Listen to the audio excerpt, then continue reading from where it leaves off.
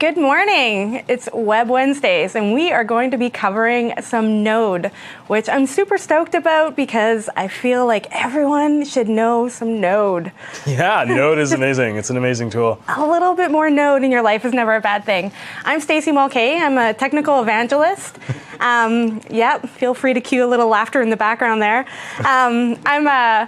I wish we had a laugh track. I think I need one of those. I'm from New York, and so there you go. and today I am with Remy Sayar from Montreal. Oh, Canadian jokes. Yeah, Canadian. It's Montreal's in that French province. It's you can get your own stereotypes, but yeah, but the whole thing is that we have two Canadians teaching that's you right. Node. I'm just displaced. I got the Brooklyn attitude by proxy from living there for a bit. So today we're going to talk about building apps with Node.js, and we're going to cover a bunch of things, in terms of working with Node for you. And I'm really excited. We're going to go right from the building blocks into creating kind of like a chat application. So we're going to cover front end, we're going to do some back end, we're going to cover some Azure, Node, Express, all those kind of keywords that you hear. And we're going to be just pretty much delving right into it. So we're going to go over a couple of things about just Node, and we'll do a little bit of housekeeping. And the next thing you know, we're going to be right into the code and right into the demos. So This is me, Stacey Mulcahy, technical evangelist, like I said, out of New York. I focus mostly on HTML5, JavaScript, IoT, sometimes design and UX. Interview designers and developers. You can see some of the stuff I do on Channel 9. I talk a lot about marketing, and I have a whole new IoT series on Channel 9. My name is Remy. I focus on the web, HTML5, JavaScript, Node, IE11, and I'm based out of Montreal, so I spend most of my time helping startups and developers over there. I sit in the Notman House, so if you're ever in town and you want to check out the really cool startup hub, definitely come to the Notman House. I'm writing a little book on startup culture, seeing as I'm always among them, and I used to work at a startup, and I love startup culture, so if you're interested, make sure you follow it on Twitter. And I blog on Canadian devs, very Canadian-oriented blog, but we've got some great technical content if you're ever interested in Node or IE or anything. I like how you qualified that. Very Canadian, but there's technical content. Don't worry, we can handle it. It's so good. Also, instead of the web, it's got to be the interwebs. From now on, it's just the interwebs today. So a couple of things that we're going to cover today with the Node.js. We're going to go through, and just so you have a sense of the structure of how we're going to follow through on this, we're going to do introduction to Node.js. We're going to do an introduction to the Express framework. And so we're going to explain a lot of the things step by step so you have a really good fundamental understanding and you can kind of just take it further from there. Then, kind of closing off this morning, it might be afternoon for some of you or even evening, but closing off this big section, we'll be doing building a backend with Socket.io and Mongo. And so we're going to show you a little bit about how you work with Mongo, the beauty of Socket.io. I say the beauty because once you kind of know it, it's one of those things you just want to use for everything. Creating a user interface, connecting the front end and back end, and then debugging and deploying on Azure. And so, let's take you from the ground up all the way to putting that out for the world to see. So just to set a couple of expectations for our session. Target audience. I don't know what you think, but I'm thinking web developers, web designers. If you have any kind of experience in another kind of server-side language, maybe it's PHP, maybe it's ASP, maybe Python, Ruby, any of those kind of things, Node would be of interest to you. Yeah. If you're an IoT person, Node is definitely of interest to you.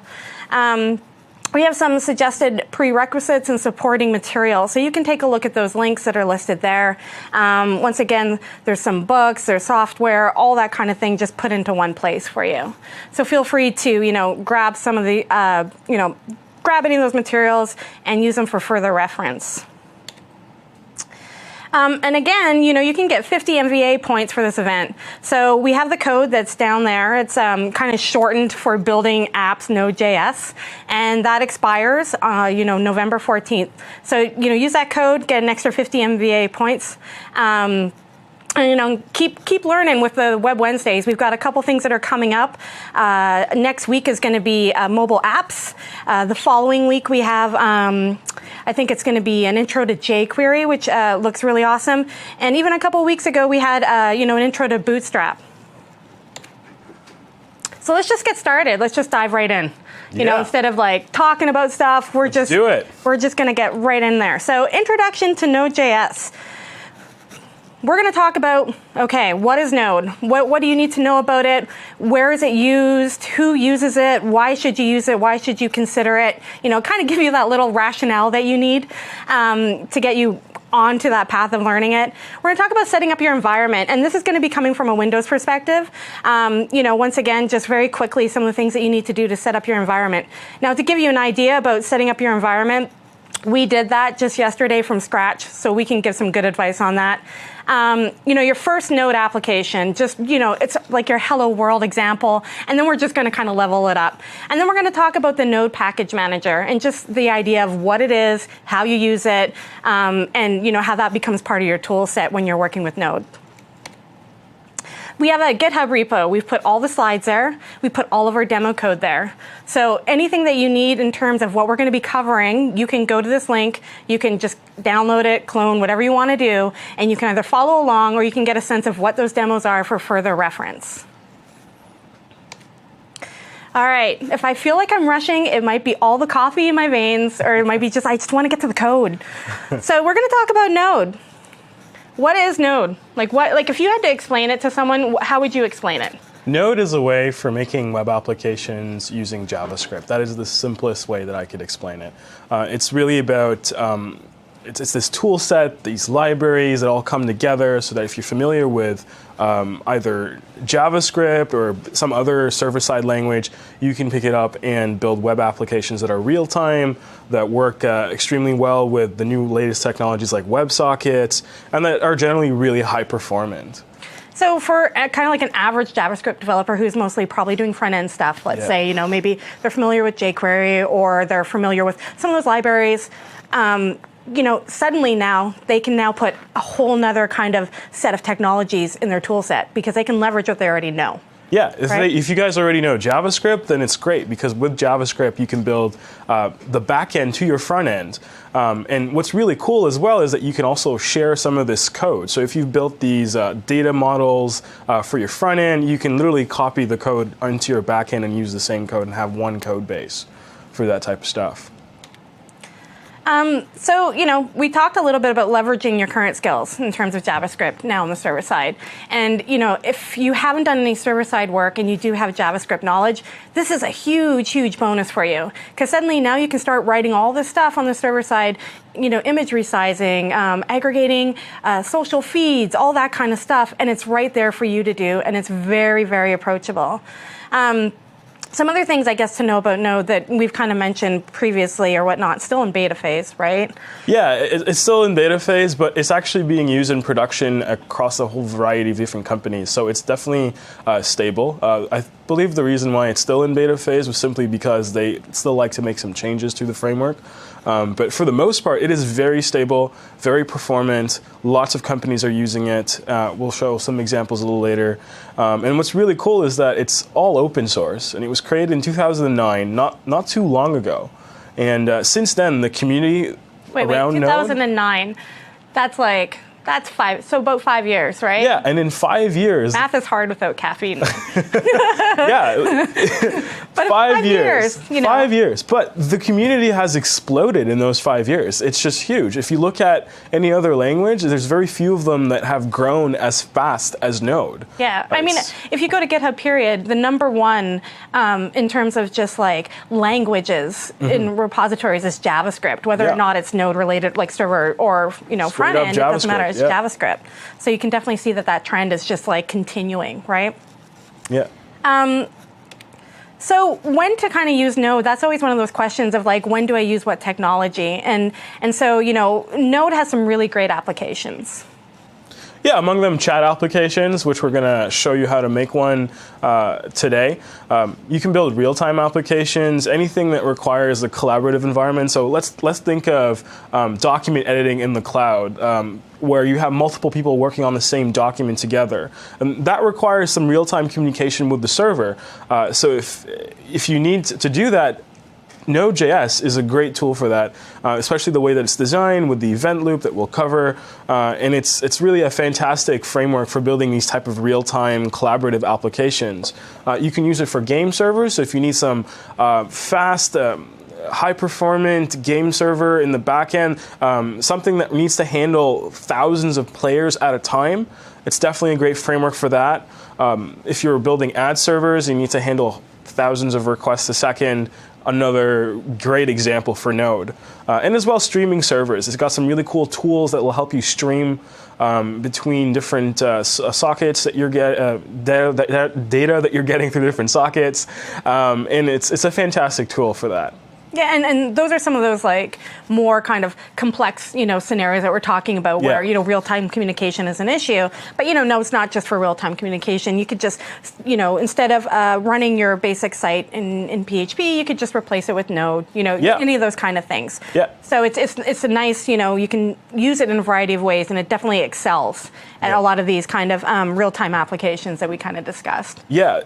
You can use it to build the backend for your front-end app. If you're building a single-page application, Node is a great way to do that. If you're a JavaScript developer and you just simply want to create an API for your application in the backend and you don't want to learn a new language, you can definitely use Node for that. It's not just for real-time applications. You can use it for any web-related project. I guess I'd like to ask you, so when maybe Node is not the best tool for the job? Because it seems like the way we've described it, it's like the best tool for everything. But there's a few moments where it's not necessarily the best tool. What would you say? Like what would be some kind of like warning signs where you're like, maybe Node's not where we should be going? So the Node is structured to be single-threaded, and there's an event loop that runs. So if you're ever building an application that requires you to do some very long-running calculations in the back end, Node might not be the best tool for that, simply because you will be blocking all the other events that are going to come in. So if you started doing this calculation, the server won't be able to handle any other requests that it gets in the meantime. So for situations where you need to run long-running operations, Node might not be the best tool, but it's great for writing JavaScript code everywhere. It's one of the best tools for that. So we talked a little bit about like, okay, what is Node? Why you should or shouldn't use it. And when it's one of those things that every time a technology comes out, I say, okay, give me some examples of it in the wild. Like, show me where Node is being used so that I can actually say to my boss or justify to someone else, yes, we should be using this. So we've got some examples listed here.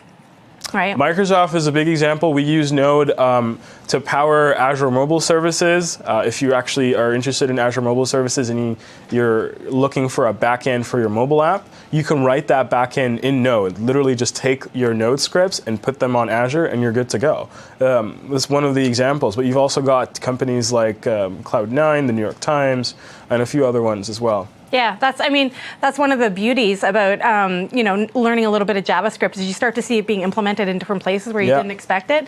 And mobile services was one of them. I was like, oh, hey, I can just go and kind of configure what I want returned back from this, and I can just write in JavaScript. I don't have to learn something else. So for me, that was like I don't know, it was one of those shining moments where I was like, yes, thank you. And you're starting to see that across the board. More people are starting to use it. JavaScript's being used in very different ways, whether it's on the web, whether it's being used, to create, even native applications, however it's being used. Yeah, speaking of native applications, what's really cool is that you can actually use the Azure mobile services with HTML5 apps and with PhoneGap as well. And then you can share the same code that you have in your mobile app with your backend as well. And that's just for the JavaScript developer, you're empowered to do everything that you want with that language. It's like, I've seen and heard of you talk about IoT as well. And that's something that is coming up, JavaScript and the Internet of Things. Yeah, we're not going to put it any other way. It's a little pervasive. It's everywhere. And you've got some people who are just not a fan of it, maybe. It's dynamic. I like to say it's like a Play-Doh. You can kind of like mold it into whatever you want it to be because it's so dynamic. You can just add things and there's so many different ways and formats and structures that you can actually code JavaScript. So some people who like more strict typing, that kind of thing, not the biggest fan. But that's why something like TypeScript, for example, is really good for those people who come from more strict typing object-oriented languages. Yep. They still have that entry point. So it's one of those things where it's there and it's here to stay, I think, for a while. Yeah. So Node in the wild, our backend in terms of mobile services is a great example. The one really great thing about Node, and we were talking about open source and the rest of it, the community is out of control, right? It's huge. Yeah. It's huge. It's the Node itself is the third most popular project on GitHub. Okay, wait, do you know what the first two most popular projects are? If you listed that, I got to ask you. Okay, well, I believe the first one is Bootstrap. Yeah, I think so. Okay, yeah. I just don't know what the second one is. Okay. Unfortunately. I can't even guess, but we'll figure that out. Third most popular project. Huge. Yeah. Over 2 million downloads per month, over 20 million downloads of the last version, the one that we're suggesting you download for this MVA. And the really cool thing, the thing that I like the most about Node is just how much code is already written for you so that you can just pull together. Yeah.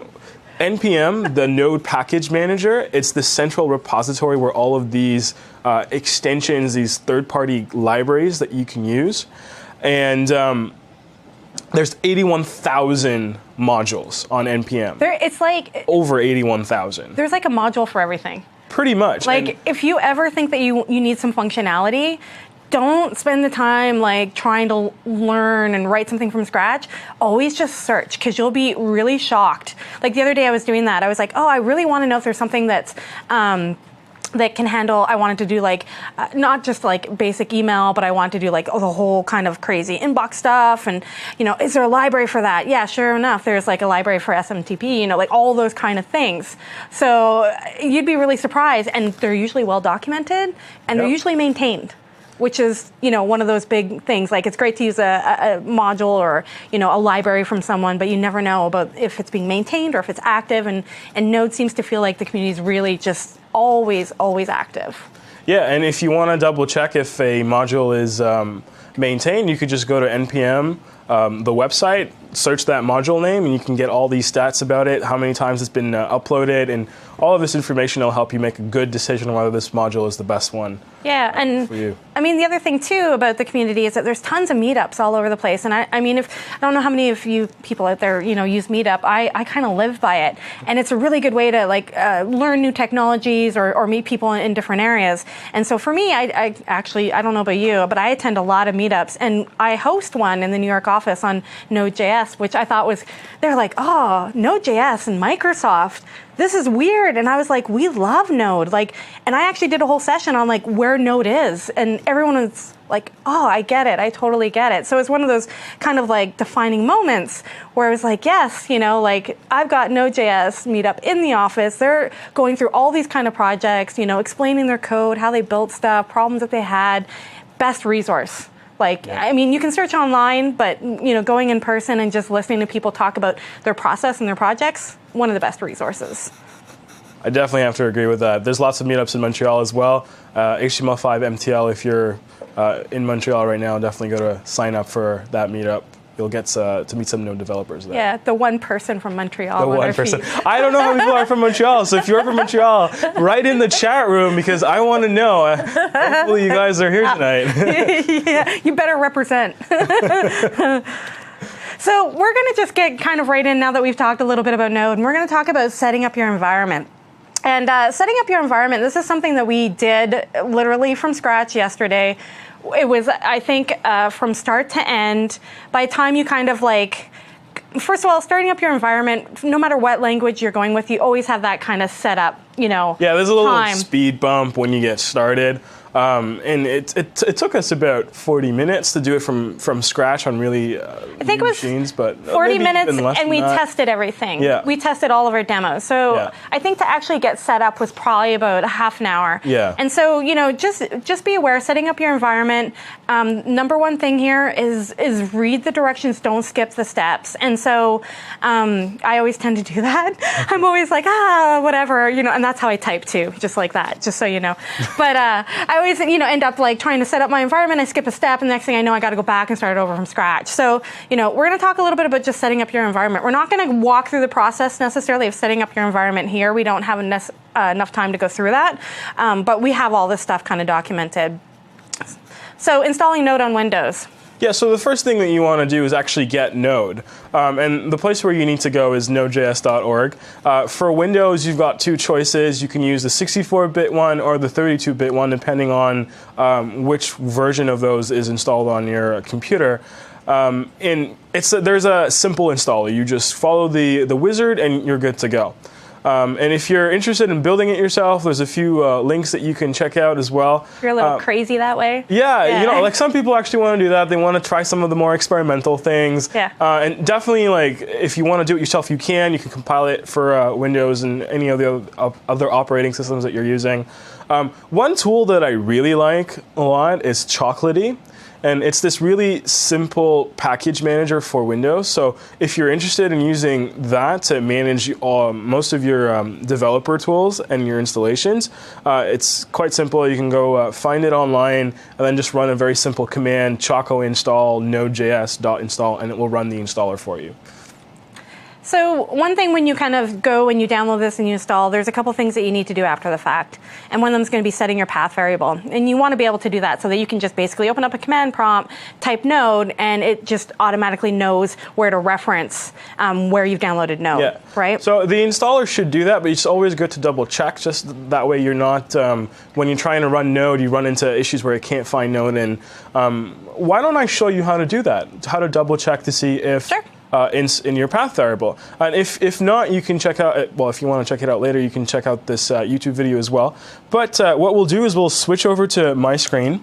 And a very simple way to do it on Windows 8.1 is basically to open up the File Explorer. So here I am in a File Explorer. I've got my Node project from GitHub, if in case you haven't downloaded it. And I'm going to right-click on this PC and open in New Window. And then what's that going to give me is basically this PC. And one of the things that I'm going to do is I'm going to go to the Computer tab and go to System Properties, which is going to open the System Control Panel. There's other ways to get to this Control Panel. You can just type in Control Panel into the Start menu, but this is the way that I like to do it. It's the way that I'm used to doing it. But of course, there's different ways. And what you'll want to do is you'll want to go to Advanced System Settings. In there, you'll get this dialog box that pops up. Well, the next step, and the last one, is literally you just click on Environment Variables.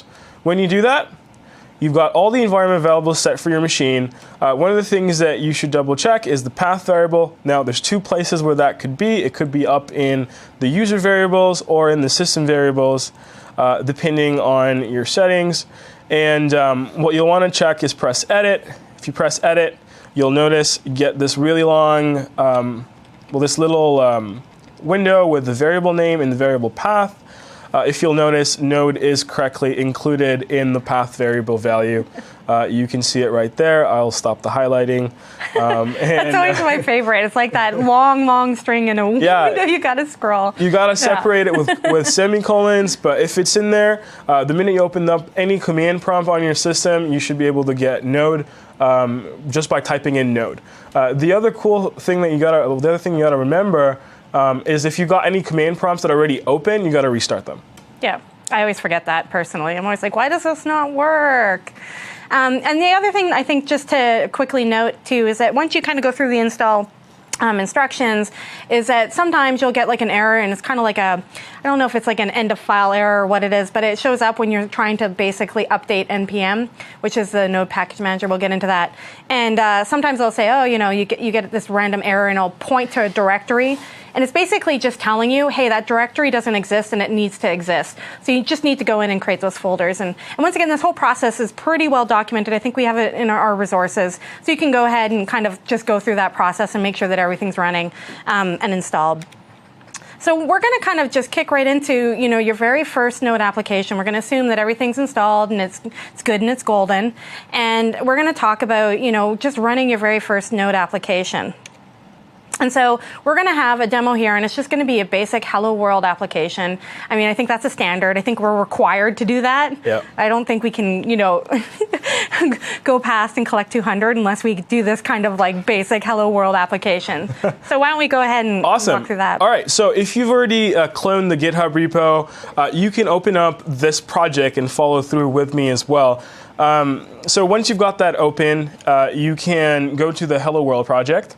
You'll find a file named app.js. If you open up this file, this is the code base that I'm showing you. Console.log hello world. If you're coming from a JavaScript front-end background, you'll recognize this. This is literally the only thing that you need to do to get hello world running. Now, let me show you what it looks like. Here I've opened up my command prompt. Hopefully everything is visible. I'm going to go into that directory, and I'm going to type in node app.js. And there we have it. Hello world. Yeah. That was fast. One line of code. This is just awesome. I love it when it's just that simple. It's one of those things like the Hello World application. It's always like that moment where you're like, yes, it's my first time. I've done it. It's awesome. And then it's always like, that feeling afterwards. You're like, that's all it was. Yeah.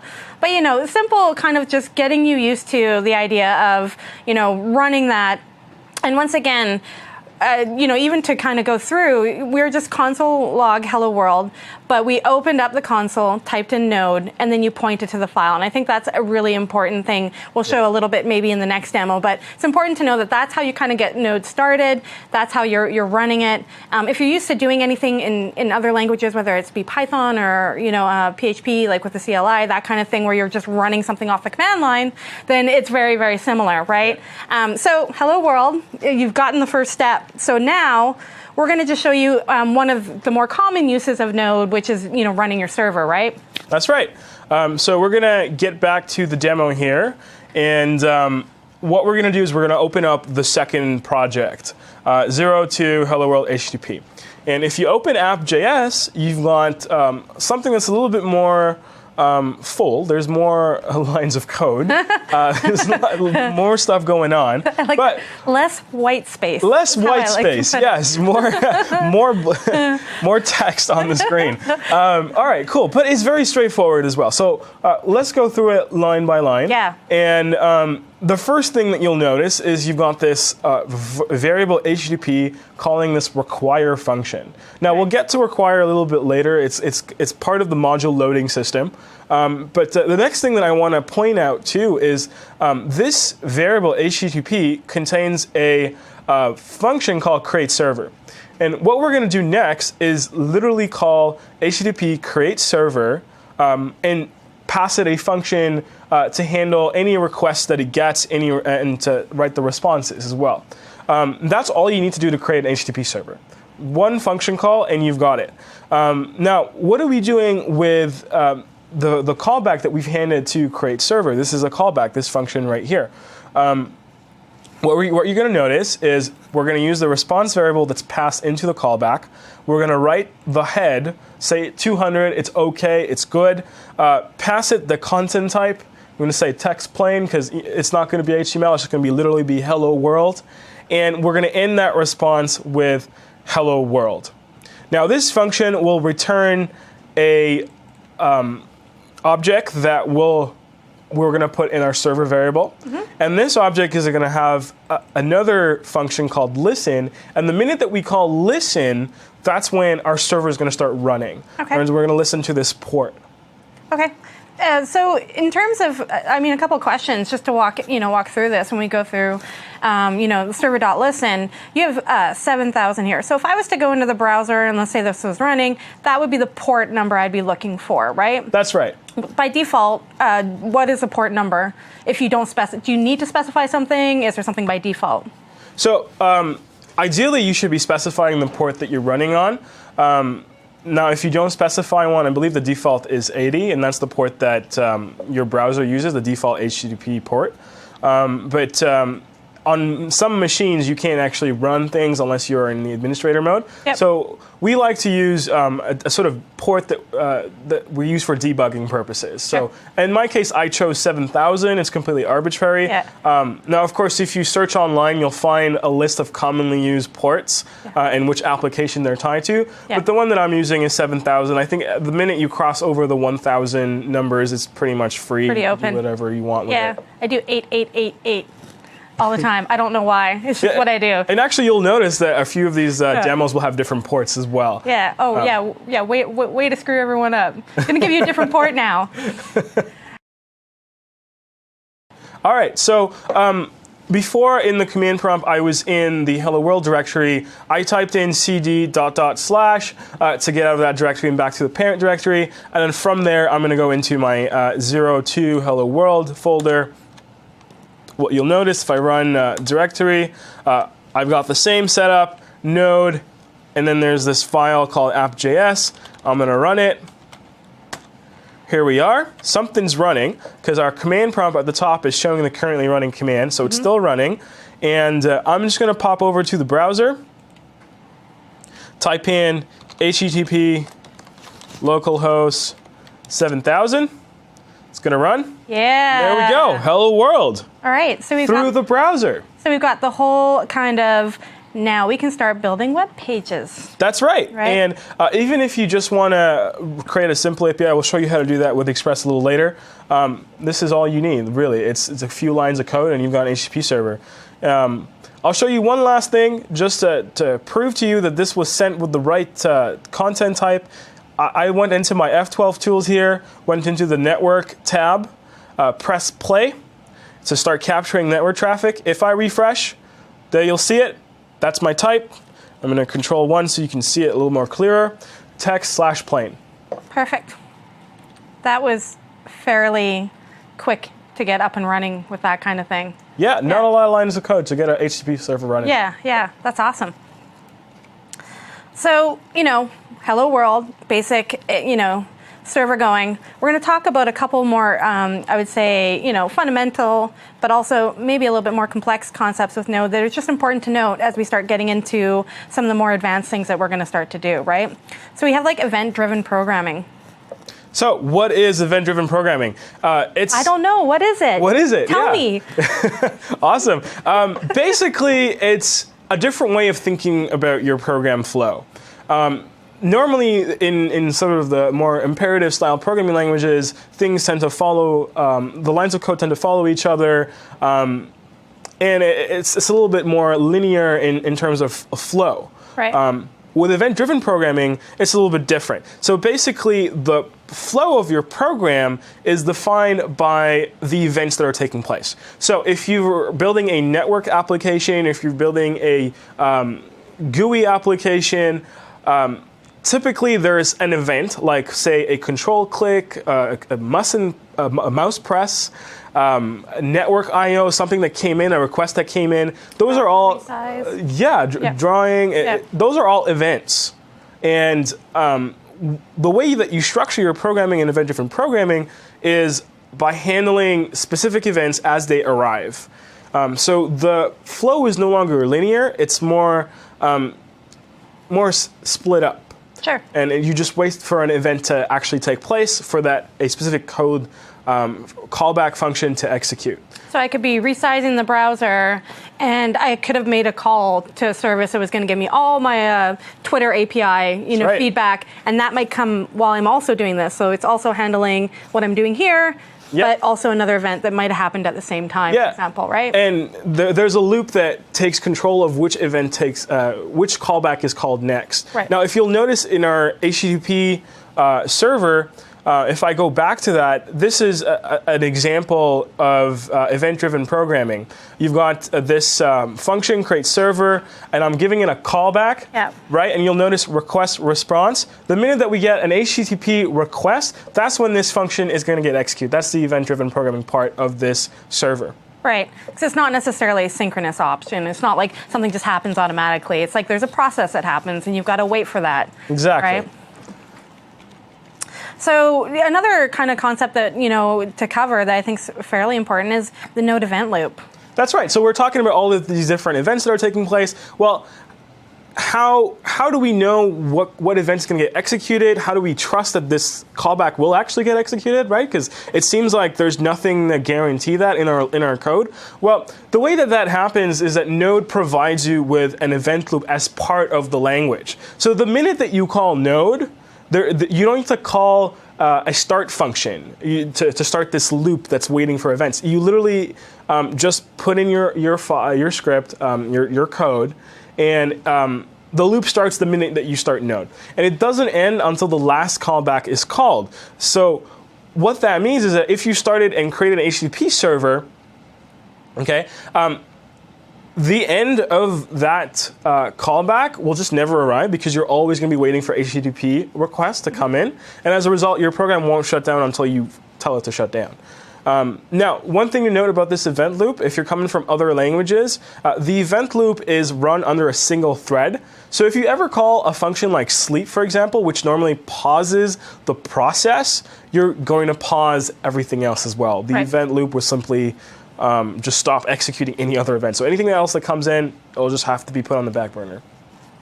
I think a lot of people are kind of familiar with that just in terms of JavaScript in general, how that works and how they capture things constantly and things like that. So we've got another big one that's important, and I think you already kind of mentioned this previously a little bit, was the whole idea of blocking, right? What happens with that? That's right. So if you call sleep, for example, you're blocking the event loop, right? Right. Now, of course, there are other operations that you could do that might also block the event loop as well. Things like reading a file. Right. Now, what you'll see on the screen is this blocking I/O, and I'm basically getting the file system module, and I'm trying to read a file, but I'm reading it synchronously. So what's going to happen is the event loop's going to be blocked until the whole file is read. Now, this might not be very optimal, because if you think about it, sometimes files are going to be 100 megabytes. Really, really big. Like really big. So why? If you're running this HTTP server and you're getting all of these requests, and all of a sudden you need to read a file, and that file is really big, you're going to stop all the other requests from being handled. Yep. And it's just not going to. It's basically going to freeze your server. Yep. So it basically locks out your user. It locks out your user. So it's just it's non-responsive until it's done. There's a common thing that users experience called when the application freezes, and that's pretty much what it means. Like there's some long-running operation in the background that's stopping the ability to click on things. You know? I'm always like, I feel like when that happens, if I just like mash the keyboard as fast as I can, it's gonna just make it go quicker. It's going to make it work again. But the thing is, you're probably making it worse because you're creating all of these events that now it has to process. Oh, I totally am. It's just like... Yeah. The problem's the user. I know that. Yeah. So, I mean, that's one of those things to consider is like when you're doing those processes, whether it's synchronous or asynchronous, is that you have to be really, really, concerned about that and what you're doing to the experience in general. Especially if you're using Node, there's an event loop that's built in. So you don't want to run anything that's synchronous. You want to have all your operations be as async as possible. And even things like reading from a file, you can run asynchronously. Yeah. Just to show you an example, if we just pop back to the Visual Studio screen, you'll see here's my example of reading a file synchronously. When this code executes, the entire file content will be in this variable. I'm going to output it afterwards. Now, if I want to read that same file in a way that's asynchronous, all you notice is the function call is going to be different. Function name is different. I'm still going to pass it the file that I want to read, but here I'm passing a callback. And what that's going to do is, it's the minute it reads a chunk of that file, it's going to execute that callback and then move on and let other events run. Right. And it won't just freeze until the whole file is written. It'll read it in little buckets, little buffers.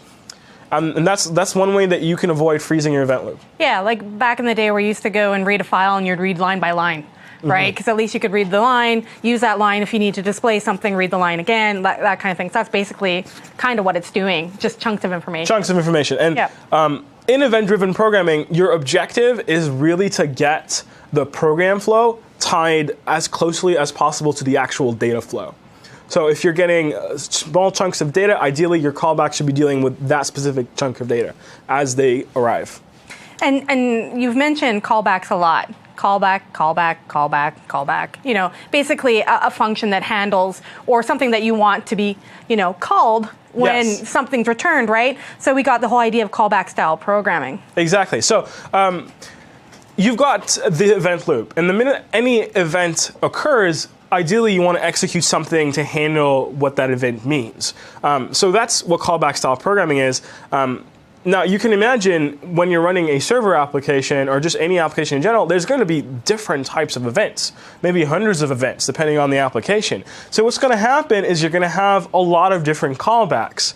Now, this could actually end up with something that I'd like to term callback insanity. And let's just show you an example. Yeah, if your eyes hurt when you look at this, our eyes hurt as well. We feel your pain.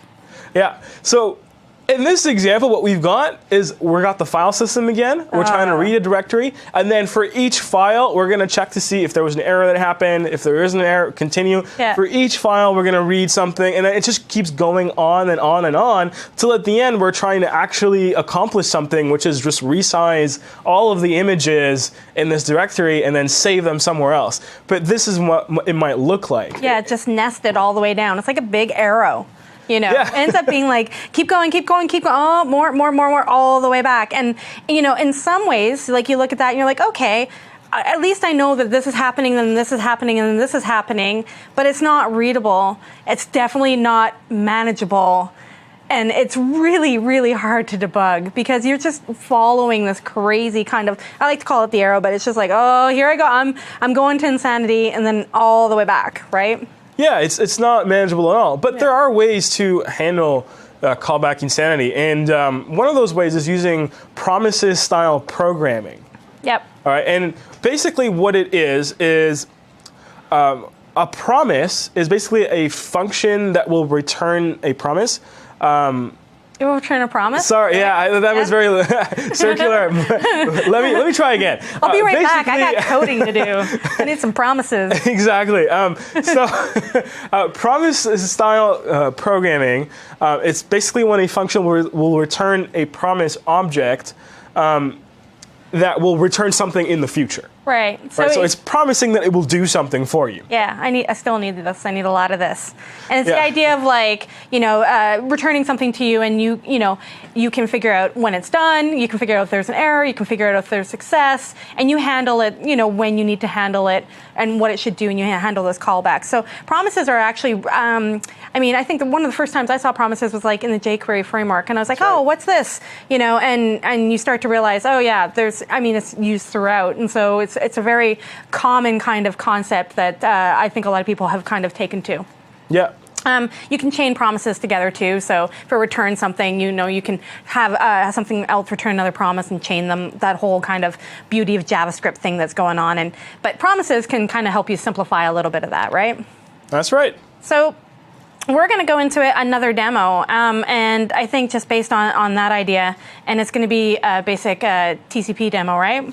Yeah, so what I'm going to show you is, if you open up Project 5, it's this classic server. Looks fairly similar to the HTTP server that we created, but in this case, what I'm doing is I'm using TCP instead, so I'm requiring net as opposed to HTTP, but I'm still going to return the same thing, hello world, run server.listen, looks very, very familiar. Now, if I run that in this little file right here, I'm going to stop the previous app. I'm going to get out, go into 05, and run node server.js. It's going to be running.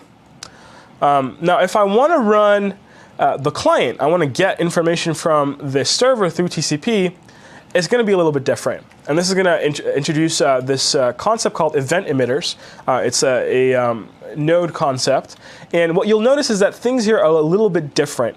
For one, you're creating a new socket as opposed to a server. You're telling it to connect to a specific port and host. And what's interesting here is that there's this new function that you probably haven't seen before called on. And what this function is going to do is it's going to say, hey, whenever I get a data event, execute this function. So on data, run this callback. Okay, and all this callback is going to do is just going to log whatever it was received and then close the client. So if I go back into my command prompt, so here's my server. I'm going to open up my client. I'm just going to move this on the side a little bit so you can see both of them side by side. If I go into 05, and you might not be able to see it on the screen, but here it is. I'm going to run node client. And there we have it. So the server reported a connection from localhost, and the client received data. Now you'll see this is very different from what we've done with the callback, and this is event emitters. Cool. And I think like for some of those more complex things like event emitters, that kind of thing, we have a lot of stuff that's listed in our slides, and some extra resources in terms of, where to go with those kind of things. Important concept to know. That's right. I think, quickly what we should try to go through is the Node Package Manager. And there's been a couple really great questions in the chat, which I'll also try to, filter through maybe in the next module. Some really, really simple and awesome questions that are being asked. Some simple, some definitely not, trust me. So some of them like, whoa, yeah, you're doing something serious there. So Node Package Manager. Let's quickly talk about NPM and Node Package Manager is, a lot of languages have their own kind of versions of this if you want to think of it that way, whatever it may be. So NPM, official Node Package Manager for Node, right?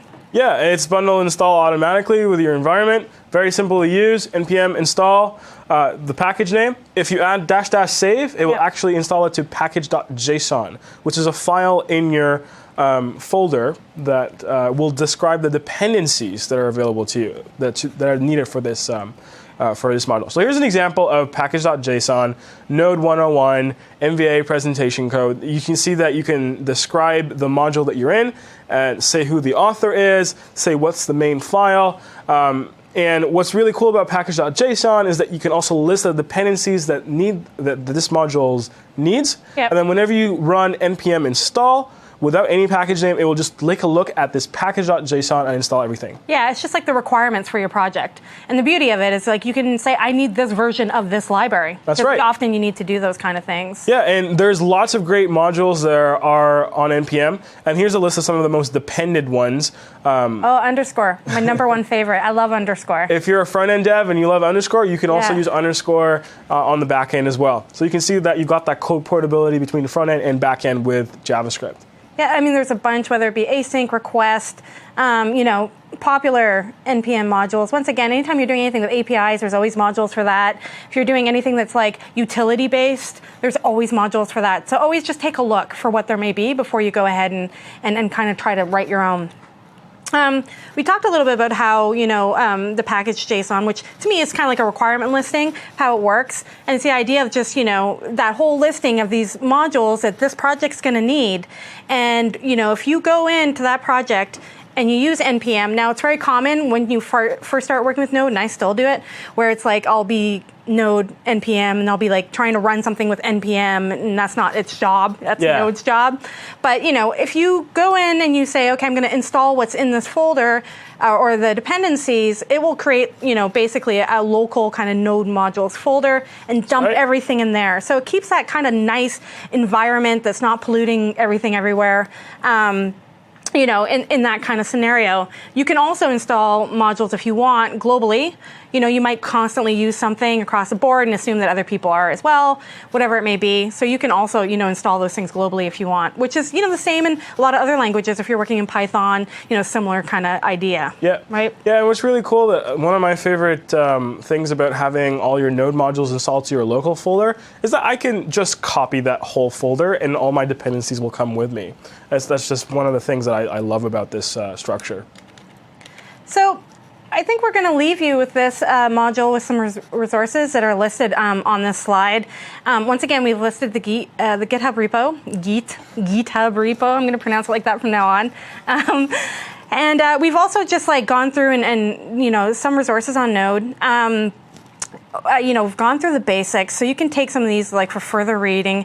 Definitely read up on things like asynchronous programming, read up a little bit on promises, get that kind of sense of what's going on and how those things work.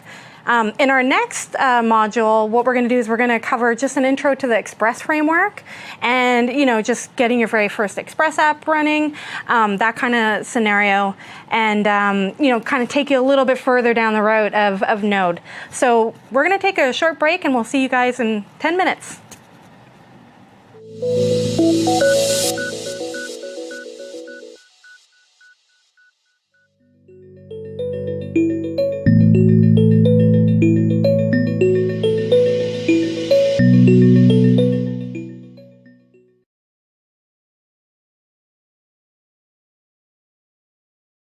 Welcome back. When it's a Web Wednesdays. Web Wednesdays. And we're doing Node.js. That does not roll off my tongue. I'm sorry. We're doing Node.js, and we're going to be just starting in on our second module, which is kind of explaining the Express framework and how that works with Node. We're really happy that you guys are back, to be honest. Thank you so much. Hopefully Express is going to be one of those tools that you'll use frequently after you see how awesome it is. Yeah. A couple things that we can do is quickly just answer a couple of questions that came up in the chat room, and we'll just quickly try to roll those in. One thing to note is that we're using Visual Studio to kind of go through some of the Node projects. There's, and I think I'll bring up the link here. There is node.js tools for Visual Studio, and I have the link here that we can see on my screen, and it's basically, you can download these, you can install them, and so if you go to create a new project or a new Node or Express project, it'll have those templates for you, provide some of those tools. It will recognize those things happening in Visual Studio for you. Yeah, and you'll see us using it towards the 6th module, where we'll start doing some remote debugging with Azure with the tools for Visual Studio. Right. So you'll be able to see it in action. Yeah, exactly. A couple other questions that kind of came up, was let's see. A couple people mentioned just, blocking I/O versus non-blocking I/O. If you have something that you're doing that's a kind of like a big operation, the best advice I think we can possibly give is just go asynchronous all the way. Yep. And once again, it's got to be one of those things where you got to consider, depending on what you're doing, if it's really data heavy. Yeah. Let's say you're editing some video, and your service edits some video in the back end. What you'll want to do, ideally, is run it as async as possible. And one of the ways you could do that is by literally spinning up another process. There's the process module that will let you do that very simply, and you'll be able to assign a callback. So when that process is done, you'll actually get the result of it. So you don't have to run things on your server event loop at all. Yeah. It's one of the things that you could do for long-running operations that are really mandatory and blocking. Right. So just once again, it's one of those things you got to consider architecturally and when you're building your application. We had another question just quickly. What is TypeScript? TypeScript is produced by Microsoft. Right. It extends the functionality of JavaScript. Unlike some other kind of, there's variations that people kind of slotted in with CoffeeScript and things like that. TypeScript kind of extends it. So plain JavaScript will work. TypeScript. And it gives you strict typing is one of the number one features with it. So you get that idea of, especially if you come from a language where it's a little more structured, you got strict typing, all that kind of good data stuff that you don't get right out of the box in JavaScript. TypeScript extends. So it's worth checking into if you come from, let's say, not a JavaScript background and you're coming from something where you're, like C# or that kind of thing where you're used to that kind of, ability to type to variables and things like that. Yeah, it's really powerful if you want to do some static typing. It's a superset on top of JavaScript, so all of your JavaScript code will work, but the additions that TypeScript offers only works if you're then using TypeScript to recompile it down into basic JavaScript. So it's very similar to the way CoffeeScript works, if you've used CoffeeScript before. Right. The beauty of TypeScript is that your JavaScript will just work. You don't have to worry about anything else. So you can, write a line of JavaScript, or you can, write it in TypeScript and you're fine. Yeah. We got audio is fading in and out since the break. Thank you. We'll take a look into that. Awesome. Number one suggestion for audio problems, refresh the page, always. So let's start getting into Express a little bit and talking about the Express framework and how it works with Node. And how we can use it, and show a simple example of maybe building a really, really basic REST API. One of the things you can start to do if you're not sure how you want to use Node is that Node is really great. I mean, all those server-side languages, but Node's great for really quickly getting up and running an API of some sort. Maybe you need to get data that's pulled in from somewhere. Maybe you need to create something that's like fake data because whoever is doing the services hasn't finished the services yet.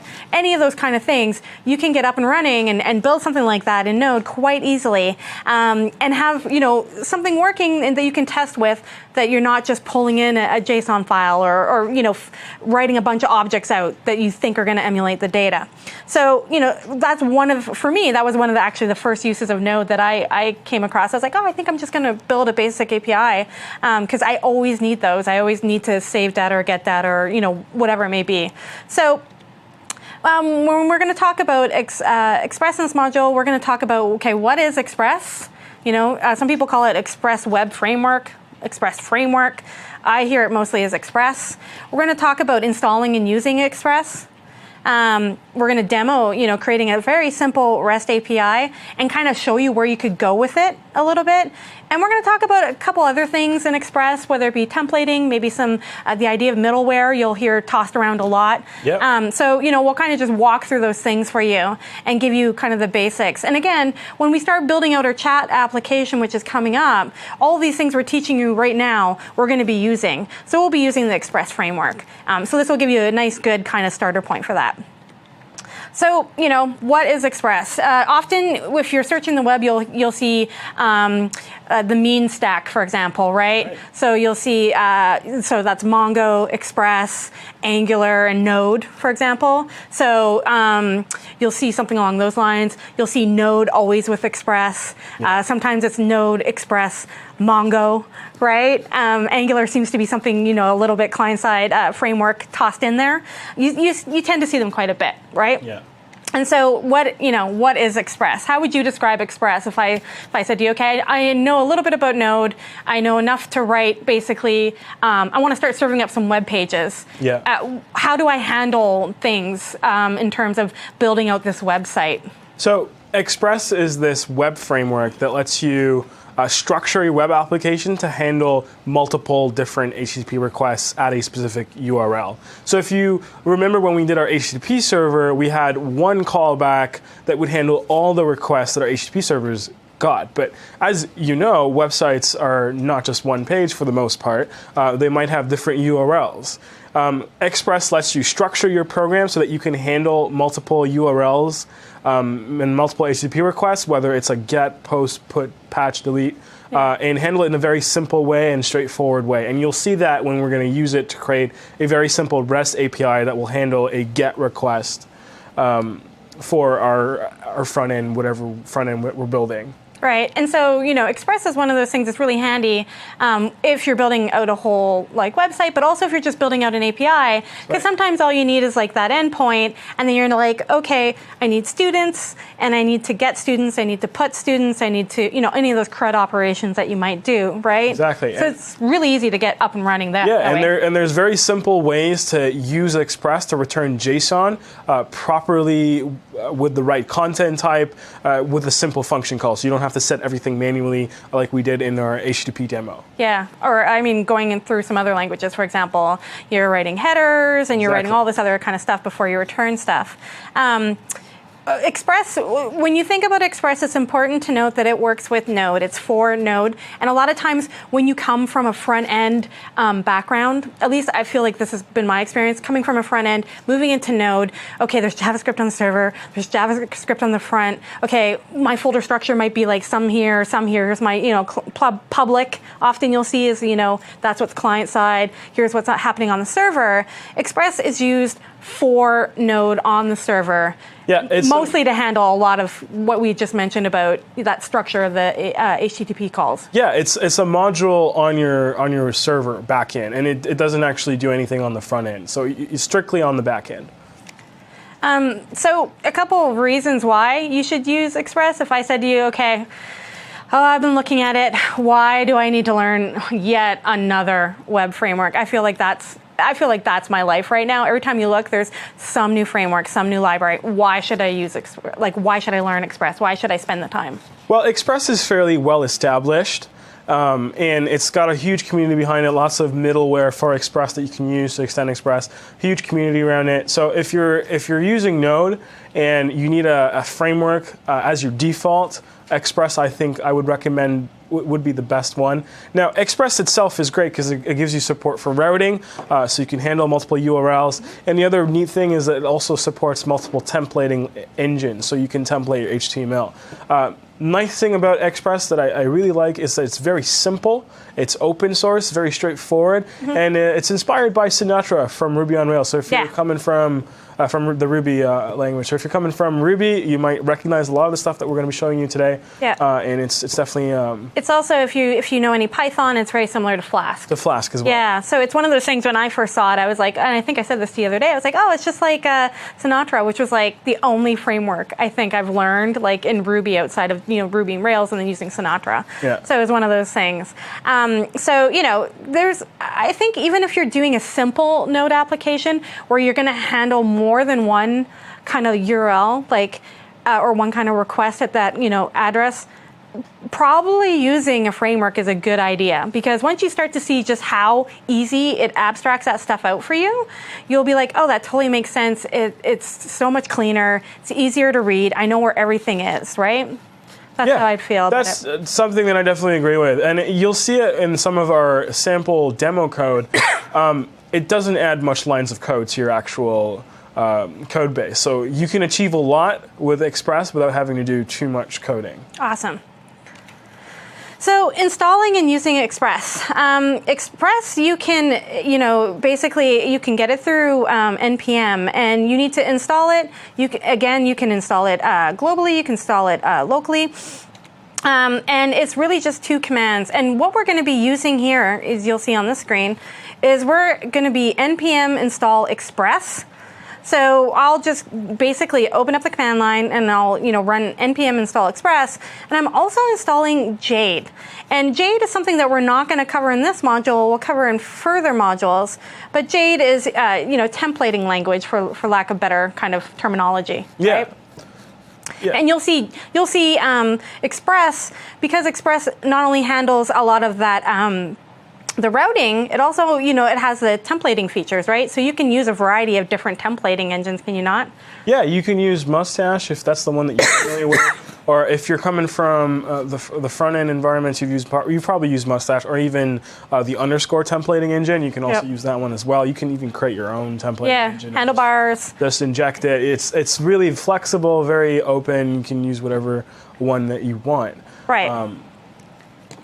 So we're going to kind of get into just, looking at what a basic simple REST API looks like and how it works. We're going to break down some of those things for you.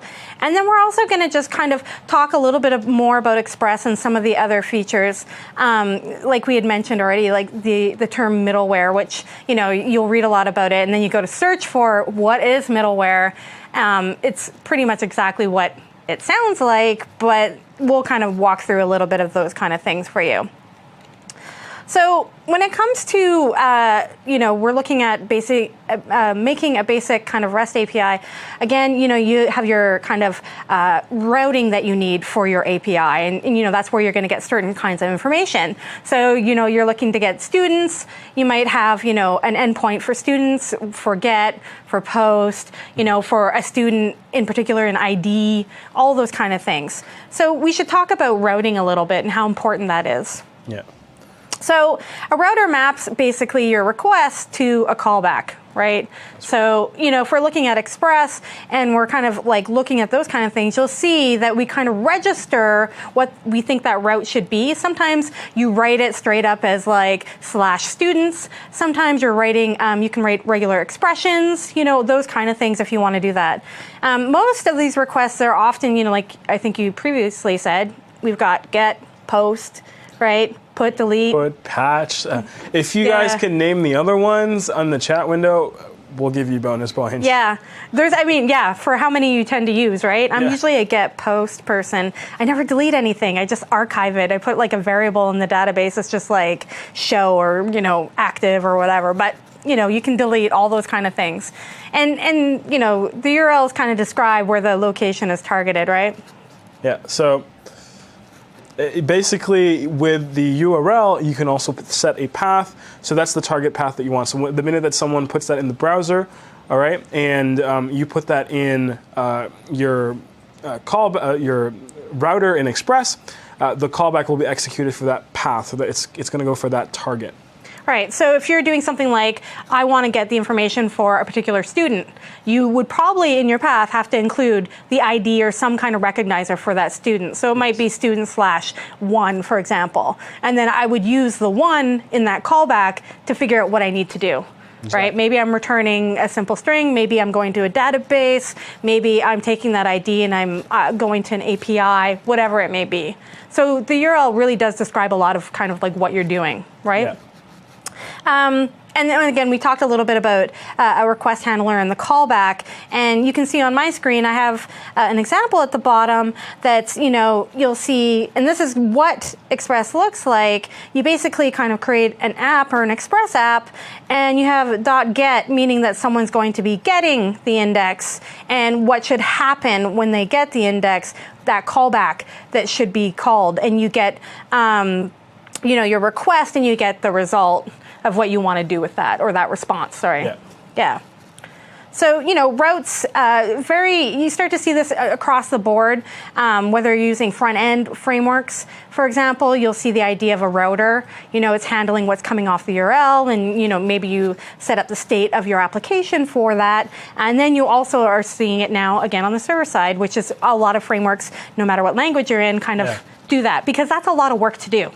Right? Like setting up that stuff and figuring out what's going on. If you're going to write all that stuff yourself, that can be a fair chunk of work. So why not use a framework, right?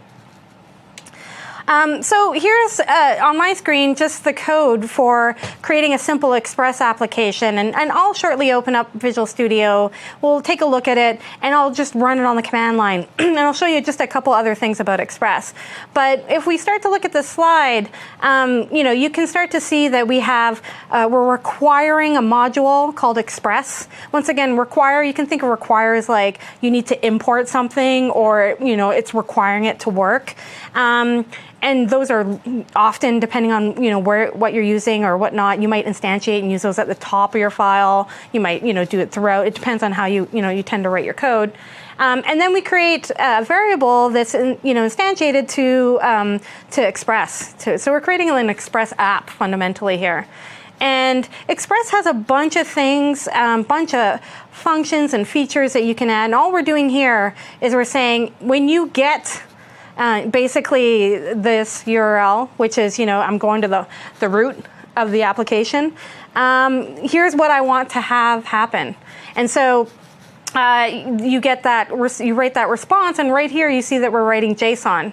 We're writing a basic message, with some text. And, what happens is that when you hit that URL, that's a response that we're returning to you, right? And then on the last line, we're going app.listen, and we have an environment variable there, for example. So if you guys are used to deploying stuff, maybe you work this way, locally, where you might have a local version, a production version, a staging version. Maybe you're used to, pushing stuff, no problem up to the web, and you instantiate your environment variables. We have that environment variable that we're looking for. So we're saying, if this exists, use it, and if not, use 8080, right, for this example. Yep. And that's a basic, very simple Express application. There's no bells and whistles here. Like it's dead simple. And this is a great example of what you'd use for something that's just like a REST API. So I'm just going to open up the code in Visual Studio. And then what I'm going to do is I'm just going to kind of run it on the command line and show you that in action. So in Visual Studio, if I go to 08, Express REST, you will see, now if you're looking at my Visual Studio, you'll see right here that I have, it says, NPM, there's node modules, right? So what happens is that, I've got this local kind of node modules folder that has all of these things installed.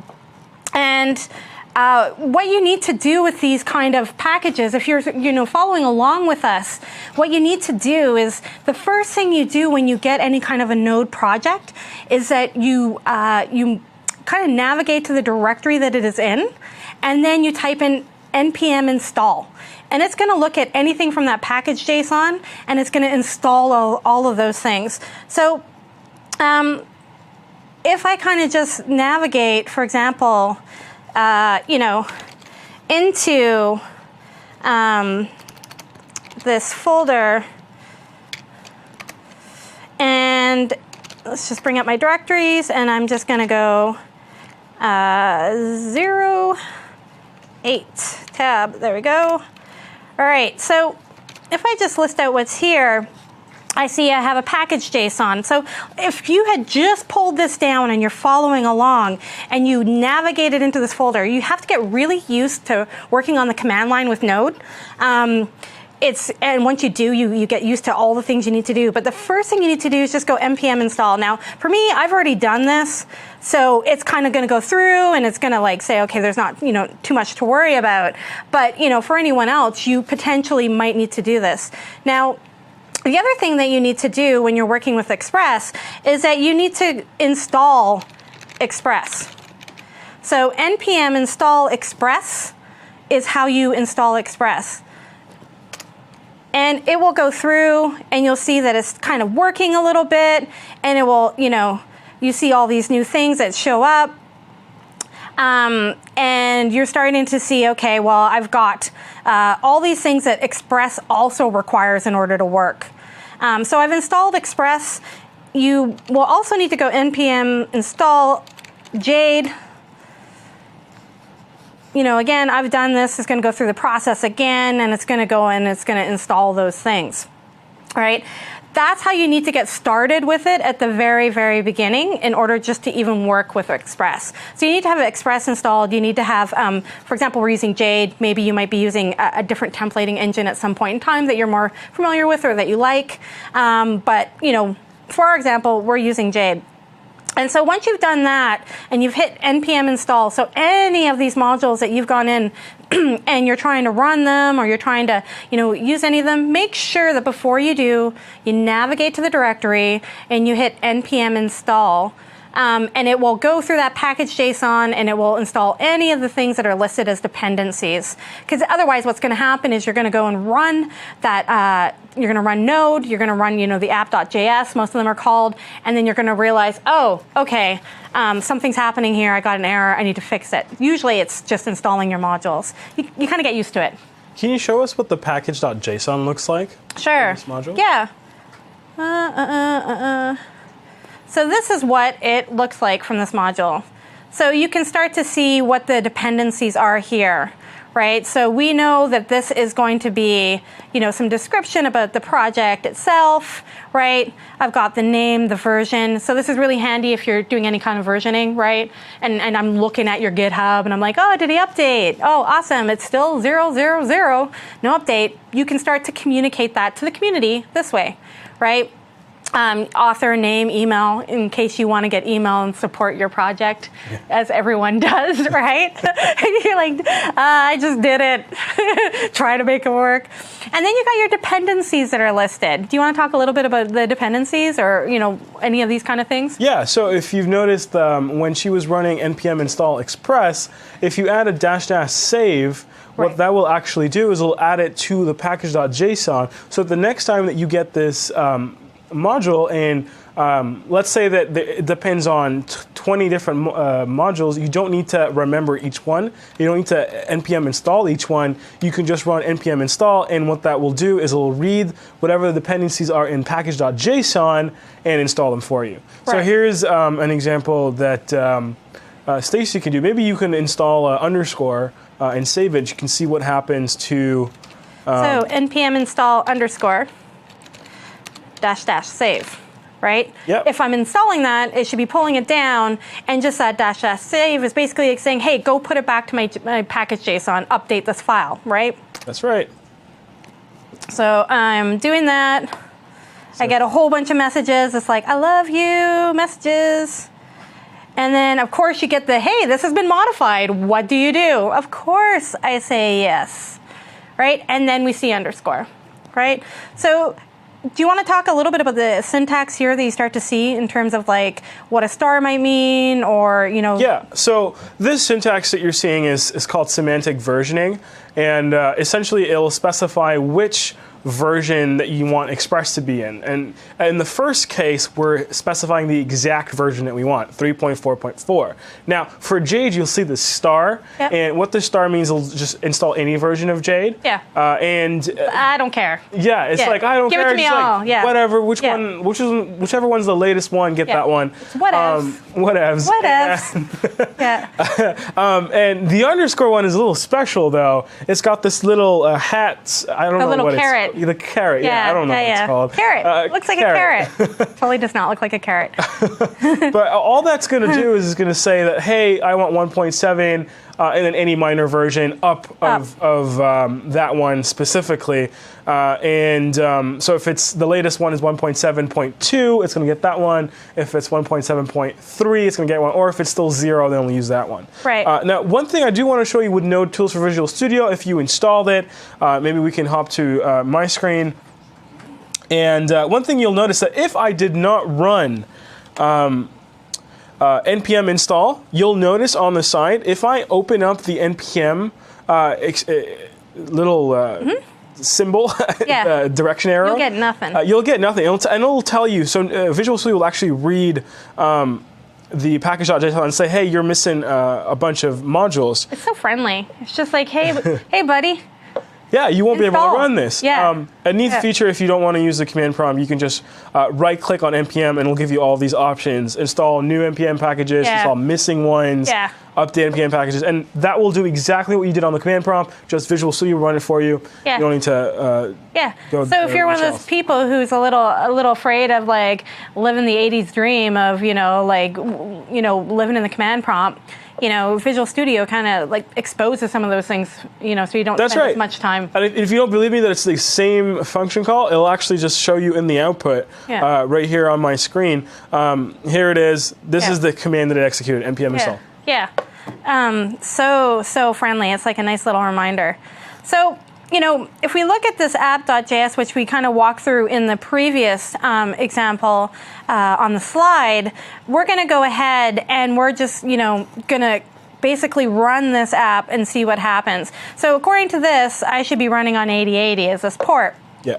Right. So what you need to do is I'm going to go into the command prompt again, and I'm already in that folder. So I'm going to go node app.js. I don't need to specify a port. Now, if you don't have a port listed and you want to override that, it's basically -p, and then you put in whatever number you want. So 9,000, for example.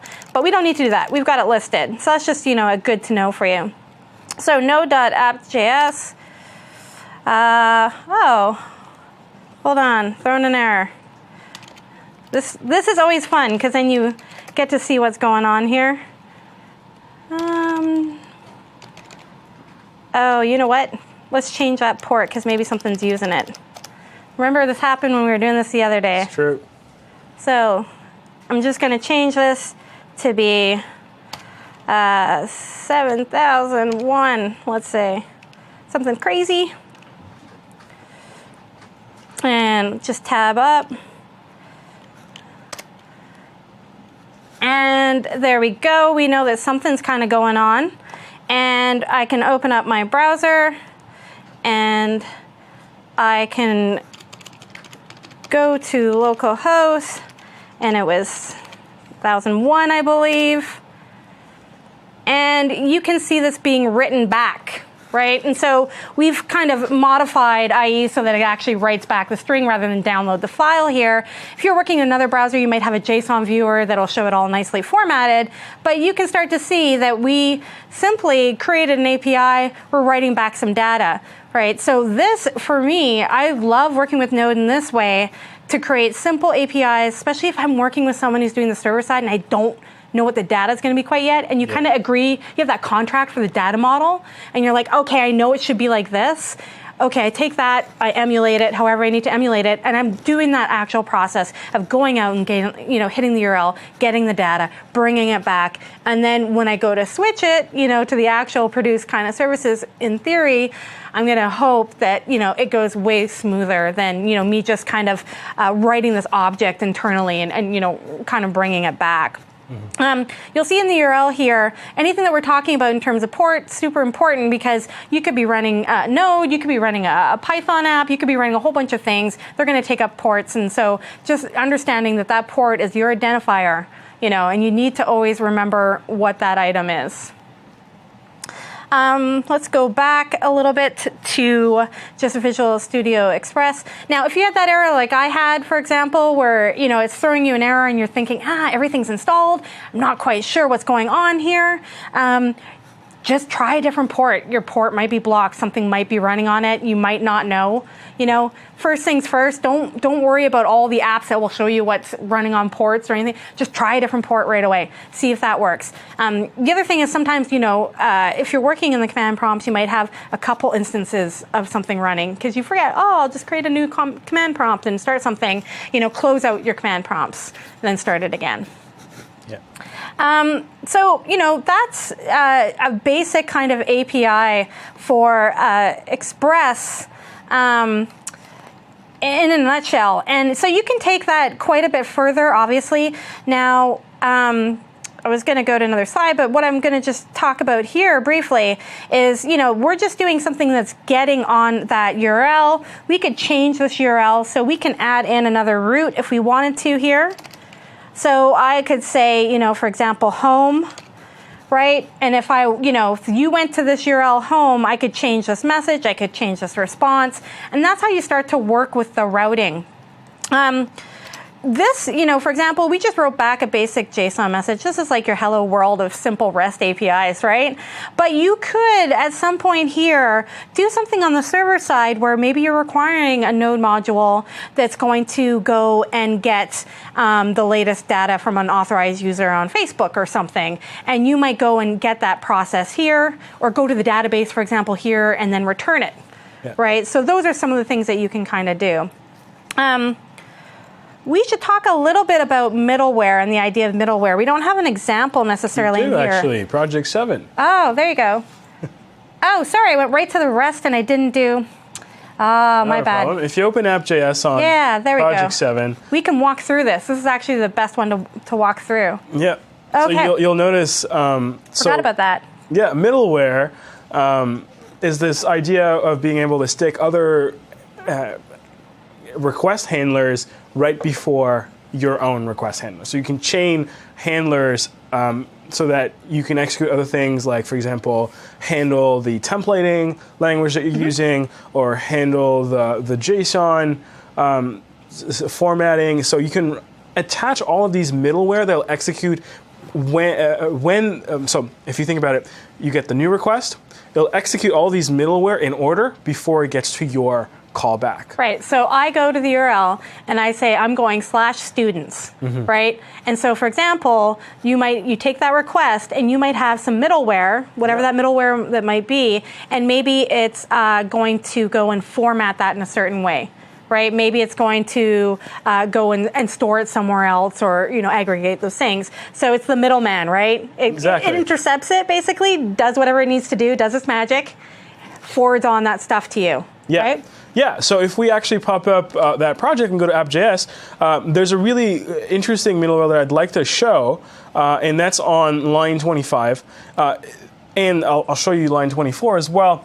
What you'll notice what line 24 does is it requires a module called stylus that Stacy will show you in a future part of this course. And what it does is say, hey, for this stylus module, get me the middleware, and I'm going to pass it a path to a folder to the public folder.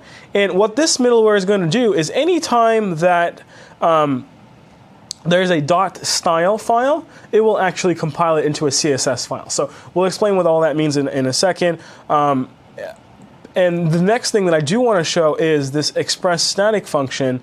So if you wanted to just serve straight out files and not have to handle any specific custom request, you can literally just serve your files with that. And what it'll do is it'll take a look at the public folder as we path to it, pass to it, and anything that's in the path of that public folder will just get returned right away. I think, and going through this example, it begs us to kind of walk through a little bit of the folder structure that Express creates for you, right? Right. And so Express does have a sense of folder structure. You can use something that's it's called Express generator, where you can install npm Express generator and then create an Express. It's simply like a command. It's like Express. You specify what kind of style sheets or preprocessor you want to use or whatnot, and it'll create that structure for you. Right.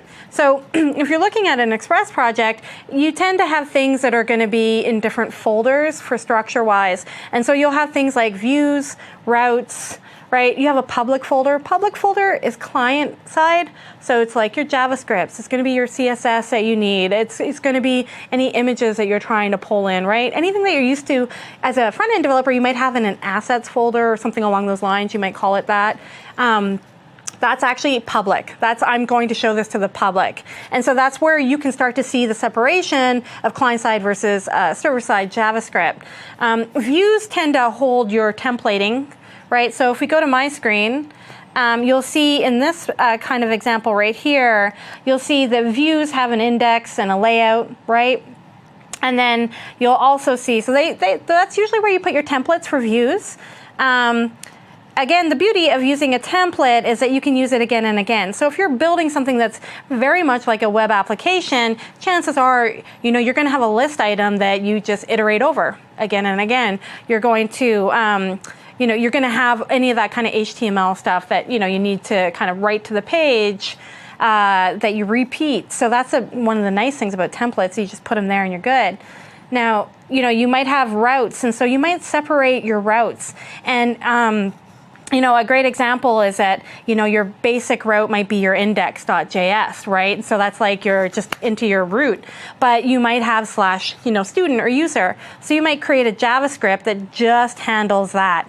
And then again, you have your public folder, which has, style sheets, JavaScripts, images, depending on how you've structured your project. If you use preprocessors, you might have something along these lines that, another folder that, like you said, takes that, compiles it, serves it up, whatever you need to do.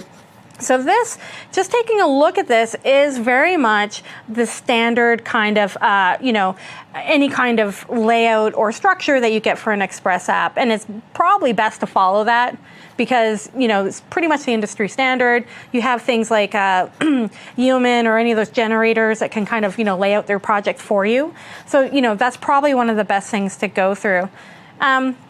If we kind of just walk through this app, fairly quickly, we can kind of just walk through a couple other things that Express has or exposes to you so that you're a little bit more familiar. I went right to the simple demo, but we have, basically creating an Express app.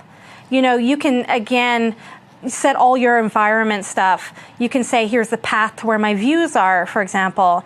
So anytime I want to use a view, you already know where the path is. So what's a view exactly? For a view would be any kind of like templating snippet of, depending on what templating engine you use, it's going to be what you use to kind of return back and write to the page in that response, right? When you're responding with HTML, for example. So you could return an HTML view. Sure.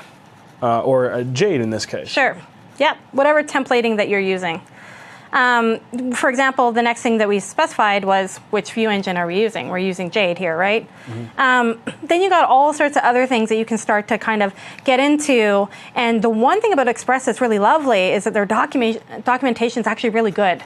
You have to go through it, you have to read it, you have to be not me, basically. But once you do, the documentation is good. So, you can start to realize how to do a lot of other things. So, we're going through and we see all of these kind of different features, whether it be like how you're going to log stuff out, whether, you're going to use JSON, all this kind of stuff. And again, going down, we talked a little bit just about the middleware idea that, okay, I'm going to use some middleware here. Stylus is a pretty popular one for middleware, but there's a bunch of them. And these are all middleware. Anytime that you use the function app.use, you're inserting fundamentally, middleware. Yeah.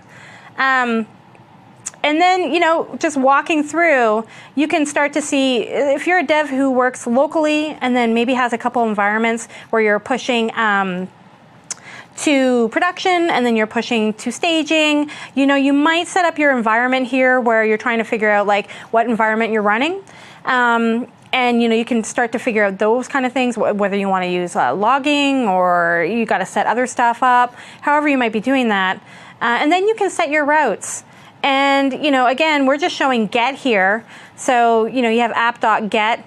And again, you're just going to the index. And what it's going to do is it's going to look at the routes, and we have that routes in the folder, and it's going to basically call that function, right? So what's happening here is routes is as a module. So if you open up the folder, any folder in Node can be considered a module. And if you go to the top of that file, you'll notice that we're requiring this folder called routes. So right at the top, you'll see it right there. That is the folder that we're requiring, and we're requiring the module user as well. Right. So when you call require, by default, Node will get the index.js file. If you need to require another file in that folder, you can pass it the path. Right. So that's what's happening here. We're pathing the path to the routes folder, and by calling the require function, we're loading that code or importing it into our current app.js. And so when we say, hey, when this route is found or defined, right, this string, whatever it may be, call this function, you can just take a look at this. You know that it's been declared here. And we're looking for something that's been exported on it called index, a function of some sort. So the beauty of this is if I look through this, and if you've set this up and I go through this, I can start to see where things are pathed. And now you're separating out your logic, you're separating out all the concerns, right? And so things start to become very organized. And so I can go into this index.js, and it's just that whole module and exports idea that we've seen across the board, and many other things. And you see, what are you exporting from this kind of module? It's this function that's called index. And so this is what should happen, when I hit that kind of home page or that index page, right? If we look at the routes for user, there we go. Thought for a second and didn't even switch. I was like, you can see something, different might happen. Now, again, we're only exporting here one function, but you could have a list of things. So you could have anything to do with users, right? Anything to do with users, whether you're modifying, getting a particular user, you could put it all in this one place. And same with any, you might have another thing that's, users and then has something to do with their locations or something along those lines. You might have a different file or you might map it the same. So you tend to organize things. Routing kind of becomes king, right? Because you tend to organize, that becomes your kind of object domain. And everything gets organized in that way. So one thing that I'd like to ask you that I noticed when we were looking at index.js, we're using a new function to send the response. It's Right. render. Right. So when you're using render, the idea of render is basically exactly what it says. I want you to render something back to the page, not send something back, not JSON. This is what I want you to do. I'm going to render, meaning pretty much render a template. And so you're going to look for that index template, and it's passing some data. And so the beauty here is that, this object here is, a JSON object that's any kind of data. And so that data is usually what your template requires or uses or needs, right? Yeah. And so I'm going to expect that there should be a title variable in that template, and I want to use basically this template. So if we go down to our views and we hit open the Jade, there is a title variable there, right? But you can start to see, and we're not going to go through too much about Jade and how this works, but you can start to, well, at least not in this module, I promise you it's coming, but you can see anytime you see these curlies, this is, an ongoing thing among templating. You'll see it in frameworks. It usually means that you're taking that and you're substituting it. Right? So I'm going to take this title variable, whatever it may be, and I'm going to substitute it. And I believe the reason they use curly braces is because in HTML, there's no use for curly braces. Yeah. It's really rare that people will even put curly braces in their text. Yeah. So it's an unless it's like a code block, which you're wrapping or something Yeah. along those lines. Yeah. So you'll start to see, how those things start to get mapped out. So if you went back to here, you might have more variables. This might be a response from something else. You can start to see how it gets, maybe data built from up. your database. Pardon me. Totally. It could be from anywhere. Yeah. And right now we're just doing something very, very simple. So you start to see how these keywords really matter. We saw JSON, we saw render, we see, all those kind of things. Now, I like demos. I like to see proof that things are being done. So why don't we run this app? Here we go. Okay, let me navigate. Let me close this out. Let me open up the command prompt again. Let me navigate to the folder because I couldn't possibly be prepared. 07, right? Tab. Here we go. Okay, so I see there's an app.js. Now, do you feel like there's a standardized naming convention for like your entry point into your app? Do you think it's always app.js or index.js or? Now, some people like to use different names. In theory, you should be specifying that name in the package.json file. Right. Now, I like to use app.js because we are building apps with Node, so it makes complete sense for me, and it's typically the name that's used by most Very intuitive. developers. Yeah. Could have been like run me now. Yeah, it could have been that, but I like app.js. Okay, so first thing I'm going to do just in this folder, I've done it already, but I'm a little paranoid. As always, just pulled down this project. I'm going to install stuff. I just want to make sure that everything's good. Looks like it's great. So now I'm going to go app.js. Okay, awesome. It's telling me it's listening on port 3000. So let's bring this up. No longer my 7001. Goodbye.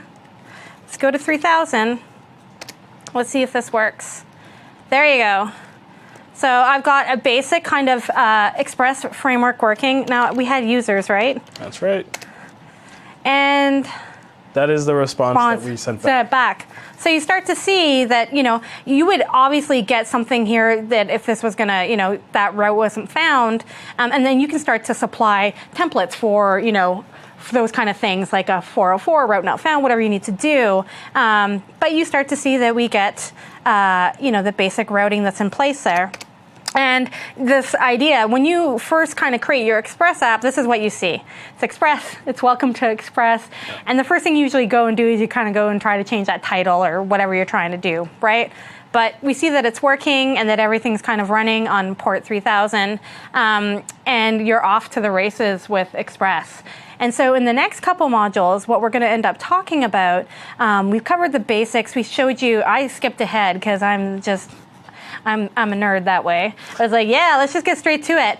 But we're going to kind of try to show you in the next couple modules Basically, okay, you understand Express, you understand how to, put a route down. Okay, we're going to build this out a little bit, and we're going to work a little bit with the templating, and we're going to build out the UI. And so what we're going to create is maybe we'll show in the next module the application as it is, and then we're going to start just walking you through how we put it together and how we built it. And so it really does take the front end, the back end. You're doing going to Mongo, you're using Express, you're using Jade, you're using all those kind of things. Again, you start playing with Express, you can use other templating engines. We're just, using Jade for this thing, today, but you can definitely use other engines in terms of templating that you want. Maybe you're familiar with something else. A lot of people I know who are doing client-side templating, they like underscore or mustache or any of those things. Fine. You use what you're comfortable with.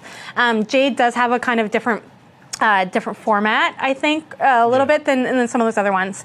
So we'll walk you through that, coming up in the next module. And I think for today, I think it's about time to. I'm starving. So, well, I wish. But I think I'm starving. Actually, I really am starving. Anyone want to send me a pizza? Has anyone got the address here? So we're gonna start looking at some of those things, whether it's building out the front end or building out the back end. Might do the back end first, and walk you through some of those kind of things. So we're gonna take a break. Thanks for sticking with us for this hour. Yeah. Hopefully you'll come back. We really want you back here. We'll take a look at the chat room and we'll try to address some of those questions as well. So we'll take a quick 10-minute break and we'll see you back soon.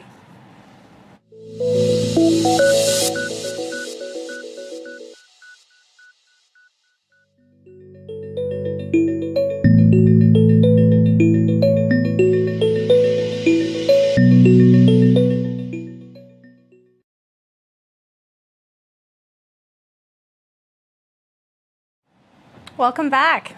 It's Web Wednesdays. I do not have a pizza in my hand, although there was promise of a pizza being sent to me somewhere in the chat room out there. If you do have a pizza in your hand that you are enjoying or some other food item, because I like food, please, by all means, share it in the chat room.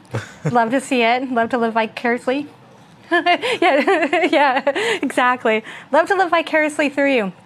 Let's just get right into it, because if you don't listen to me, you'll be listening to my stomach. It is just having a mind of its own. Building a backend with Socket.io and Mongo. So we're going to start now on to the chat application. And this is not your average little chat application, right? We're going to be using Node. We're going to be using Socket.io, Mongo. We've got Express. We've got Jade. We've got all of those key kind of phrases there for you. So we're going to start building the backend. And walking through maybe some of these technologies that you might be familiar with, you might not, maybe you've heard of, maybe you haven't used extensively, maybe you're an expert and you're sitting back there and inhaling the pizza that I desperately want. So what are we going to talk about in this module to give you a sense of what's going to be covered? We are going to talk about WebSockets, which are, they could have a whole day to themselves, really, because they are just a crazy kind of technology that you can use across board on different languages. We're going to talk about using Socket.io to connect users, to broadcast messages, receive messages. That's how we're going to get that whole kind of real-time, send a message, receive it, send it back, that kind of thing going on. We're going to use Socket.io for that. We're going to use Mongo.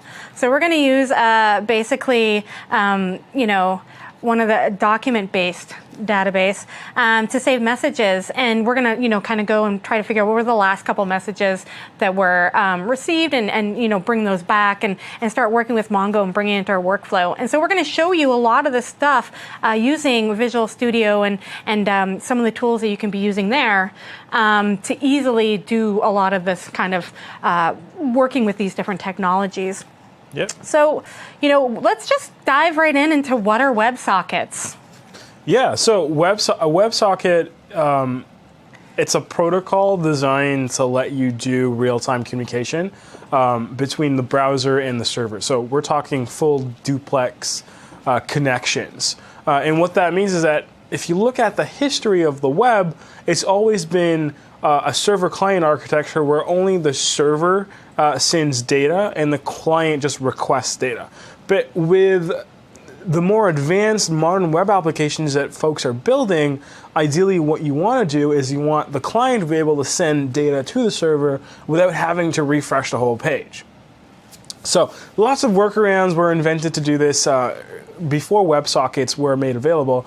So you have things like AJAX requests, you had long polling that you could do. You get all these like crazy ways to get this full duplex connection. But now that WebSockets as a protocol has become mature and a lot of browsers are supporting it, you can just use straight up WebSockets to create a full duplex connection and that'll let you do some really cool stuff like real-time apps and chat applications right in the browser. So if you're wondering, WebSockets are fully compatible with HTTP and they use the same port number 80 that you're used to with HTTP. So if you don't need to worry about firewalls or anything like that.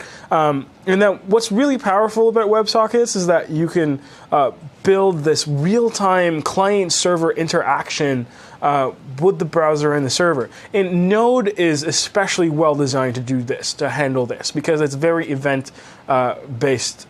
It's event-based driven. So the minute that there's an event, you can handle it, and the server is constantly looping through all the events that are coming in. So an HTTP request will be handled, as well as a WebSocket message and all of those messages in a way that's non-blocking, so you can keep handling those, and it allows you to build real-time applications.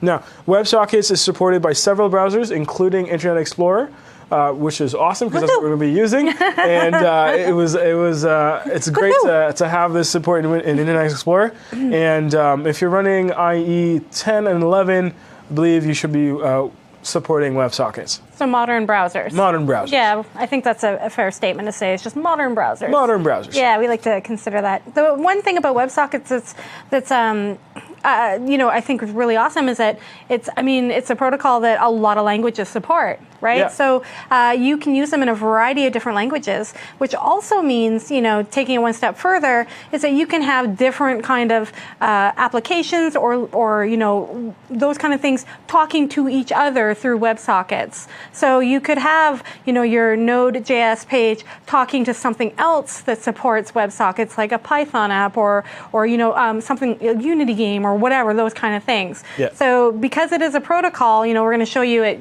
working in Node.js, the WebSocket, that whole idea, you can start connecting anything that has, supports it can basically make that connection if you wanted to. Now, we won't dive in too much into the details of WebSockets and how the upgrade happens to be able to enable your regular HTTP request to start sending WebSockets. We won't dive into those details specifically. What we're going to do, though, instead, is use Socket.io, which is this really awesome module and library that really simplifies using WebSockets so that we can build our chat application very easily. Yeah, I think anytime right now that you search for WebSockets, it doesn't matter what language it is, they'll say Socket.io. Even though Socket.io, we think of it as JavaScript, they'll always be like, oh, is there a version ported to this for Python, for this for another language? So you'll see that term, it's almost like synonymous with it to a certain degree, right? Yeah, so Socket.io, it's a very simple JavaScript library and Node.js module, so you can use it on both the front end and the back end. And it really allows you to create real-time bidirectional event-based apps. That's a big mouthful. Yes, I know. Real time, we know. Bidirectional just basically means that it goes both ways. Yep. And event based in the sense that if you're used to events in Node, Socket.io simulates events on both the client side and the back-end side, so you don't have to change from the programming flow model that you're used to. Now, it lets you also do these things really quickly and simply, and if anything, you could use Socket.io as a way to standardize WebSockets across different web browsers. Because as you know, different browser manufacturers will write and implement the protocol a little bit differently. With Socket.io, just like jQuery, you can have a neutral base for all the browsers out there. Yeah, it abstracts all of those kind of differences amongst the browsers. That's right. Thank you for doing that hard work on Socket.io. Yeah. So we're going to be, looking at Socket.io as a solution in order to create real-time communication in a chat application, right? So I send a message, and you're, on another side, you might receive it, save it, whatever it may be, that kind of thing. So That's right. let's look at implementing Socket.io to connect send and receive messages. Yeah, so let's dive right into it. Now, the first thing that you want to do is actually add Socket.io to your package.json. Now, there's different ways to do that. We can do it in Visual Studio, call this install new NPM package, and we're just going to switch to my screen so that you can see me do this. If I right-click on NPM, here's my little install new NPM packages. I can see other NPM packages that are available. I can search for some. Now, there's a ton of packages, so it might take a while to load. How many packages did we say again? I don't even Over remember. 81,000. I remember that stat. Yeah, over 81,000. This is what 81,000 looks like. Basically. It might take a few seconds, but it's okay. We don't need to wait for it. We can also use the command prompt as we did earlier. So if I open up my command prompt, you can see everything hopefully very clearly. If I go into the project node chat room, this is the project that we're going to stay on for the remaining modules, and that's the one that we're going to use. Remained-ish, doesn't matter. Whatever's left, okay? We're going to use this project. However I can conjugate that verb. So we're going to jump right into this folder. And as we mentioned earlier, we can just go npm install save socket io, and I believe, if I remember this correctly, there is a dot. That's something that a little confuses me every once in a while. And here we go. We're installing things. It's going to do a few compilation things. You can ignore the messages. It doesn't really mean very much. But once at the end, we can see that it is installed. And the easy way to check that is if I go back into Visual Studio and I expand npm, you'll notice Socket.io is indeed set up. It's ready to go. Awesome, cool. So that's the thing that you want to do first. You want to add it, and if you want to double check in package.json, it is there. And you'll notice we are using this version of Socket.io. Hopefully it's the right one. I believe it is. But if anything, we can always double check to see if it did modify package.json and run this compare.modified. And yes, it did. It did actually change my Socket.io version. Something that I just noticed at the moment. So if you wanted a refresher, if I wanted to, I can just go this, remove that, force it to use a specific version of Socket.io, just so that we don't have any demo bugs or glitches in our MVA. So if I run this, it's going to tell me, hey, okay, node, it's going to Socket.io, and then you'll notice right here, 106 is the correct version that we are using. Awesome, cool. So once we've got Socket.io installed, the first thing that we'll want to do is actually go to our app.js file. Now you'll notice it looks very, very similar to the one that gets generated with the Express generator. Mm-hmm. The project in this case is actually generated through the Node tools for Visual Studio. So there's a bunch of templates that you could use, and you can go check those out when you go to File, New Project, and you'll see all those different samples. We won't go into it, but you can do that on your own. Now, you'll recognize a few things. We've got our Express require, we've got our routing, HTTP path. There's a new line here for Mongo, which we'll get into in a few minutes. And the rest is pretty much the same. It's actually exactly the same. If you look at this, it's the same thing that we covered in the previous module. Here's where it gets a little interesting. Now, if you notice, Express creates this app, right? And you can call app.listen, as we do in the REST API example. But in this case, we actually do want control over the server that we're using. So we're going to create the HTTP server ourselves. And the reason we do that is because we do want this server object back. So when I call this function, http.createServer, I can pass it the app, the Express app, and it will handle the all the routes that we've added to our Express app. But in this case, once I've gotten this server, when I go to import socket IO, I'm going to pass it the HTTP server that I want the WebSockets and socket IO library to attach to. That way, it'll attach to the same server that's using the same port, and we won't have to worry about different ports for the WebSockets. It's going to run in the same port. And what this function is going to return is an object that we're going to store in I/O, and this object is going to contain the WebSocket server. Now, this require line looks a little funky. It looks a little bit different than what we're used to. And essentially, what's happening here is that the exports variable is actually a function that takes an argument. So this looks a little bit different. If you remember, in our index.js, we had exports.index, and it was equal to a function. And this, in the case of socket IO, what's actually happening is that exports itself is set as a function. And if you notice, Express does something similar as well.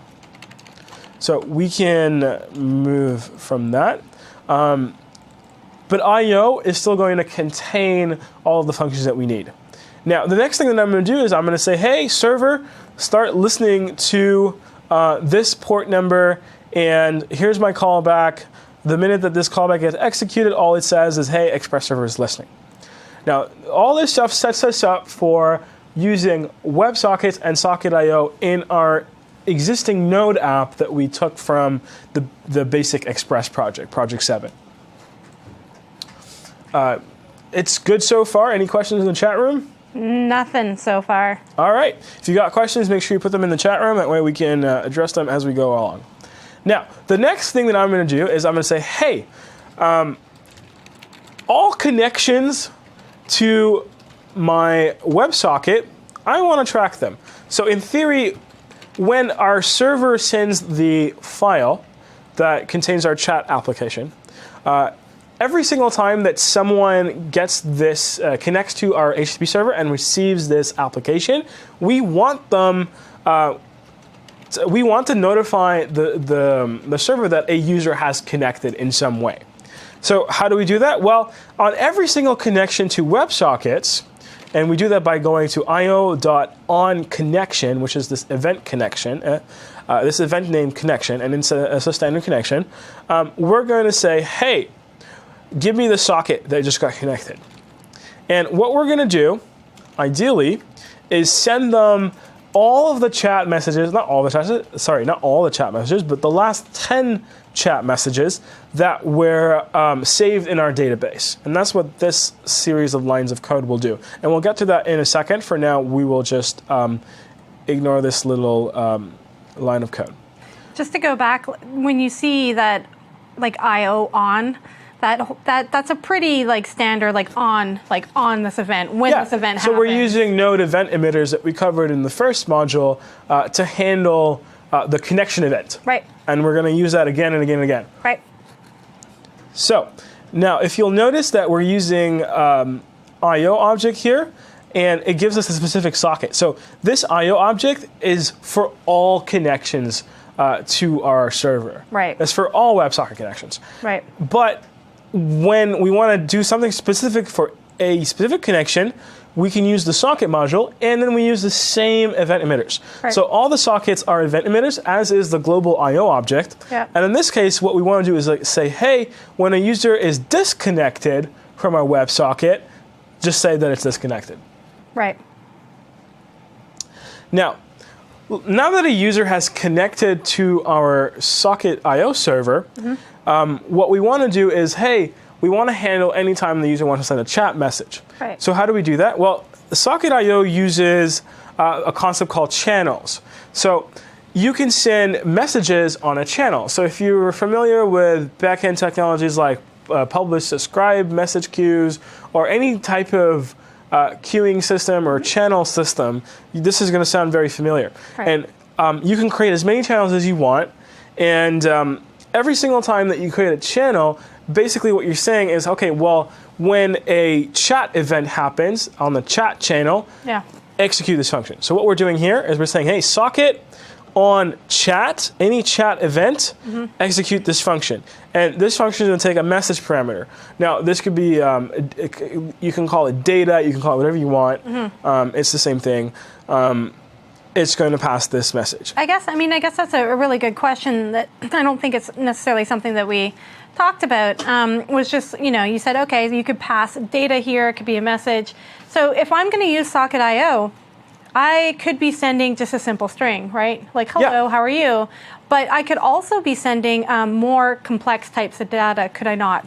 Yeah, you could send binary data as well if you're interested in streaming binary information. Let's say that you're capturing webcam or video input of some kind, or even audio input, and you want to send that to the server. You can use WebSockets for that. And it actually it gives a really good use case that comes to mind. So let's say that you're building a voice communication app that would send me a pizza. That would ideally send Stacy a pizza. A large pizza. We're gonna keep saying this. We're gonna keep saying this till someone out there sends us a pizza. Oh wow, we've actually got one. Wait, here. That's how I eat, by the way. I don't know about the rest of you, but it's usually it's a shoveling action. Oh yeah. Well done, Barry. Well done. That was awesome. If you ask, you will receive. Amazing. We're waiting for that. So what's really cool with this WebSockets framework is that you can also send binary data. So if you're building a voice communication app through the browser, and there are ways to do that now with HTML5, which is really cool. Ooh, HTML is growing up and getting fancy. Awesome, yeah. So one thing that you could do is you could send these events straight from the browser without having to refresh the page or call or do like an upload mechanism. You can use Socket.io to send bits of your binary in a streaming fashion. So you can even do like some event processing on the client side before you even send it to a server. Lots of really cool stuff that you can do with Socket.io. Cool. I just thought it, begged the question. Because it's like, oh, we can send a message. I was like, but can we send other things? Because depending on what you want to use. It's not just strings. You can pretty much send binary data as well. Now, for the case of our chat engine, or chat room, we're sending text. All right, we don't have any special emoticons, but you can add that to your that'd be fun. Chat room project. Hey, listen, if you do some really cool stuff with this chat room project and you go on extend it and you do a lot more with it, send us a tweet. Yeah. Send us a tweet. I'd love to see what you guys build with it. Someone should totally do like smart codes with emoticons. Yeah. And then have random emoticons show up. Yeah, that'd be awesome. Or you could even make your own emoticon faces. Sorry, I'm giving you all ideas of what you could build with this, and we haven't even started. So bad. Let's go back to just looking at what you were doing before, because I'm going to walk through and probably ask 100 questions. Yeah. So. We talked about channels out of curiosity. Yeah. So the idea of channels is you could have one big Socket.io object that handles multiple channels, so multiple things I might be listening to. So in this case, for example, if you thought about a chat room, I could be listening to the main chat, but I could also be listening to other private channels. For example, if I was having a private discussion with someone one-on-one, right? So you can use the same Socket.io module. All right, and when we say the socket server, I/O here is the server all up, so it will listen at all. If you say, hey, on chat with the I/O object, every single socket that's connected, anytime that there's a chat event, it will go to that callback. Yeah.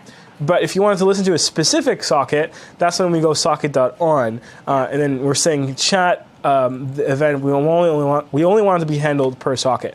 Now, let's say you want to create a private room. You can just create a unique identifier for your channel. Sure. You can do that in another way, say by doing an HTTP request or a submit function, or even by sending a WebSocket to a commands channel. Create. Now you're getting fancy. Yeah. If I really want to just use Socket.io for the whole thing, you can. Fancy. But yeah, I mean, the private thing would be like if we started a conversation, you'd probably need to know both of our IDs. Yes. Probably create, a whole new channel. Maybe even add sign-in mechanisms. Right. And Express has some great modules for that. Yeah. So you can definitely check them out on NPM and all that wonderful stuff.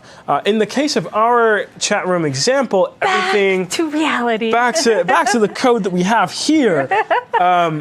We've only I got. wish you could see him. He's just like almost slamming the monitor, like back just like to what we back have here. looking at this code. It's like, this is what we want, right? Okay, so this is what we have. Okay, so this is what we're going to use.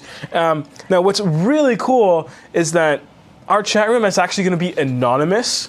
Yeah. Right? So we're not going to handle user authentication. We're not going to handle private channels. Oh, it's a gonna be free-for-all. One free-for-all Yeah. channel that anyone could use. Now, you can build on top of this. Yeah. You can add user authentication. You can add private channels. You can use the code base here to go on and do further things. But for the sake of our MVA, we're keeping it simple. Yep.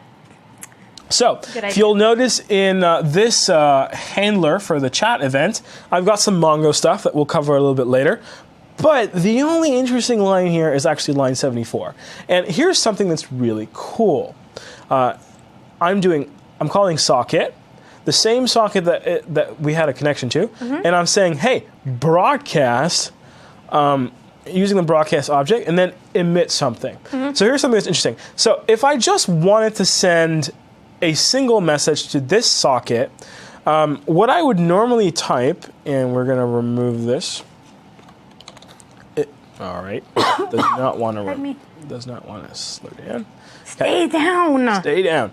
If I just do socket emit, all right, and I specify the channel chat, this is only going to send it to this specific socket. Right. But the minute I add broadcast, it's going to send it to all sockets that are connected to the chat channel, and it's going to send this message to all of them.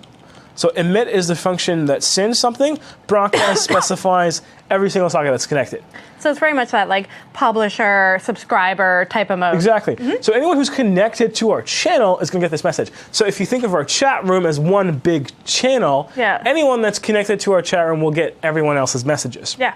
So right away, within a few lines of code, you can sense that we've already started building this chat room. Yeah. And in fact, it seems like it's mostly complete, because now anyone who sends me a message on the chat channel, everyone else will get it. Yeah. So the nice thing about broadcast is it doesn't resend it to the same channel that sent it. Right. So it'll only send it to other sockets. Yeah, so it's kind of doing that smart work for you. It's like, you're sending it. I don't think you're going to want to receive what you sent. Yeah, and that's actually going to raise an interesting point when we start working on the front end, is that we also want to show what the user typed in as having been sent. Right. And Stacy will show you that in the next module. Oh, giving me some pressure. So here we've got our basic chat room. Now, if I load this up, and if I run this, and I'll clear this screen, and I do node.app.js, okay, you'll notice, all right, okay, well, we're using something that's deprecated, that's all right. Express server is listening on port 3000. So if I go to my port 3000, and I'm going to close this, change this. Okay, I'm still listening to my network stuff. Here we are. We have something that looks like a chat room. Welcome to the Node chat room. There's a little message box. There's a little button. Stacy will show you how we built those in the next module. For now, I want more pressure on Stacy. I want more pizza, less pressure. More pizza, less pressure. Let me show you what's going on right here. So we've got our localhost URL that's being hit. That's the minute that we press enter. It's going to get this HTML. It's getting all this CSS files. And you're in the network tab of F12 I'm in the network tab in the F12 tools. Which, if you've never really dived into the F12 tools, like they've been, there's such an improvement. And the network tab, once you hit start, you can get everything there. You can, it's awesome. You can even really save. Good tool to debug. You can even export this traffic to a file too, so to check it out later. So cool. It's really awesome. And now here's something that you'll notice. We're doing some socket stuff here, right? Now, what's happening is that Socket.io has connected. So if I go back to my command prompt, hey, it'll say, hey, a user connected, and something interesting pops up. it says fail to connect to local host. And that's because it's trying to do this Mongo Connect stuff. Right. Now that we've covered Socket.io, Yeah. I think it's time to talk about Mongo. Yeah. Well, I think actually one thing that was interesting, if we can go back to the F12 tools just quickly, Absolutely. was that, you're seeing those connections there. Okay, back in the day, debugging WebSockets was like throwing things out into, space and hoping someone received it. So, like for this is awesome that you actually see like, oh, something's happening here. And, there's possible ways that you can actually see what's going on there. Yeah. So just in one more kind of like, for like the network traffic is, you can start to see that like that's being called, maybe something's not going on. But just because you're connecting to something, out there somewhere, you can still kind of see what's going on with it. Yeah, and you can see it in detail as well, so you can see every single request. Yeah, which is awesome. Here's the request headers, the body, what the response was, 200 OK, the content type, even the length of the content. All of that is available to you in the F12 tools. Cool. So, we saw, an error to connection on, what was it? 20121 or something, Yep. Which, if you don't know, and it's on to our next discussion, is the default port for running Mongo. That's right. Right. So we're going to talk next in this module about using Mongo and using basically what a lot of people NoSQL, NoSQL, however you want to pronounce it, NoSQL database. We're going to talk a little bit about what those are, how they work. A lot of people, depending on what background you come from, you might have been using something that's a little bit more like a relational database, right? So, PHP and MySQL, for example, SQL Server. Common combination, Yeah. SQL Server, C#, Yep. ASP.NET, those combinations come together typically. Yeah, so, there's been a lot of rise in terms of using these more, it's a mind shift. Let's just say it's a mind shift when you start using these types of databases. It kind of stands for not only, SQL, right? SQL is the language that we use often to select, get all that, wraps all that knowledge around a database. There's different types of these type of databases. We're going to use one that's document-based, but there's different types, document-based, graph databases, etc. Right? There's MongoDB is the one that we're going to use. I feel like it's a very popular combination in open source out there. Yeah, Node and Mongo have been put together right from the beginning. Yep. And the connector for Mongo and Node is fantastic. Yeah, and you've got once again, there's other databases. So once you start entering into this kind of like area, there's a whole bunch of them. But in terms of, I like to think for a lot of the web technologies, Mongo is kind of the darling. And there's a new one that we just announced recently too, called Azure Document Yes. DB. And Yeah, that's right. It is awesome. It's a NoSQL database that's hosted on Azure. You just say, hey, start up my database, and you're good to go. You got a connection string. You've got a SDK for Node, so you can use Node to connect to awesome. it. You got Python. You got ASP.NET and C#. So it's another example of a document. Yeah, that's gonna be a lot of fun to play with. NoSQL. Yep. Yeah. And a lot of these have kind of object-oriented APIs, if you want to, call that. So we're going to work with Mongo, and you'll see that things are called documents, and it's the idea that every kind of entry is a document. It's formatted in JSON. You'll start to see what it looks like and the structure. These kind of databases are really good for large amounts of data. They're really great if you want to. I always go back to APIs. I guess it's just because I'm in the land of using so many APIs. But they're really good if you go and you get like a whole bunch of data from an API and you just want to save it somewhere. Like you just basically take your JSON and insert it almost. You don't have to do a lot of like massaging that data unless you want a different structure, of course. They're really great for when you don't want to have a structure to your data, or you just don't know what the structure will be. Right. So you just use the JSON as is. You just dump it in there. Now, obviously, there are ways to validate that data, but we won't cover that at all in this MVA. But for the sake of our MVA, we're using the most flexible option that we can think of, and we're going to let you build on top of that and have more structure to the data that you save into the database MongoDB. Now, for example, you could add like a user to the message. Like in our case, we just insert the message straight up. But let's say that you wanted to say, hey, this message was actually sent by this user who was authenticated at this date and time. That's stuff that you can add easily. Yeah. And yourself as well. And that's, if you're looking at Mongo, you haven't tried it before, there's a book online that's really good, and I don't think we have it listed in the resources. It's called The Little Book of Mongo. It's written by a guy named Carl Sagan. He's also writing another book, I think, on another one of those little books. Maybe it was for Go, I can't remember. But anyways, it's really it's really small, and it gives you everything you need to know about Mongo. We're going to show you just a couple of the basics, and often, depending on what you're doing, that might be all you need. If you're doing a little bit more heavy lifting and you need to do more advanced searches and things like that, or filtering out your results and things, there's a lot of good information that you can find out there. So, we're going to talk about using MongoDB specifically, right? And, there's a bunch of options that you can use when using MongoDB, whether, it's locally or in the cloud or whatnot. Yeah, so you can create a Mongo instance on Azure using the Mongo Lab add-on.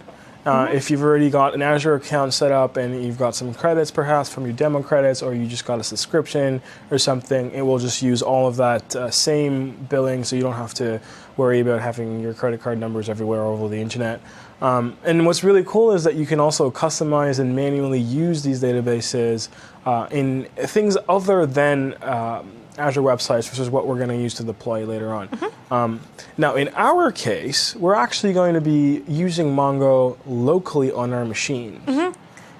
So I think that's, I don't know how most web developers work, and I think that it's awesome that you have a DB connection that's maybe set up in the cloud or in a VM or something that you have a string to. Yeah. But I know personally I like to work with things self-sufficient, running locally, so that if I am somewhere where my internet connection is not great, I can just be running that stuff locally and testing it, and then it's a matter of just changing out the URI or the string or whatever to the database connection. And the way that we've set it up in our code is we actually get those from the environment variables. So you are going to set this custom connection string, and I'll show it to you right now. So if we jump to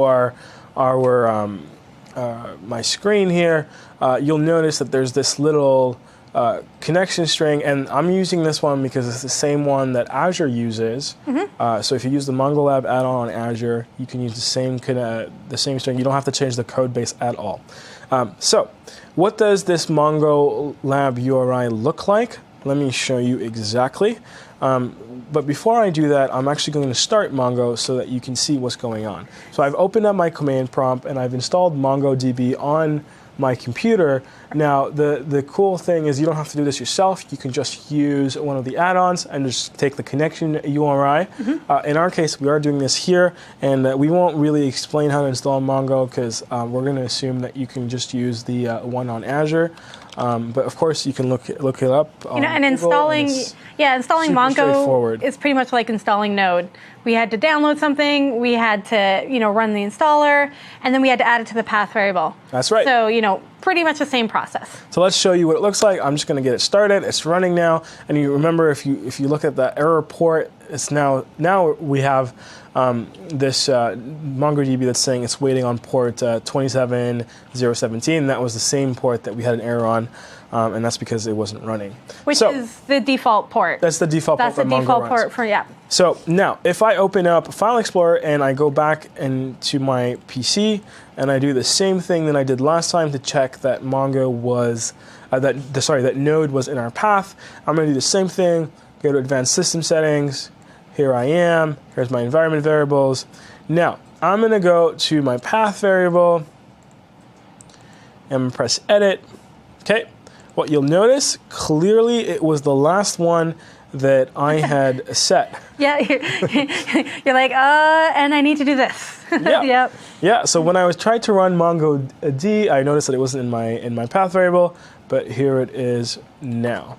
Right now, I have the 64-bit version installed, so there's no x86 at the end, and it's linked to the bin folder. So everything is good, everything's running, Mongo is running.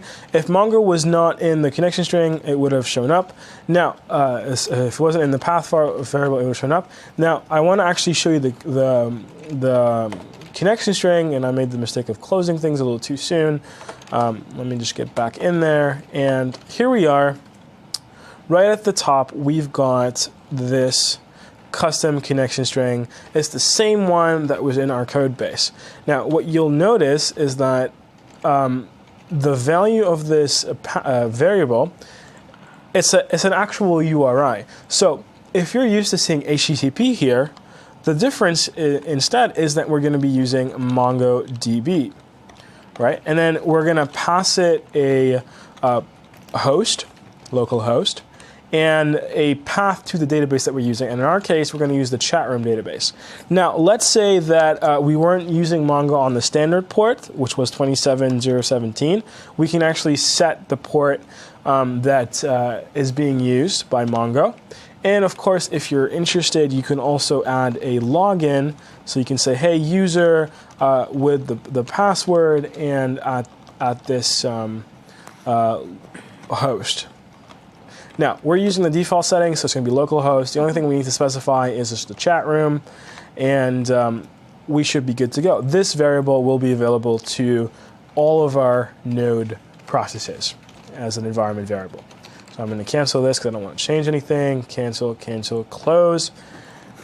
Here we have it. So what we did, as we always do, is we also have to install MongoDB to our packages.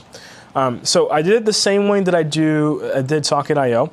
If you'll notice, it was included in the dependencies, so right away you can see it right here. Now I should be able to require MongoDB, and the first thing that I'm going to do is, hey, with whatever this returns, I want to get the Mongo client object. And I'm going to store that in the variable Mongo, and I'm going to use this later on. So we go down. Now I want to tell Mongo to connect. Now you'll notice that I'm doing this, I'm connecting to Mongo every single time I get a new socket connection. Mm-hmm. Now this is not ideal, but we're doing it for the case of our code base, just to simplify the code and make it very clear to you. Mm-hmm. But in theory, you should not be doing this each time. Right. You should actually be saving that connection elsewhere so that you can reuse the same connection. Right. Now here I am. I've got Mongo Connect, getting the environment variable, custom connection string, MongoLab URI, and I'm passing a callback. Now this callback takes the parameters error and DB. So in the case of our first time connecting through the WebSockets, there was actually an error. And it gave us this error using the console warn function. Mm-hmm. So you can notice that it was a different, like it was using the warn function. It said failed to connect. It's a little more gentle. A little bit more gentle. It's warning you. Yeah, it's not like error. It's not death. It's not like it's not shouting at you. It's just warning you. Exactly. So if there is no error, I want to connect to a collection. And the way Mongo works is that you've got a database that hosts all of these collection tables, and inside each collection, there is all of the documents that belong to this connection. So I'm going to say, hey, connect to collection chat messages. And here's something that's interesting. This is the function that's being called on the connection, all connections. So for all connections, what I want to do, the minute I get a socket, is I actually want to send them the last 10 messages that I receive. Sure. And that's what we're going to do here. We're going to get the collection. And in this collection, we're going to find all the messages. We're going to sort them. And if we just leave sort as is, it will use the descending order. Mm-hmm. And I'm going to limit it to the last 10 that were inserted. So Mongo will... it has every single document in a Mongo collection has an ID. Yep. This ID is time-stamped, so by sorting it on just the ID, it will actually sort it so that the last 10 messages are the first 10 that I receive. And what I'm going to do is I'm going to say, hey, stream this data to me. Here's something that's interesting. We're using this new function called stream, and what this is going to do is going to create an event emitter that I'm going to store in the stream variable. And what I'm going to do is I'm going to say, hey, stream on any new data. Give me this data. I'm going to call it chat.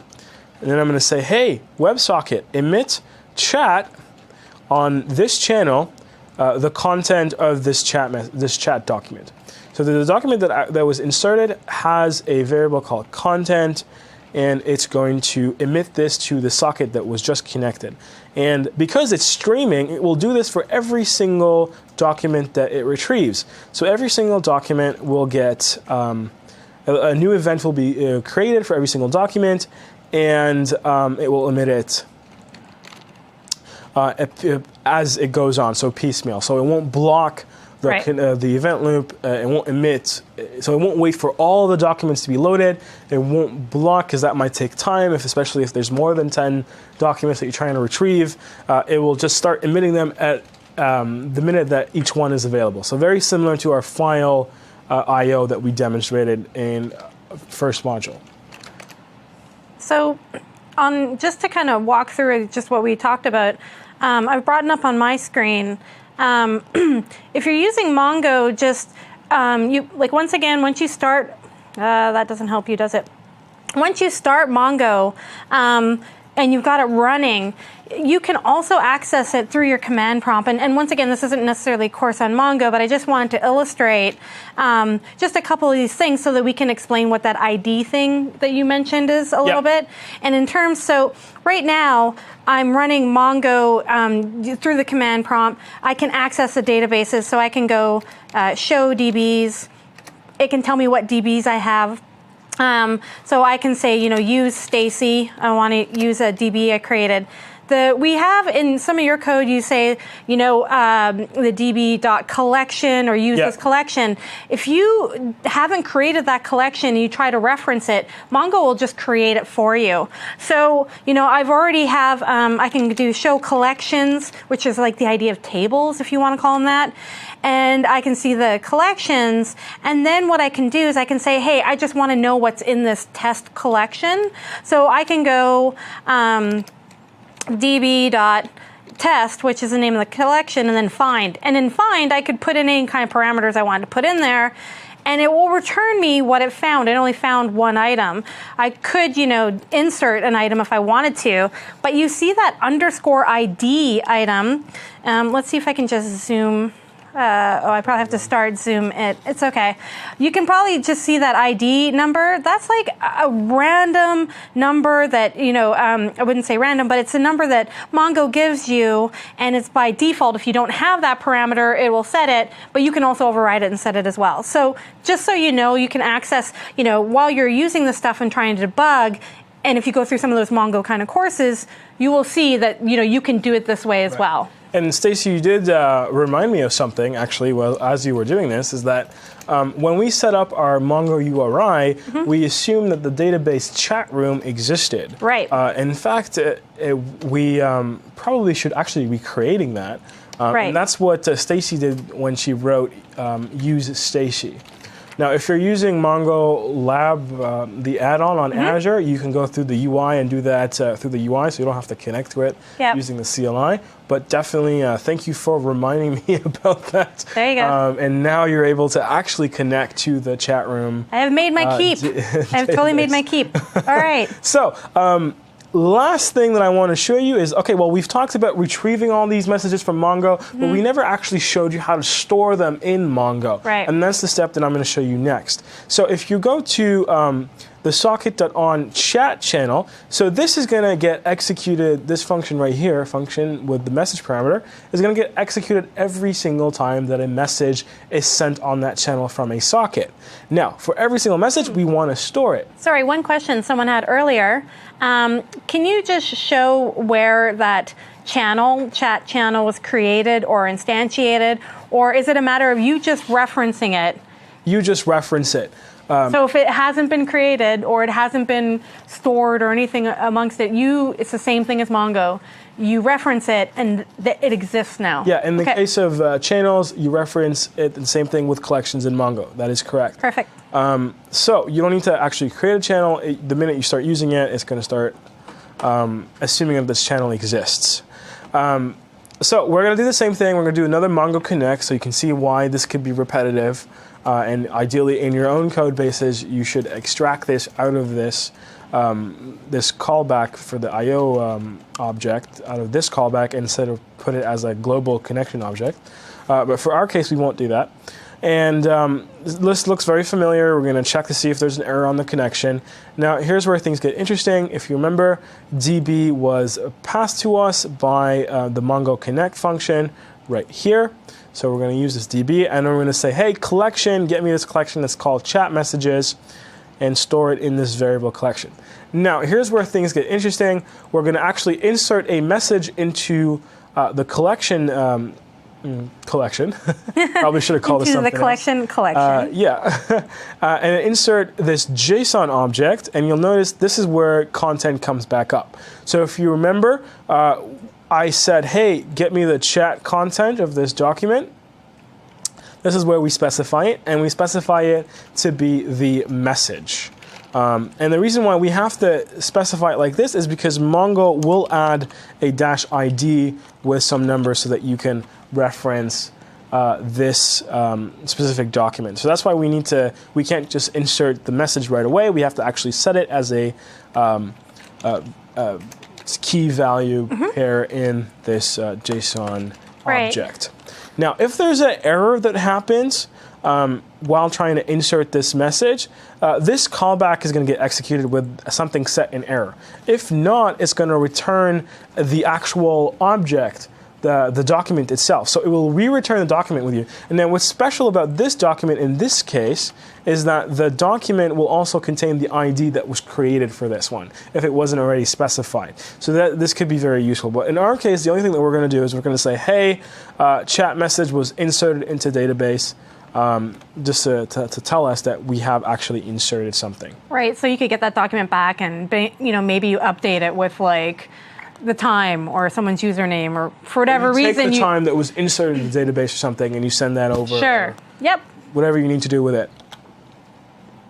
So now if I actually go back to my node command prompt and I rerun this app, there we go.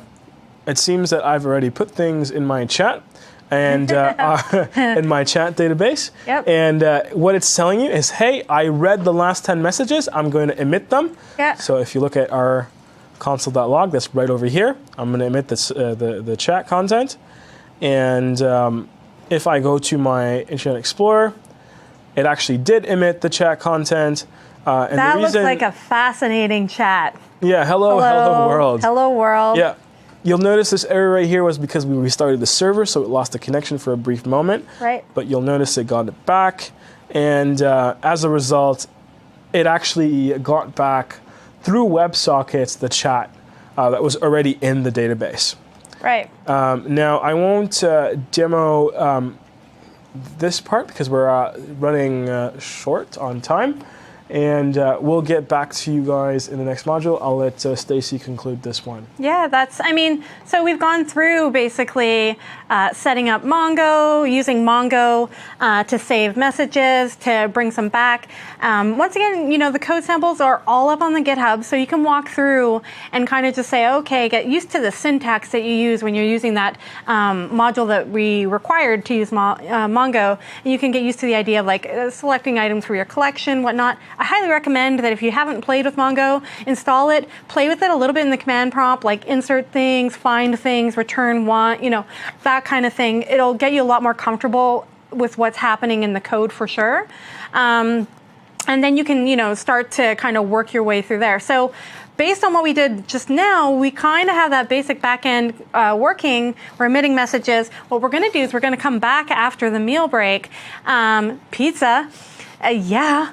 And what we're going to do is we're going to start pizza. Yeah, over here, over here, over here. Can you keep up with me? Can't keep up with me, can you? It's because I eat so fast. And we're going to talk about, okay, so we've got some of the back end stuff done. Now we need to worry about the front end, and we're going to do a little bit of the front end. We're going to walk through quickly just like getting some stuff in there in terms of how does Jade work? What does the syntax look like? Pizza keeps moving. I just keep wanting to grab it. You know, Bootstrap, that kind of thing. Spending a little time on the UI. Pizza. Stay there, pizza. There we go. And, you know, and then we'll continue on that road. We'll wire them all together, and then we'll deploy this stuff and you know, get off and running to the races. So I don't know about you, but I'm ready to have a pizza. Awesome. We'll see you guys in about an hour, according to Barry.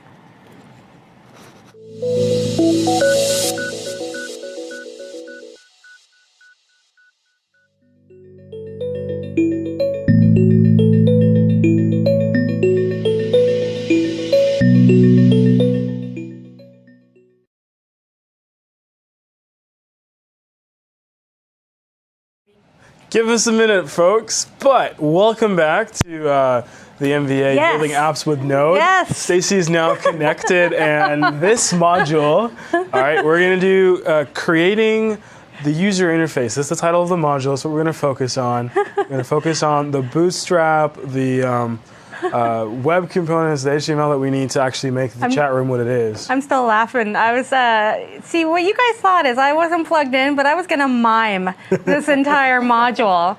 So the joke is on you, all right? We're going to work on creating the user interface, the UI. For our chat room, everyone loves acronyms. So we're going to walk through a couple things, and just to give you a sense of what this module is going to have. Remember, in the previous modules, we've kind of gone through an intro to using Node, walking through the bit of Express framework with Node. We tossed in a little Mongo there, threw in a dash of Socket.io, sprinkled it all around. We got something in the oven. It's of no use if we have no way to consume whatever is in the oven. I have food all over the brain. I had pizza on my brain before. I'm thinking chocolate cake. I don't know if that will appear. Yeah, pizza right there. Sometime in the future, there will be chocolate cake. So we need to cover, I'd be all over that. Who does like Sundays, really? Oh, man. Can you imagine me as a little kid, just all over my face, just like ice cream? Module overview. Let's get back to what we're supposed to be doing. I could talk about food all day, but I won't bore you. So we're going to be talking about the user interface and how do we kind of create something, and what's probably, you know, I wouldn't say best practices, but a pretty decent approach in terms of like what you should do. I try to not use best practices. I try not to use it liberally because, you know, best practices to me is what works for you. So, you know, we'll talk about introduction to Jade. We'll talk about Jade templates, how they work, things that we like about them, things that maybe we don't like. I mean, we don't have to like everything. You know, it doesn't have to be a love affair with every single thing that we have. But there's really good things and bad things, really good things, and maybe some, you know, stuff that you have to watch for. And you'll find that in any kind of templating system, to be honest. Implementing Bootstrap. We're, you know, going to toss in some Bootstrap. They just recorded kind of like an introduction to Bootstrap if you're not familiar with it. It's worth totally going through because Bootstrap is its own entire framework, its own entire entity. We're going to gloss over it.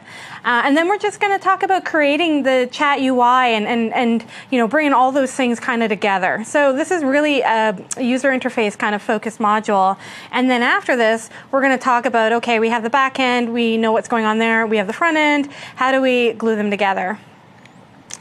So we're going to talk a little bit about Jade, and Jade is a templating engine that you can use. It's really pretty much just, I think it's like the default for using Express. So if you don't specify what you want to use, you get Jade, right? Yeah, pretty much. If you're not specifying a custom one, your Jade comes in as part of the default sample code in Node tools for Visual Studio, as well as some of the other Express generators out there as well. Yeah. So it's definitely the one that is probably used the most often with Node, I would say. Yeah, and I mean, unless you're really familiar with all the various templating frameworks or systems, whatever you want to use. If you're really familiar, then you'll probably go and change that configuration or use what you want to use.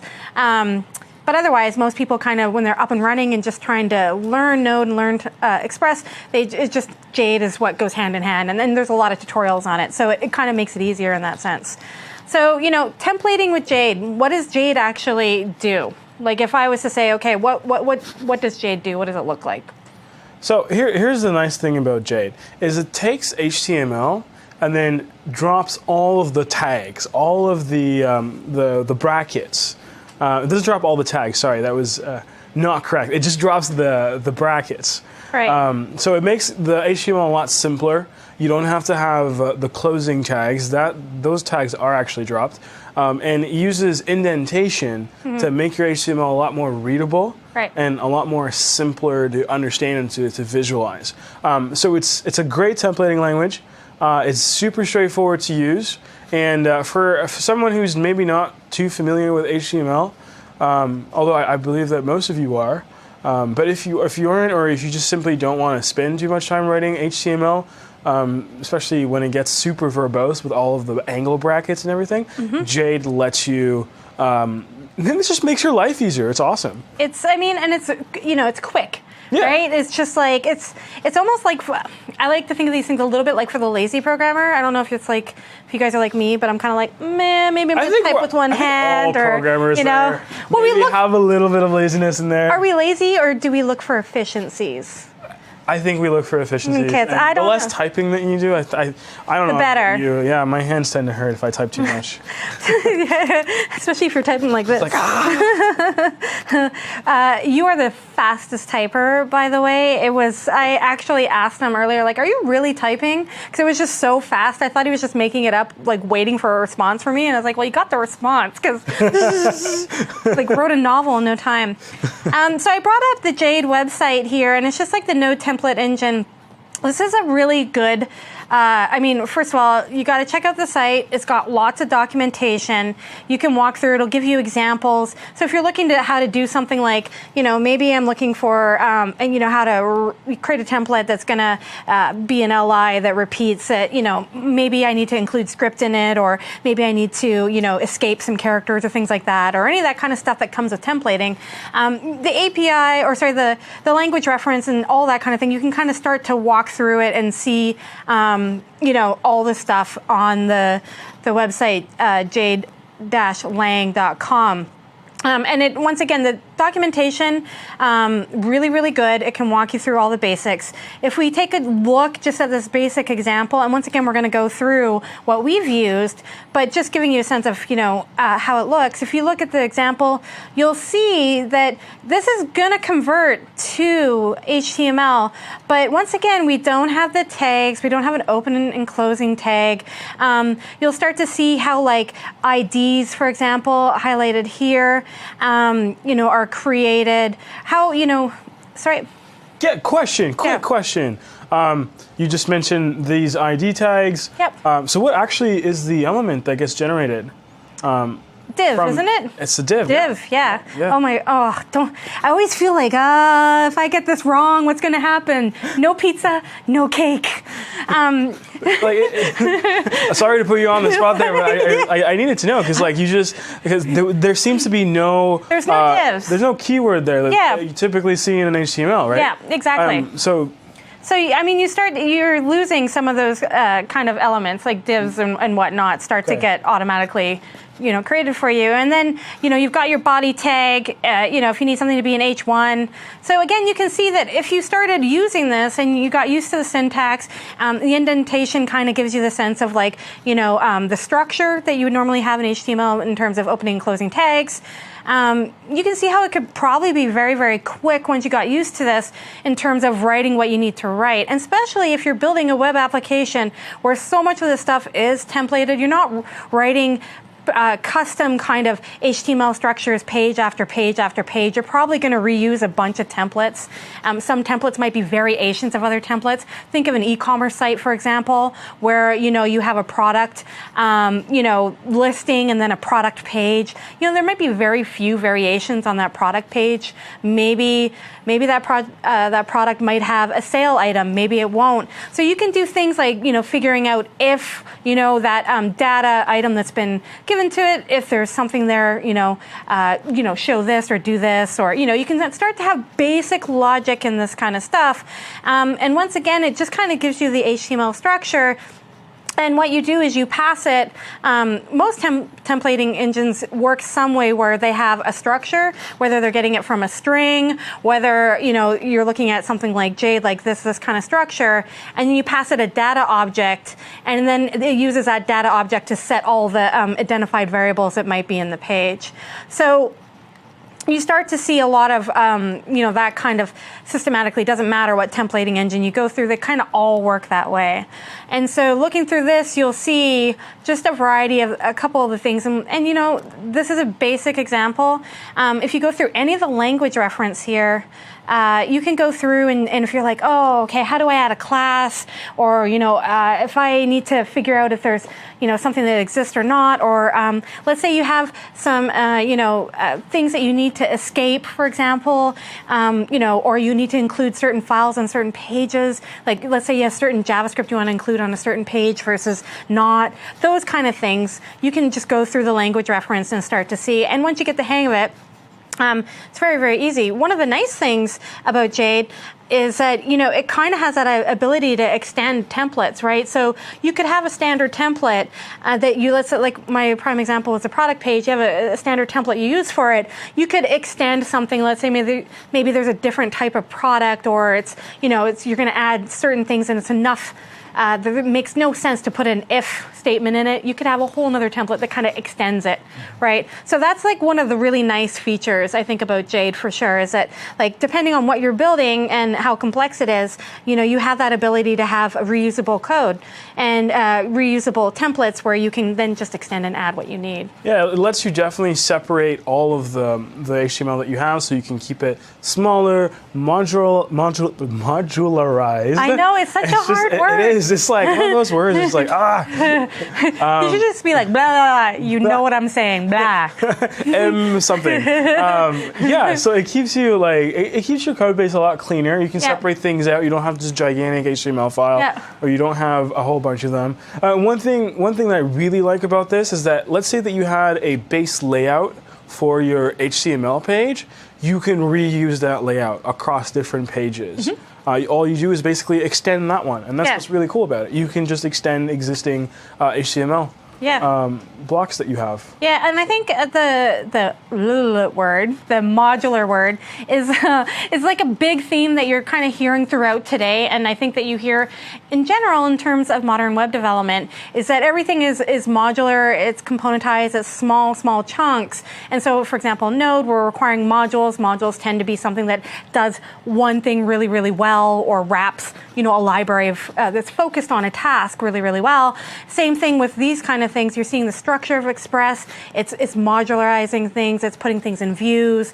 routes. You're starting to see that all these things are being put into little digestible chunks, if you will. And so same thing with your Jade templating. And it's really important to note that, because not only does it help you kind of work with what you're doing or organize your work, it helps you work with teams as well, because they start to be able to look at this and I can say, okay, you know what? Hey, can you go and handle the admin panel? It's going to be in here, here, and here. And I'm going to be doing the front end with that little widget that does a carousel, because everyone needs a carousel on a website. Yep. Who doesn't want a carousel? There's not a website that doesn't need a carousel. Cue sarcasm here. And yeah, exactly. Or slow clap. My rant for the day. But it allows us to work in those ways where we're not worrying about each other. Whereas if you didn't do it that way and we're all like we're working on the product page and there's going to be a carousel and there's going to be a recommendation and there's going to be those things. I might be trying to work on this part. You might be trying to work on that part. And the next thing you know, we're just like, okay, I overwrote that. You committed that. I did, and then I'm, just slowly not talking to you for the rest of the day. And then I'm slowly never talking to you again. And then I remove you from my GitHub repository and then it's over, right? So it starts to allow you to work this way, very, very modular. And once again, you'll hear that again and again in modern web development. And once you start working that way, it ends up being a little bit more natural for you. So, end of carousel rant on websites. Some basic examples. And I think what we're going to do, just going back into here, is. So we talked about some of the benefits of working with templating and working with Jade. Helps prevent code repeat. I mean, come on, who wants to write the same code over and over and over again, right? So that whole, what is it? Reduce, reuse, recycle. Like it's the whole green mentality for programming. Yeah. Dry. Don't repeat yourself. Yeah. There you go. Yeah. I'm environmentally friendly here apparently. Whatevs. I am too. Whatevs. But it also makes sure that the HTML that you're generating is clean. And so sometimes, especially if you're writing complex stuff, you'll find like, oh, okay, that nested tag or whatever, maybe you're missing something, and maybe some browsers are okay with that, maybe some other browsers not okay with that, so this allows you to kind of make sure that you're also, adhering to some of those things. And, you can just insert any of the data or the values into these templates. And so, again, once you start using templates, and if you're building the type of site where that's really what you need, it makes a lot of sense. So, templating with Jade kind of affords you the ability to build those things in chunks and use them. And it works really, really nicely with Node.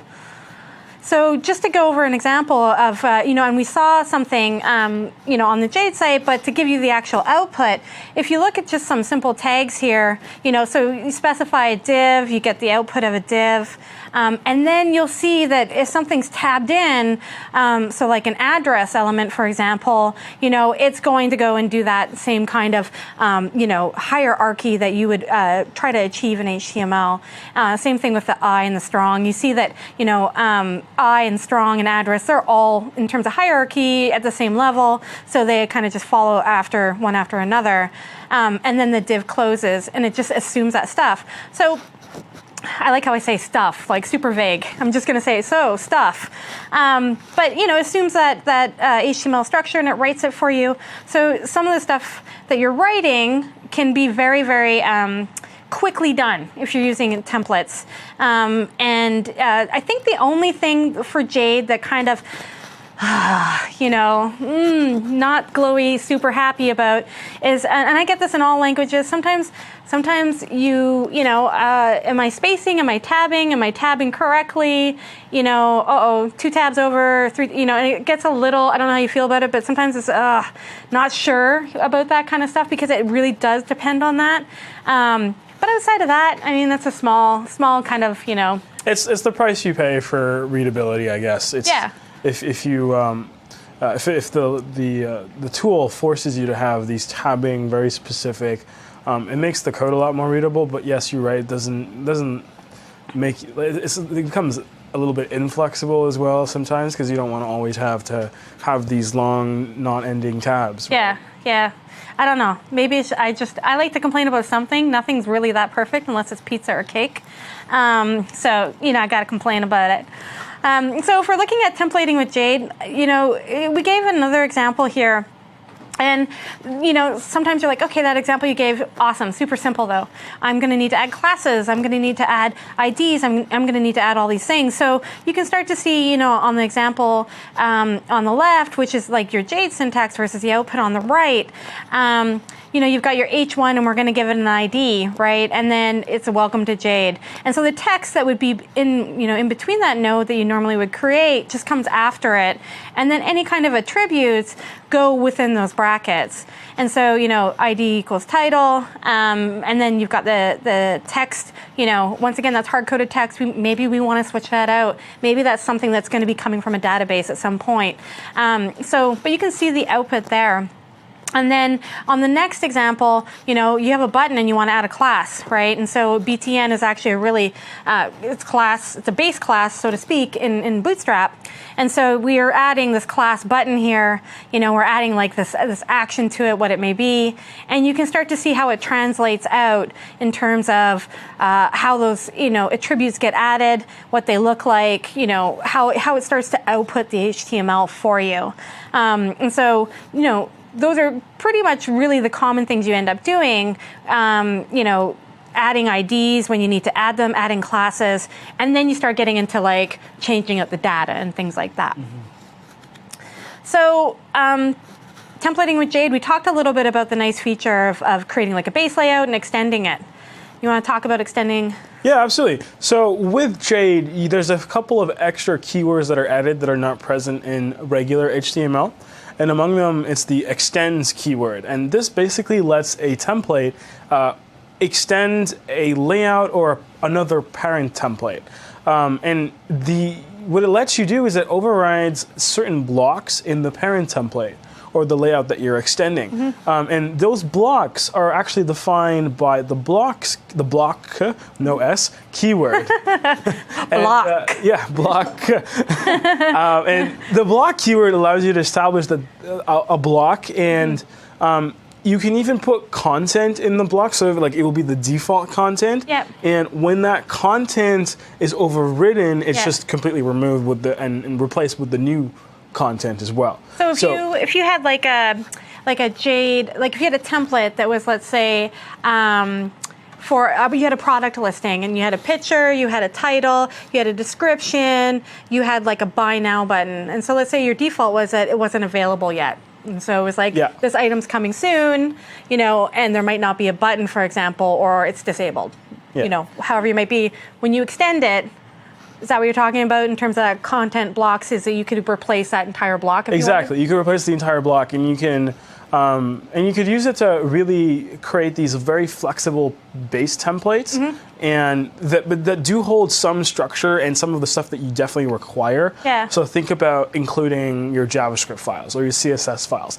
You can have a parent layout that all other templates will extend from, but they all have at least a uniform handling of the dependency, so you don't have to worry about that manually for every single template. Right. That's one of the examples. That's how we actually use the extender. It sounds very object-oriented in that way, where you're whether you're using a preprocessor to same kind of system where you have your base stuff and you're using your base stuff, and then you're basically saying, okay, well here's my base template. This is giving me all the things I'm going to need again and again and again, and these things maybe I'm going to extend them, right? And so if you decide you're going to use a JavaScript library all of a sudden that everyone needed, instead of like going to all these other templates and fixing them, you could just go to base, right, and throw it in, and then you'd be good. Exactly. Yeah. All right. So just using Jade templates, we're going to look at the project that we have currently, and then talk a little bit about how they're used, and just walking through, where the data is coming from, that kind of thing. One of the things that comes to mind here at this point is that what we're doing in terms of our user interface, I think it's okay to say this, I think it's fairly simple. Yeah, right? It's fairly straightforward. Straightforward might be the better way. Yeah, it's fairly straightforward. But if you were to use building something a little bit more complex, that you were going to use extensive use of base templates and multiple templates, that is something that you don't want to take lightly. You don't want to just throw in and start writing out your presentation stuff. You probably need to think about it in the same way that you would your app or you would your backend. You need to architect what that's going to be like. Yeah, maybe your data If you have a hierarchy with your pages, then that could be a good way to actually structure your templates and your layouts. So if you had, let's say, products is this is a general category, but so you would start with the base layout, then there's the product layout, and then there's the individual product, and then there's maybe like the product reviews. There could be other layouts as well that are extending the products. Like the general product sold out product versus not available or coming soon versus on sale. You know, they might all have little differences. If you've got if you've got a URL hierarchy, that could be a good way to structure your templates. Cool. So we're going to look just a little bit at how we use Jade templates, and you know, in our project, kind of just dissect them a little bit, look at the output that they give, and just show how, you know, how easy it is to kind of go in, take a look, read them, and you know, have an understanding of what's going in. So I'm just going to open up Visual Studio here, and once again, we're in the very last from the GitHub, which is github.com/SAYAR/ capital N node MVA, right? That's where the GitHub is. We have them on the other module slides as well. We're working through the last example, 09 node chat room. That's all we're going to be working in through the entire afternoon. And so you can start to see the structure. Once again, I think it's worth just going through the structure and explaining, you know, we have our app. This is an Express application with Node, so we have views, routes, and public. We're going to probably be working for today mostly showing you in the public folder and in views. So in views, I'm going to take a look at the templates that are being used here. You'll notice, first things first, is that it's index.jade. So it recognizes it as a Jade file. And if we go in, well, if we go into index, first thing you'll notice, if I was looking at this project and I had no idea, and I just pulled it down, I would see extends layout. Extends is one of those keywords that, depending on what language you come from, you're probably familiar with the concept. You're extending something. There's something that might have a base class. So immediately I would look at this and I would say, this extends something. So this is great, but I need to figure out what it's extending.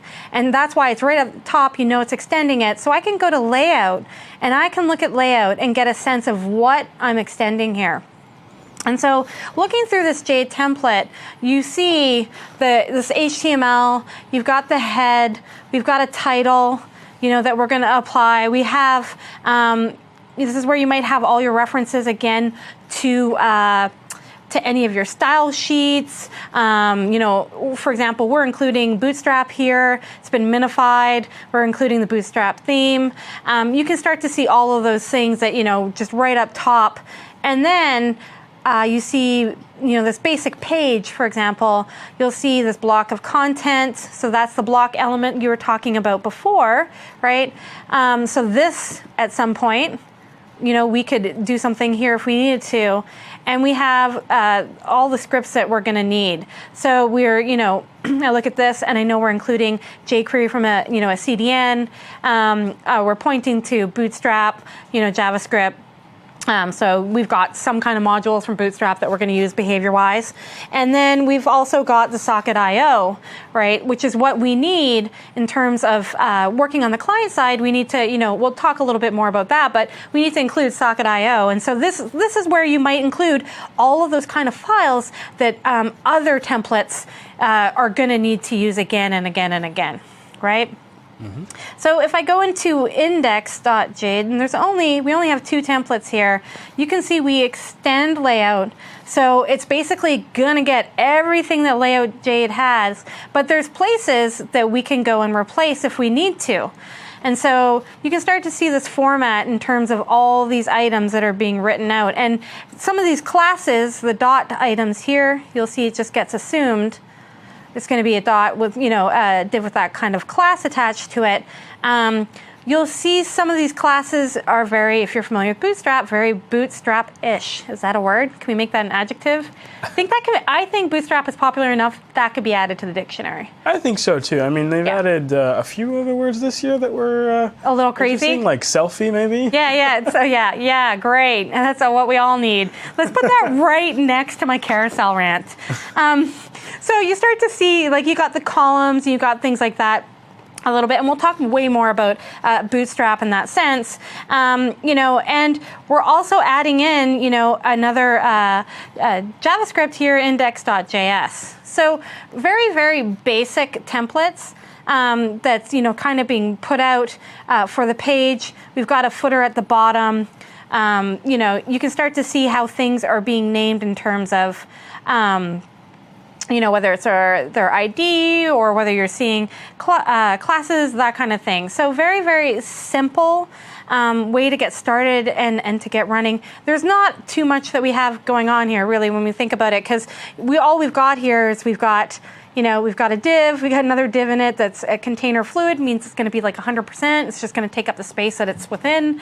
And then we've got a title, and we have this little variable here, messages, right? Or sorry, this ID messages, which, I'm assuming if I know nothing about what you've done in your application, which is probably a safe assumption for me for most things, I have no idea, I'm just going to deduce.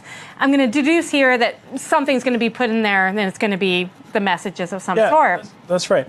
So just to add a little bit more clarification, so the block content, that will go inside the block content in the layout.jade. Is that correct? So right here. Okay, so if you see that this entire block of content is going to be inserted into layout when it gets all rendered together as one HTML page. Right. Awesome. And so, I don't know, is there anything else you want to point out in terms of what's going on in the index Jade file or anything else? Because for me, I look at this, and even if I didn't know what a Jade template did or how it got rendered or any of those kind of things, I can at least look at this a little bit and see a little bit of the hierarchy. I can see a little bit of where things are going to lie, just, from the classes, for example. Mm-hmm. I can see at the bottom here, we've got a footer, and it's going to be a fluid container. And then, once again, we've got some more markup happening. A lot of it's relating to Bootstrap. And you'll see we have an input, so I'm assuming this is where we're just going to input some text, right, and figure out what that text is. And then, we've got a send button. So we've got the very basics of, I would say, the HTML markup, right, or the structure that's kind of working out of place here. And, that's kind of just one aspect of where that should go, because in this page, if we look at this, we added some behavior, right? If it's JavaScript, there's going to be some kind of something going on there. So if we walk into JavaScript just out of curiosity to see what's going on, and again, this is how I would approach just pulling down a project. I'd probably go through every single thing and figure out where stuff maps, where stuff's being called for, why is it being included. And so if I'm going to look at the JavaScript index for this template, it's going to be pulled out of public. And in public, there's 3 folders. We've got CSS, fonts, JavaScript. Again, in your public folder, you could have whatever structure you want. And we're looking at JS, where we've put the Bootstrap and we've put index.js. And I can start to see what's going on here. Now, that's one of the things about using, HTML and using jQuery, for example, is that by looking at those templates, I have no idea of the behavior of that page. I don't know if someone's clicking something. I don't know if things are being rendered over and over again. So, I need to go and find out if there is any behavior happening and what's actually happening. So when I open up the index.js, which was linked to from this template right here, I can see, okay, there's some stuff that's going on. And, if you know even just a little bit of jQuery, it's most often used for DOM manipulation, capturing events, and I'd say animation. And so I can see there's a send message button right here, and it's looking for that item. So, okay, it's going to capture something on that item. If I go back to the index, I can find that item just by looking here. So I can see these, see it starting to be mapped a little bit in terms of behavior. And so what we're doing here is we're capturing that send message button, and we're capturing the click function. Right? And so again, that whole event-based system, we're going to capture the click on it, and we're going to do a variety of things. So, in theory, it's a chat application. If someone hits submit or they have that send message button, we're going to take what was in the input field and we're going to send that, right? And so you can start to see right at the beginning, there's a variable that references socket. So it's, equal to IO, which is a library that we included previously. We included it in layout. So that's going to be, available to anyone who extends layout. And so we create a reference to the socket IO, and then what I'm doing is I'm grabbing the stuff again, because I don't know what kind of message you're gonna send. So we're grabbing the value from the input, and what we're doing is we're gonna emit that to chat. So basically that channel that we created that was all about the chat channel, and we're sending that message so that everyone gets that message. And then we're appending, again, there's that messages ID, and we're appending that message to it. And then you can see that, we've got emptying out the value of that original input field. So you input something, you hit send, and then it's going to append it, and then, basically it's going to empty out your input so that you can do it again. Now, going back to the socket IO bit a little here, I might have jumped ahead because we could do a little bit of the bootstrap, but you can just see, and we'll explain this a little bit of just connecting things from the front end to the back end. This is me jumping ahead. I just want to get everything done. Just throw it down and get it done. But you'll see that we're capturing the chat, and then we're going to append messages. So going back to the templating a little bit, we included Bootstrap here, and so what we're going to do is we're also going to talk a little bit about Bootstrap and why we're using it here. Do we need to use it? Do we not? So we're going to talk just a bit about Bootstrap and the beauty of Bootstrap, really. I think there could be they did do a whole day on the beauty of Bootstrap. So we're going to talk about implementing Bootstrap. And so when it comes to Bootstrap, if you don't know who Bootstrap is, I think we previously said it was the #1 project on GitHub, right? Yeah, it's right. the #1 project. Extremely popular. Yeah. Extremely popular. Like all sites look the same almost now. Pretty much, yeah. Right? Like if you're looking to create a very simple site. I feel bad. It's like Stacy's rant day. Okay, tabbing in on Jade templates, carousels, and now we have every site looks like Bootstrap. Yeah, and that's because everyone does use Bootstrap. It's so popular. Yeah. It's one of the most popular projects on GitHub.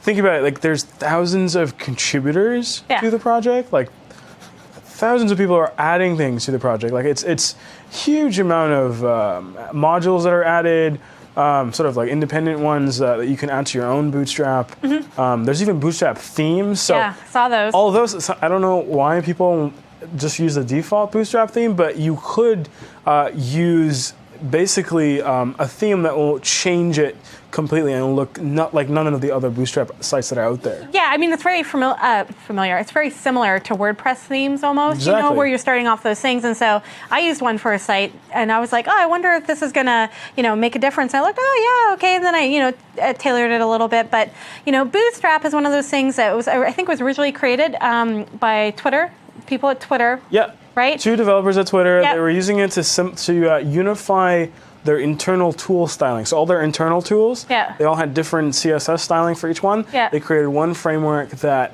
sort of unifies that styling across the board. And the amazing thing is when they open sourced it, it just exploded in popularity. It was just amazing to watch that growth. It was just fantastic. I know everyone loves it, and the thing about Bootstrap is it handles a lot of things for you.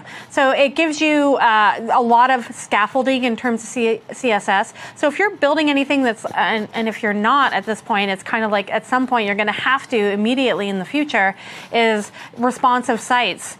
Building for various devices, and so it solves a lot of.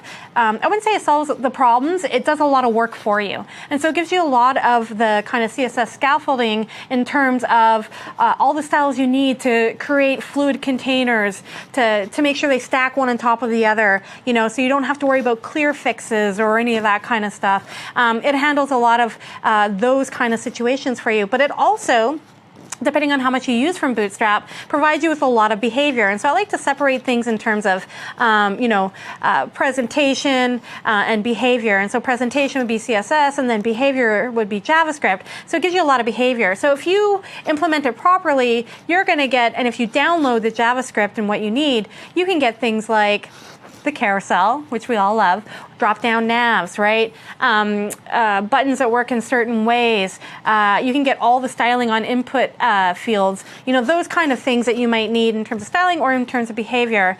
And so a lot of people really do kind of flock to Bootstrap because it's very easy to use. The learning curve's not that big, and it gives you so much out of the box, and it saves you so much time, especially if you are developing for devices with various resolutions and sizes. So, it's one of those things that a lot of people have been using. And it just accounts for all the common kind of functionality and layout needs that you might need. Now, you can also go to Bootstrap and, it has its own defaults. Everyone loves their own defaults. And so it definitely has its own font defaults. It has its own colors that it likes, those kind of things. You can go, and even the grid. So, anytime you're working with CSS and you're worrying about sizes of elements, sizes of containers, that kind of thing, we call it basically your grid. And so, you can go and customize all those things. So if you decide, I'm not going to work with 960 grid, or I'm not going to work with a, 1280 or whatever it may be, you can customize it. You can put in your own gutters and your own sizes and all that stuff. You can customize the defaults for the colors. You can customize all of that kind of stuff. Even if you're going to implement a font that's going to be kind of like your base underlying font, you can customize those things. And so to get Bootstrap, it's pretty simple. You just go to http getbootstrap.com. Right? And then to customize it, you go getbootstrap.com/customize.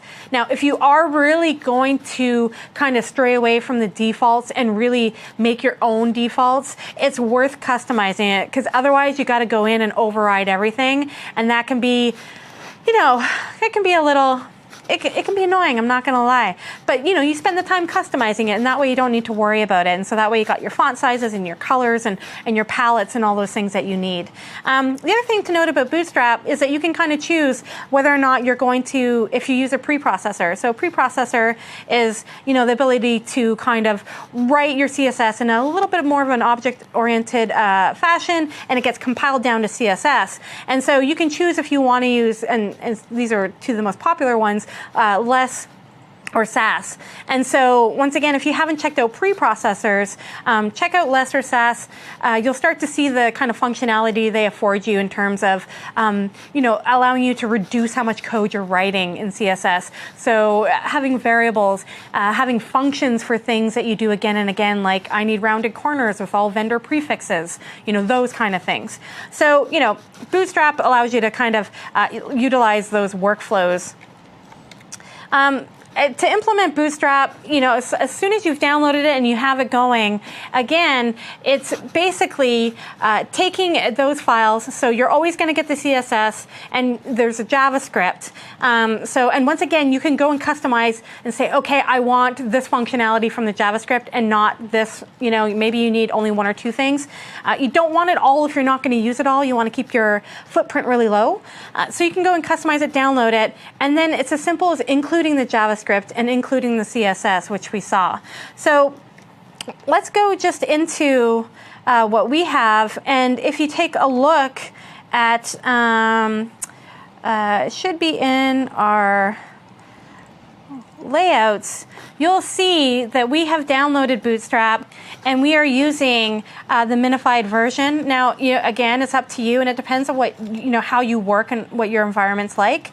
You might not want the minified version. You can always get the non-minified version. It might be easier to read. Again, and you can do pretty print basically in some of the tool sets now, which will take the minified and make it more readable if you need to do that. Sometimes you need to do that. Sometimes you're using something and an error comes up and you don't know where it's coming from, and you've got to read a library that's just not yours. But for the sake of this, we've used the minified versions, and what we've done is we've downloaded it, and when you download Bootstrap, it kind of comes in its own file structure of how they think it should work.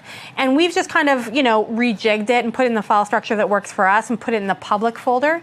Again, anything that you're doing client-side needs to go in the public folder. And if for no other reason, you just got to remind yourself that because you are writing JavaScript on client side and on server side, you want to make sure that you have a very, very huge distinction of which is the client side JavaScript. Once you start opening up files and you're just looking at the tabs, it's really easy to become confused. So making sure that you just reference everything in the public folder like that makes a lot of sense. And so we have Bootstrap.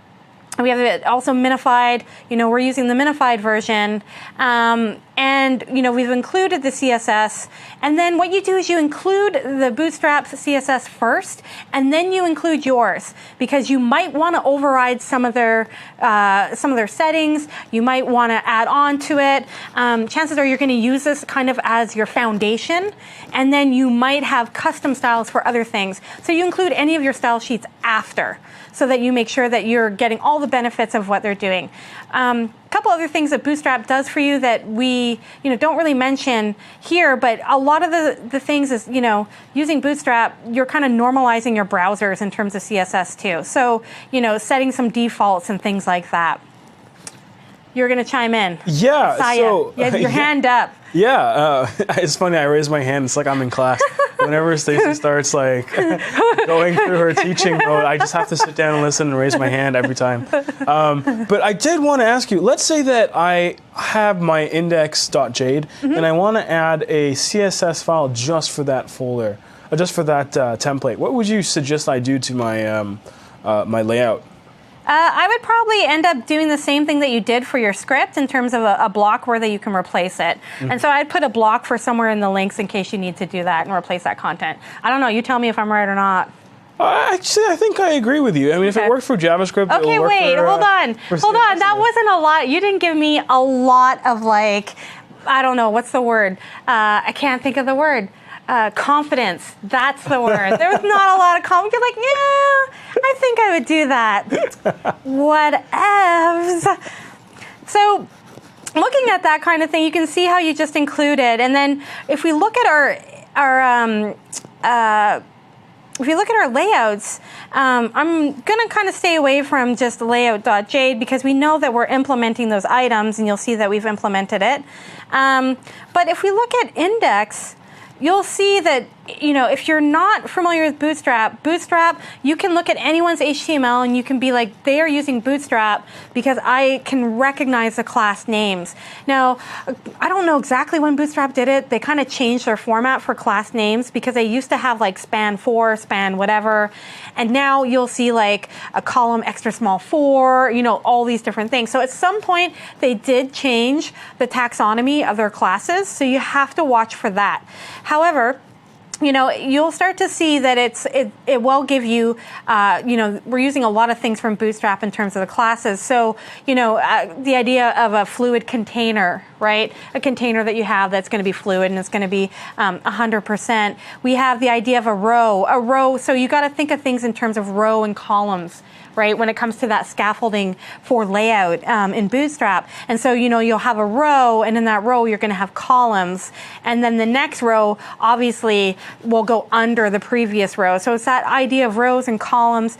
And those column sizes are based very much on your grid default settings or what you customized. So, if you're looking at something that's like column, you'll see col dash, XS dash 8, that will be a certain number in relationship to your grid. And that's the thing about responsive design. Everything is really starts off with that number where you're saying, I'm working with a grid like this, or maybe it's truly 100%. And everything within it becomes a percentage of that. And that's how you get that fluidity.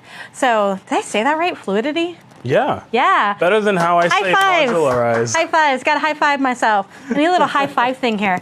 Can you put up a hand? You a real high five. Don't leave me hanging. That was weak. Oh my God, don't leave me hanging. So you start to see, a lot of those things, and you'll start to see the columns, and once again, look up on Bootstrap, just read up a little bit about it. Worst comes to worst, start playing with the numbers and just see what they do.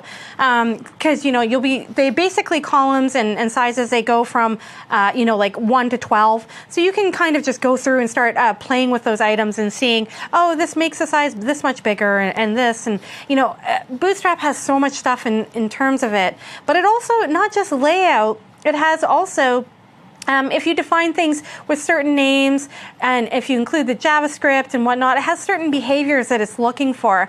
So when the JavaScript, when you include it, it will go through the DOM and it will look for those items. And it will say, oh, it has these classes. And you can get certain behavior with certain things as well.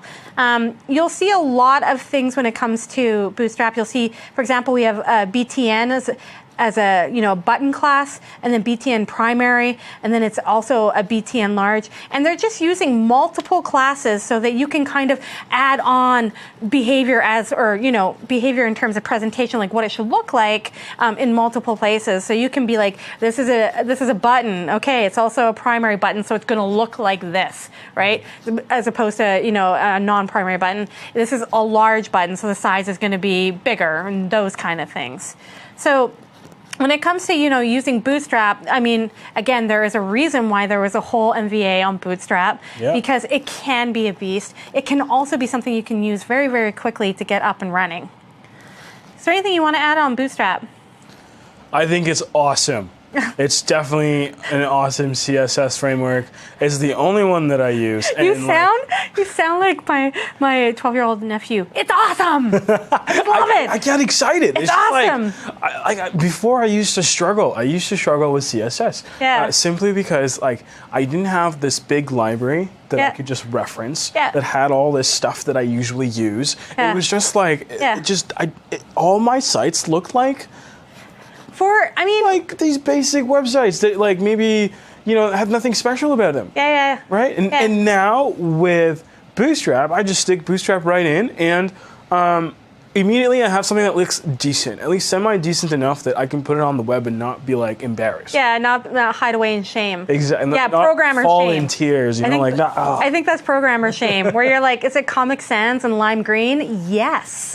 But it is. It's one of those things where, and that's what I think a lot of people say about Bootstrap. You throw it in, and it makes stuff look, okay, it looks good, it looks acceptable, it looks acceptable to everyone, and that's the difference. Because sometimes as a developer, and I hate to be like this, but sometimes, you're like, oh, well, it doesn't matter, it works, and that's what we were focused on, and that's okay. You meet a designer, and they look at it, and they're like, I don't care if it works, it just doesn't even look right. And so you kind of match both of those things. So, very quick kind of glossing over, Bootstrap. Again, like I mentioned, there is an MVA just on Bootstrap. We went over some J templating. We showed you some examples. We showed you how it's used in the project. And so for the next module, we're actually going to take that front end, right, smash that back end together and make things work. Because, otherwise, we're just kind of looking at this stuff. Otherwise, exactly. Yeah, we need things to work. We need things to be awesome. Yeah. I'm a big fan of that word, and you might hear a lot more of it now that it's stuck in my head. More awesome. More awesome. More awesome. We need more awesome. Oh yeah, cake! I got cake. Today's the best day ever. I never know what to do.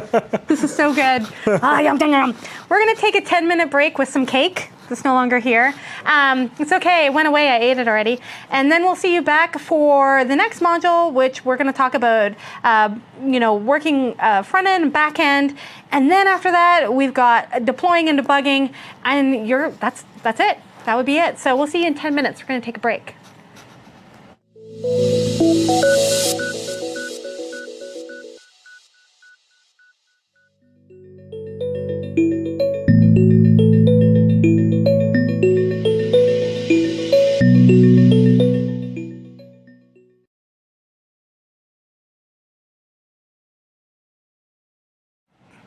Welcome back. We're at the 5th module. Again, I also thought in the 2nd module that I was going to be eating right away. So we're in the 5th module. We're going to be talking about just kind of finalizing the UI a little bit and connecting what we've done so far in terms of the UI and connecting it to the back end so that you can see how that actually works in terms of, hey, making that UI work, submitting something, and then seeing those messages roll in as you will. So we're going to talk about a couple things in this module. Is again, we're going to talk about adding libraries to the front end. We're going to talk about jQuery Socket.io. We're going to cover a little bit of Stylus to show you how that works. We previously mentioned in terms of middleware Stylus compiling down to CSS. So we're going to just point that out and show that. We're going to also talk about, if you're using Socket.io and we're working on the front end, how do we listen for messages and how do we send messages?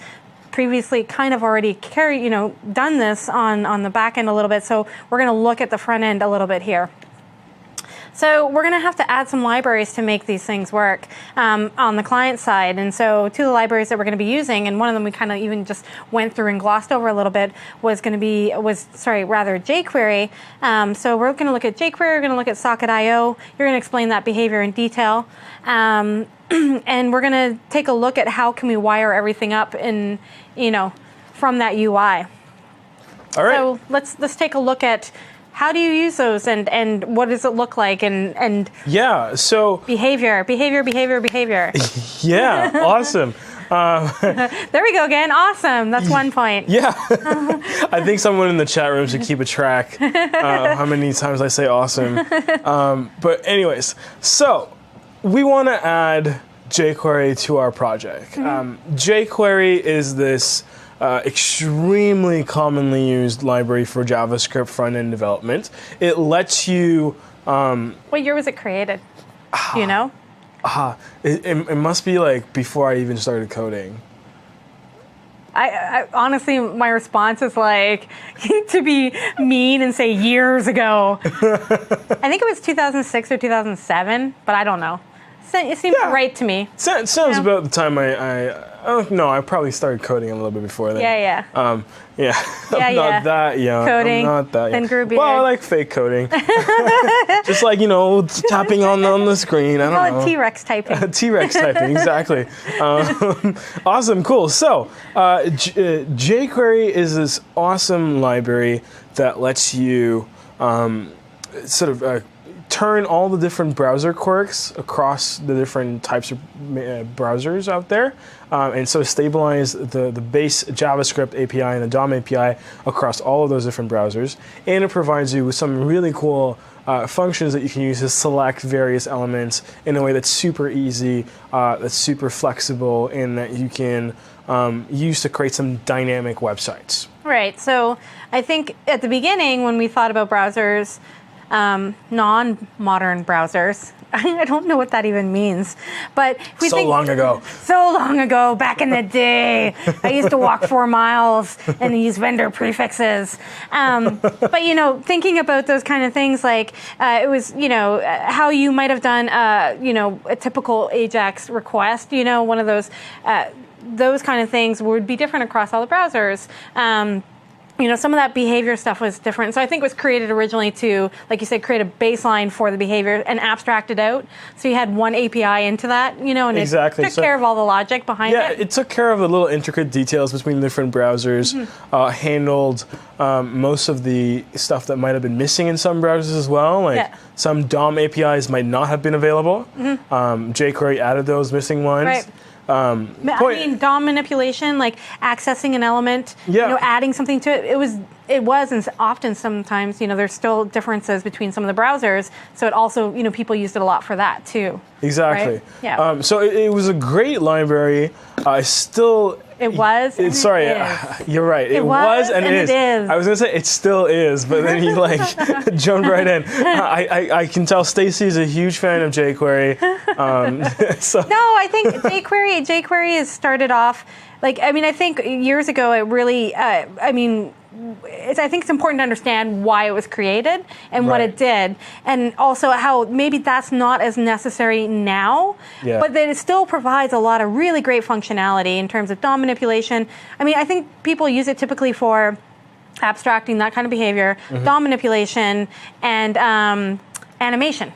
right? I think a lot of people use it for those things. Even though we have, CSS3 with all those kind of animations, I think people still use it quite a bit for that, which is totally, in my opinion, great. I think it's awesome to use. I also just think jQuery is not JavaScript. They're not the same, and yeah, people it's true. kind of... Some people, there might be a little bit of a confusion when someone asks you, do you know JavaScript, they don't necessarily only mean jQuery. Right. Although jQuery is so popular and used and known by so many people, in most cases, a lot of front-end devs might not go deep into the JavaScript quirks as much because it's sort of hidden away by jQuery, and that's really some of the more powerful features of jQuery, and that it really simplifies your life as a developer, and it just makes everything so much more pleasant. Yeah. No, I mean... I was going to say awesome, but then I stopped myself. Oh, yeah. I was just like... You know what that is? That's the sound of your vocab increasing.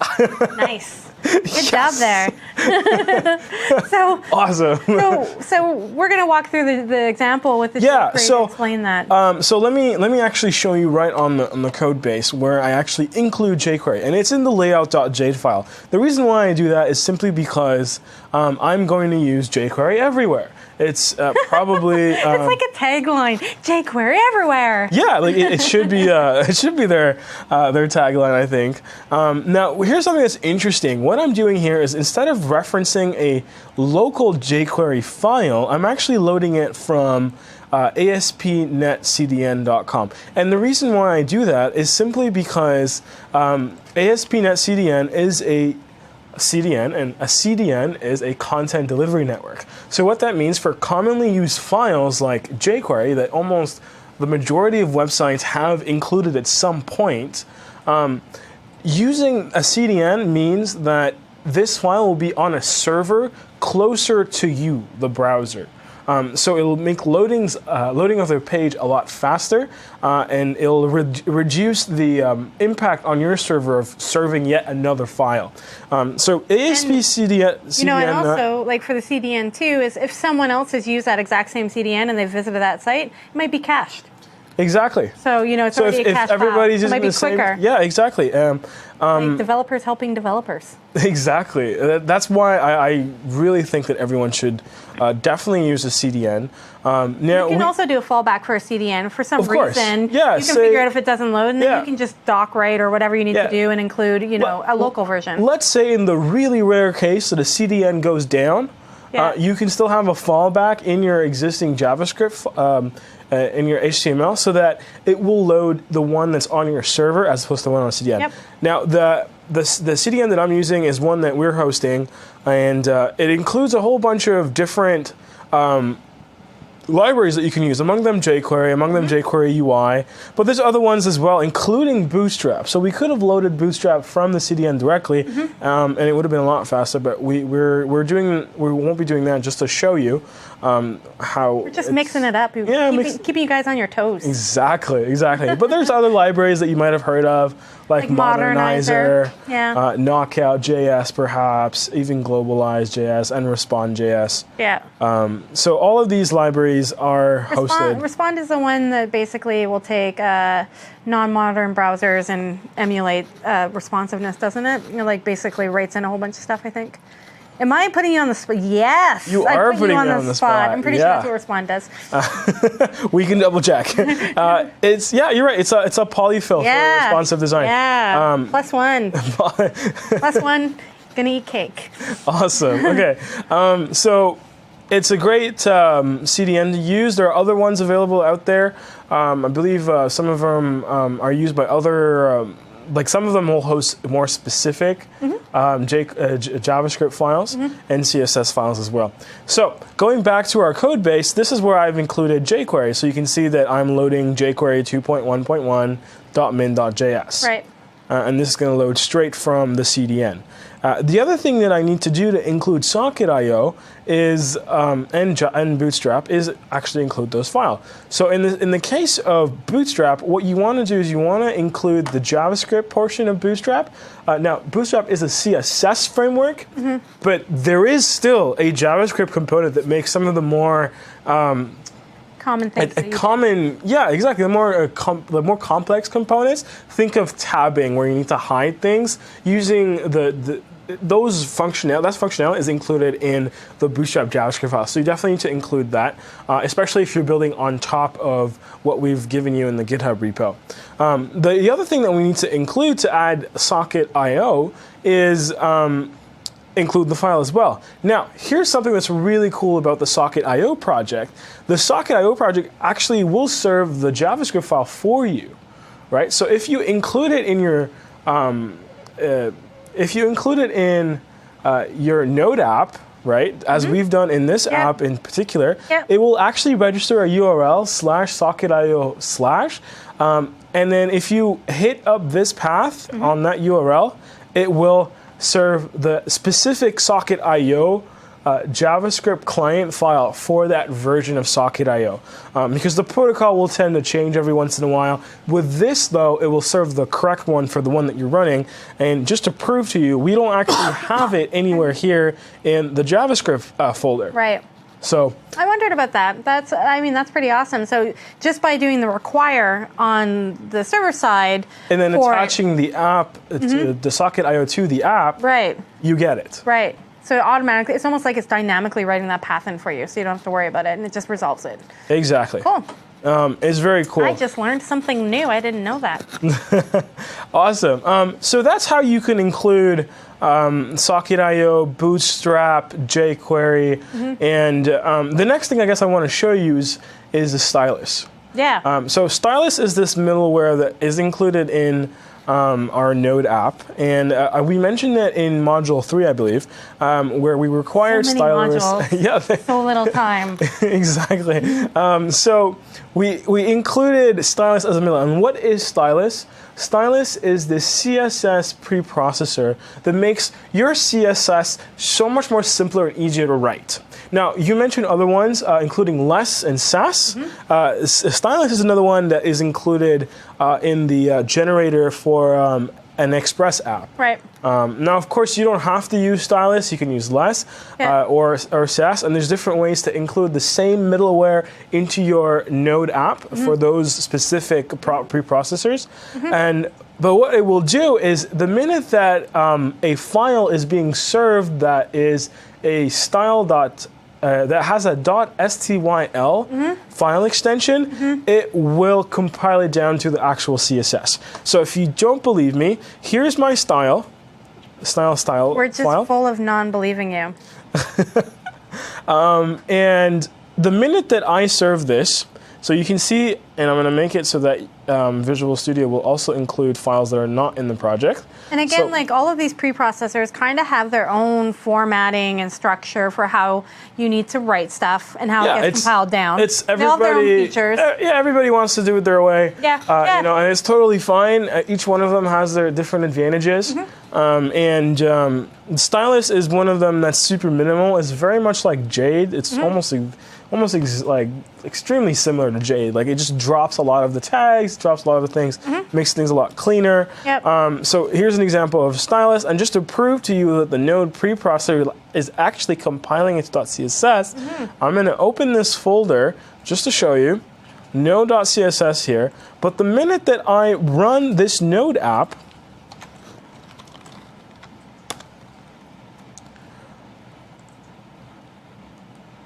and then I open this folder,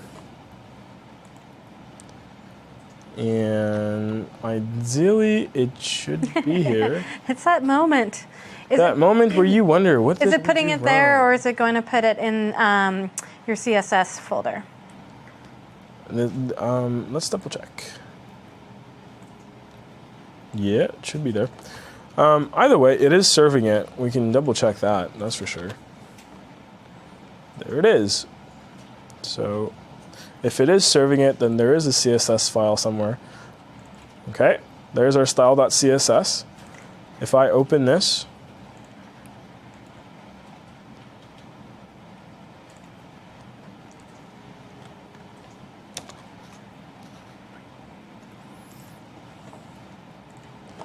it is actually converting our CSS into CSS folder? yeah, so it should be in the CSS folder. For some reason, it did not show up. Let me open it again. Oh, there it There you is. It was there the whole time. It was just just not delaying. Yeah. Just like, I'm going to wait. I'm gonna Put wait. Rami on the spot so that he gets confused or something. So that's like one of those, when it comes to preprocessors, there's kind of usually two veins of thought, I think.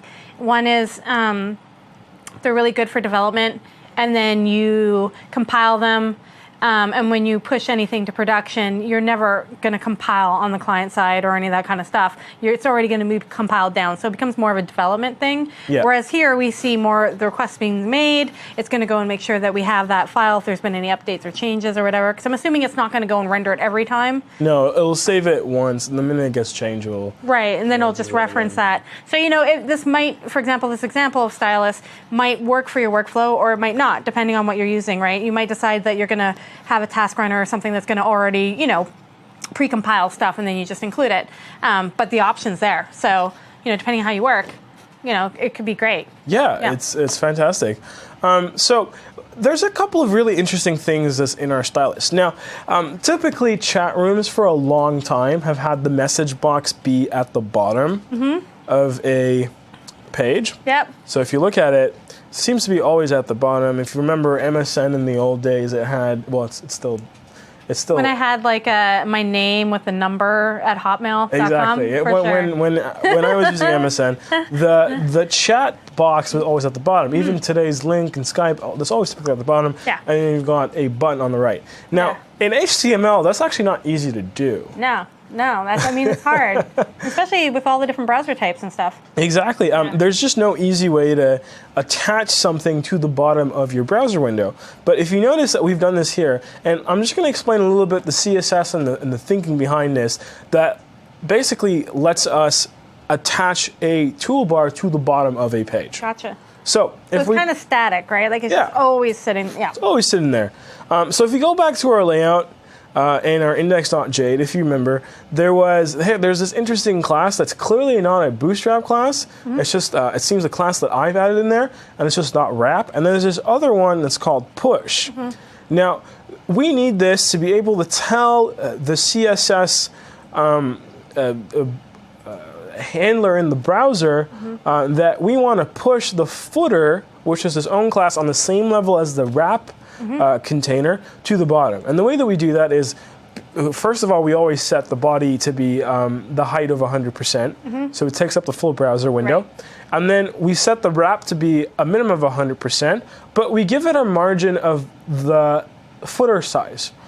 So in that case, what we're doing here is we're saying, hey, the height is 100%, take up all the available space, but remove 60 pixels. Right. And the reason for that is because we want this little push container to have the same size as the footer container, so that the browser will push both of these elements to the bottom after the wrap container with a height of 60 pixels. And that's pretty much what forces the text box area and the button to stay at the bottom, no matter how much I resize my browser. Pretty neat CSS trick. You'd think that the CSS would make this easy, and I think there is a bit of an easier way to do it in CSS3, but for the moment, this method is the most cross-browser compatible one that I could think of. Yeah, and it's more of a modern browser kind of approach, because depending on what browsers are going back in time, something like the height 100% wouldn't necessarily work. So it is definitely one of those more modern browsers approaches. But yeah, you're right. Anytime you're trying to anchor anything to a certain place and have it static, it's a little bit of a nightmare. And vertically and horizontal line. Yeah. Once again, those things are all changing, right? And there's way easier approaches now. Back in our day, that was standards are getting a lot better at it, and it's getting a lot easier, especially with box sizing and box model and all that stuff. Yeah, there's a lot of new changes that are new-ish changes that are really awesome when it comes to those kind of common things you do again and again, and yet there's really, you still have to go through the nightmares of trying to get it to work.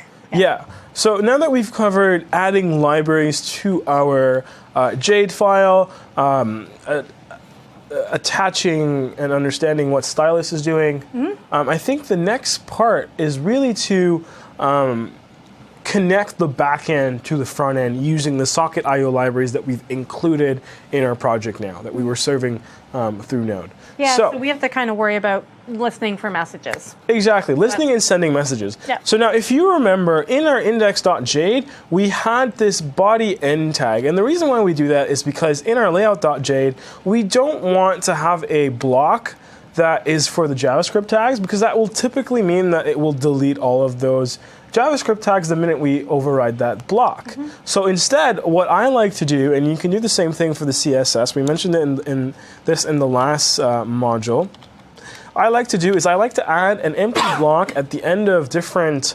different elements, elements that are important to a certain degree because they'll tend to be reused. And the reason for that is at the end, I want to be able to override this block to add something after the existing JavaScript files are there.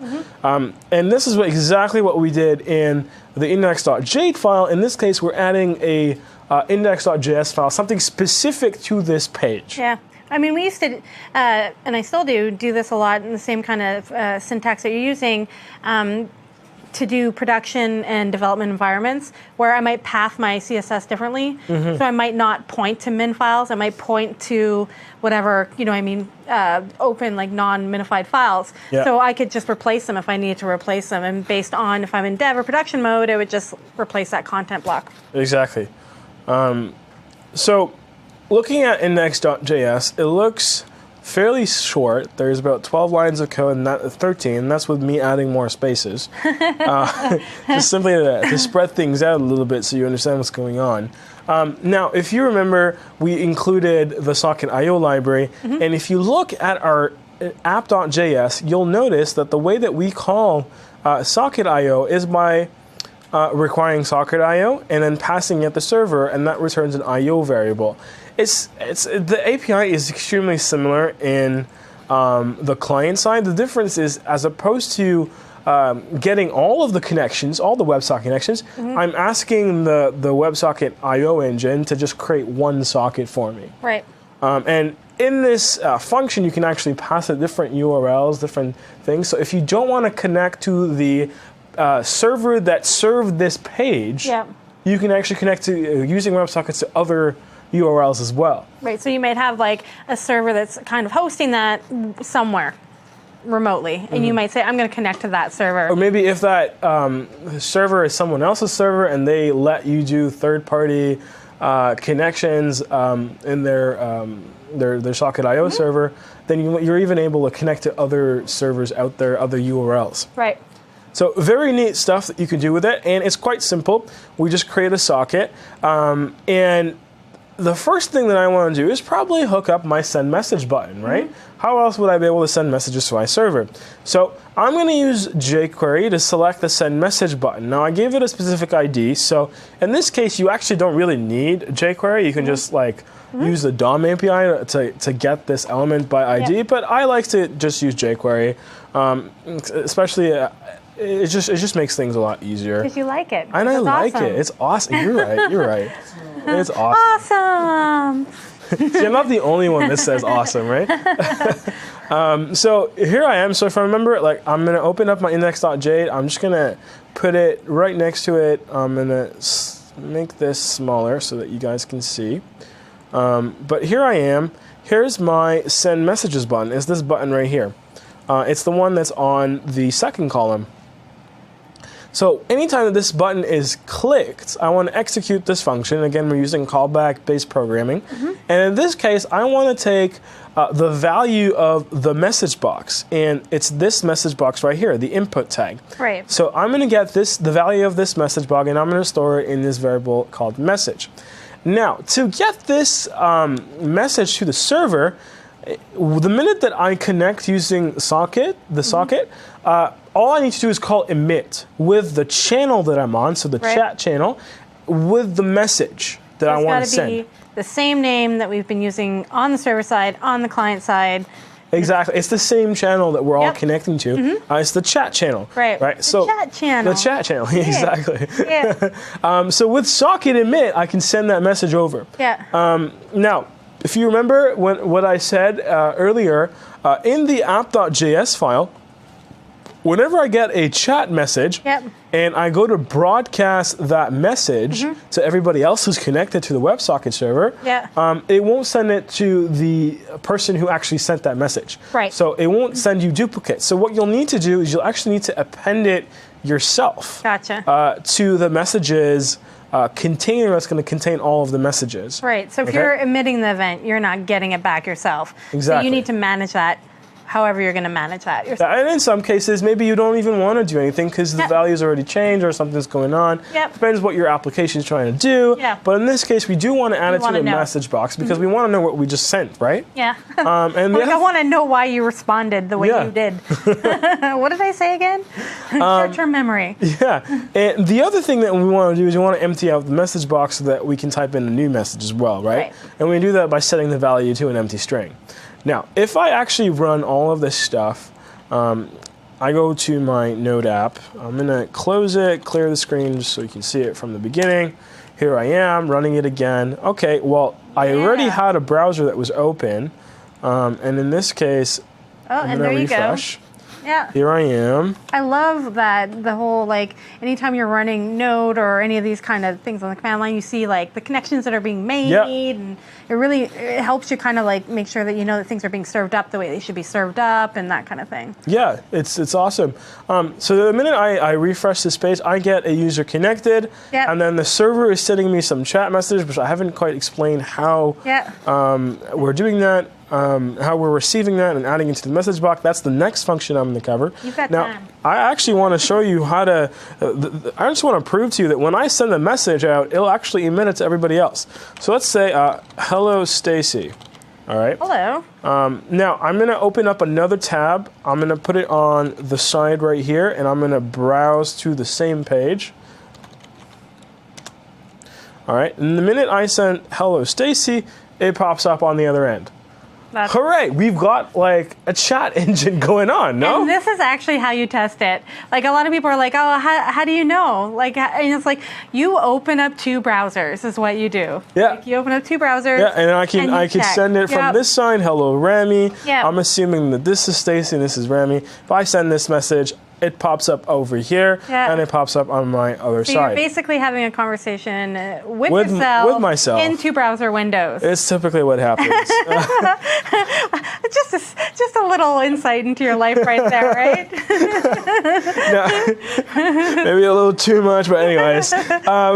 So let me show you what's happening on the console window. The minute that this message is sent using the socket emit function, Yeah. you can see that it's being inserted into the database. And that's Yeah. because if we go back to our app.js file, you'll see right at the top, here's my socket on chat engine, Yep. Mongo Connect. The minute I get a message, connect to Mongo, insert it into my database, and then write this message saying chat inserted. Yep. And then, of course, broadcast it to everybody else.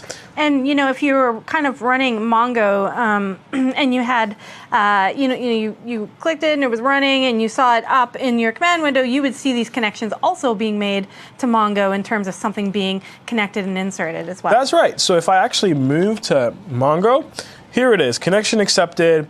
It's getting all these connections opened, and things are being inserted as we're getting them back. Yay! It works. It's so exciting. It works, yeah. We've got a chat room. And it only took it look at this. 76 lines of code. It's not. I mean, and when you think about it, it could have been. I'm sure we could go in and Yeah. make it less if we had to. Yeah, we can definitely cut things out. We can make it 13 shorter. lines, I mean, whatever. like, who needs spacing, right? Yeah, Like, no. We'll that's just not minify it. important, We'll right? minify it and it'll be good. So think about it, like 76 lines of code to get a whole chat room running with Node and database saving and retrieving the last 10 messages that we received. Yeah. Like, this is Yeah. some powerful stuff that we've got here. And the thing also, when you think about that, is that like we've talked previously about how you can extend this example in adding in authorization or private chat rooms, and that's really not a lot more code. It's just including a couple modules, figuring out how they work, a couple callbacks, and then you're pretty much good to go. So you might have to change some UI, but you can start to see how this modular system just allows you to plug plug and play a lot of things, in functionality. You think of new functionality, you look for module. Yeah, just exactly. Plug and play. And in fact, there's a philosophy with Node in the sense that Oh, people... here we go. Oh. All right. Armchair philosophy. Philosophy. I see. I got the beard for it. I can definitely. I do pull that all off the time, and people philosophy just thing. look at me weird. I'm like, whatever. Awesome. So. Awesome. I think we need to have a counter or something. I think that's gonna be my thing from now on. All of my future MVAs, you're gonna have to put a little I don't know, tennis counter or something, 15 points for saying awesome. So what's the philosophy? Right. So you kind of led us there and then dropped off. We just started talking about my addiction to this word. Awesome.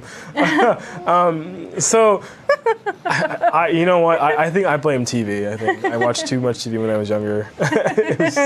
Anyways, let's get back to the philosophy. Let's get back into my beard stroking mode. So, how do we? What's the philosophy behind node modules? Ideally, it's very similar to an older philosophy that existed with another operating system, and that was you want to have one thing that does a specific thing well. You don't want to have a module that does too much and doesn't do anything well. You want to just have one module doing one thing really well. And that's why you'll have lots of different modules that are going to be a lot smaller. Some of them are even just a single file. And they will do something very specific, and they'll do it well enough that when you merge them all together, everything just seems to work as well as it should be. Like requests. Like requests, for example. All it does is it handle, requests like async. All it does is it handle the async calls and how can you bootstrap them so they all kind of work together and handle that kind of stuff. So that's it's pretty common. It's like, oh, you want to use Dropbox API or OneNote or whatever. There's a module and it just handles that. Exactly. And that's the really cool part behind the module system that we've got, and NPM lets you do that really simply. It's so easy to create a module in Node. Mm-hmm. Any folder that has a package.json, so if we're taking a look, say some of the simpler stuff, this could be a module. If I gave my package.json, this is the name of my module. If I actually push this to NPM, I could do npm install _03 _file.io, and it will find it, and it will install it, and it's that simple. I think you should do that because that's how I'm going to look for it. _03 file, whatever. Yeah, I think I probably would like to choose something a little smarter as a naming convention, but this is for our demos. It just makes things a lot easier. One last thing I wanted to show you with connecting the front end to the back end.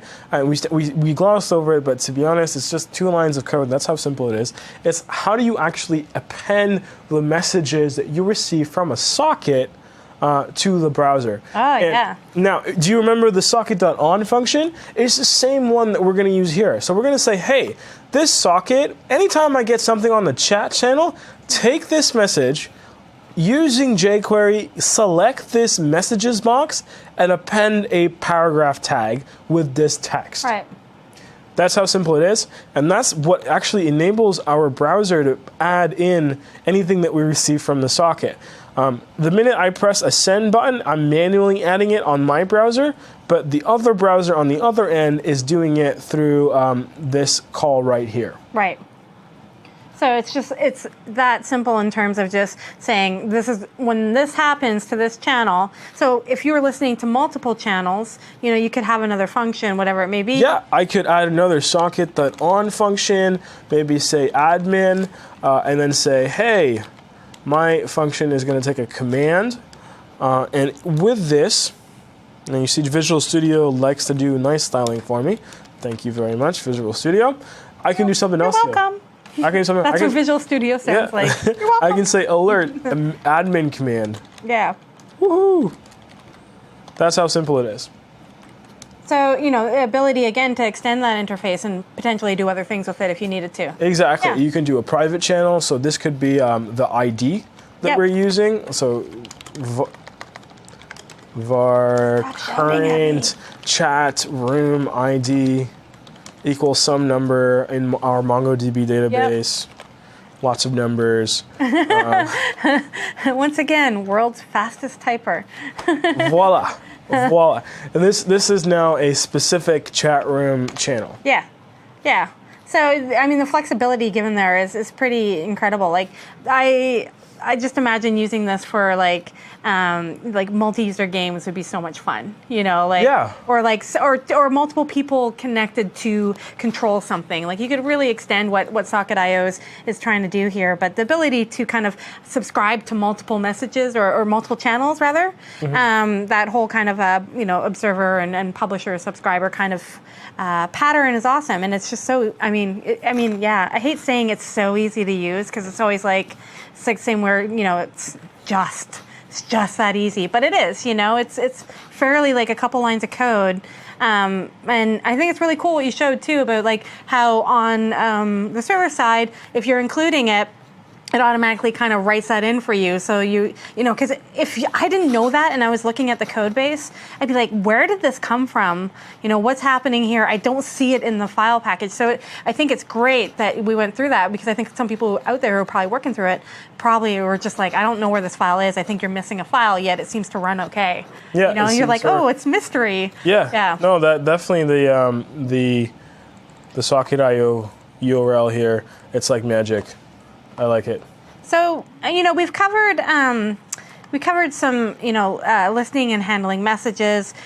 We've shown how to kind of send those messages. You know, again, like we have stuff running locally, so it's going to work. You know, I'd have to come over and go on one browser while you go on the other. Like, don't look at mine. But again, if you had that URL where you could expose it publicly to me, you know, I could be in a browser, you know, working on, you know, having a chat of some sort with you, and all that stuff is going to the local DB. So if you're thinking about deploying it, you know, there's a couple steps that you got to think about in those senses, like, okay, your URI to your DB, like, where is that? You know, because you're going to want to change that potentially, maybe not, depends on how you deploy, right? You got to think about. You know, your minified files. You got to think about, you know, a couple of those other things that, you know, what port you're running on and things like that when you go and you kind of put it out there. But when you're working on the stuff locally, you can kind of see how you can set up your environment and just get up and running fairly quick. The next step, obviously, if you're doing something that's multi-user, got that kind of communication, is that you're going to have to, you know, throw it out somewhere where people can actually access it so you can test it properly, because two-browser trick is what we all do. But I mean, you know, that's... Yeah, we want to put it somewhere. You want to verify. That's publicly available so that you can see what... Like you can test things with other folks as well. Yeah. Then there's different solutions to do that. So if you wanted to just expose the local host that you have, there are some tools to do that as well. Sure. But it's just a little bit more complicated.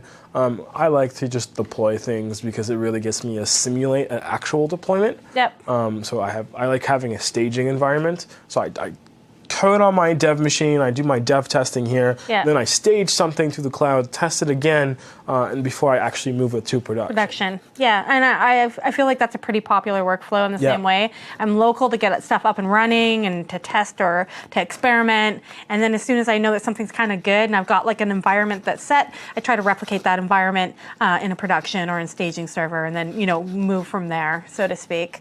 So I think we've covered Socket.io. Yep. We've covered kind of hooking in that back end to that front end. Again, you know, we could easily go and check to make sure those messages in Mongo are being saved. We could go to the DB.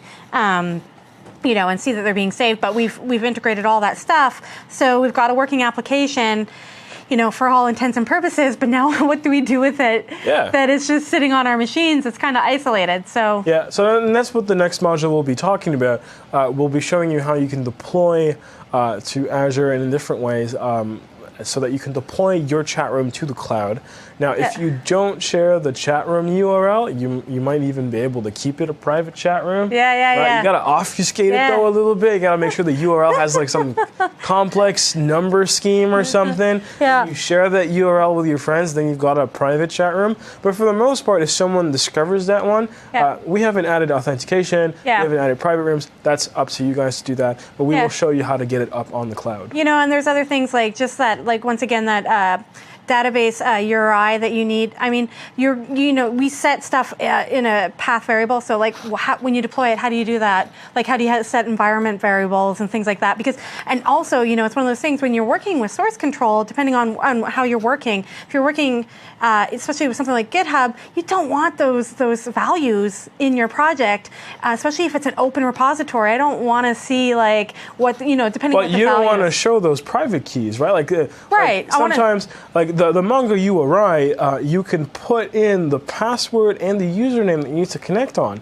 Yeah. Now, you don't want to have that in your source control at all, actually. Yeah. And that's the reason why we use the environment variable, is because we don't want to share that private, sensitive information that have anyone be able to connect to our database. Right, and so that's like one of those things where you go to source control, GitHub and stuff like that, and you'll see in the README, you need to replace this and you need to replace this. You can find it here, here, here. But we'll walk through a little bit, and the next thing is just like, and this is very common when you're deploying, I think, database, any kind of keys, so like API keys, for example, you don't want that in your source control. You might be deploying from source control, you might not. So if it's public, we're going to kind of walk through just setting that up on the server. Give you a little preview of Azure and just like all the things that are available to you when you're debugging and deploying, because we know a little bit how to debug a little bit locally. We've seen a couple things that we've done. We'll go through a little bit more detail.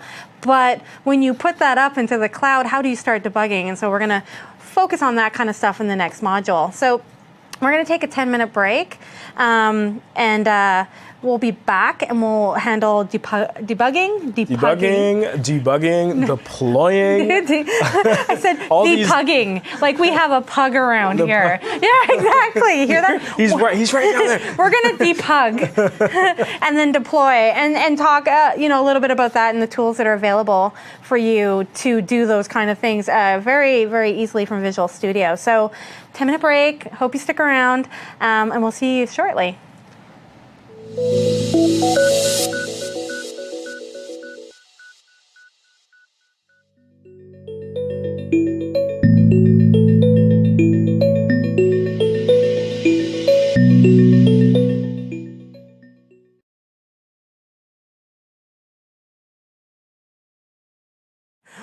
Welcome back. Welcome back. It's the last module.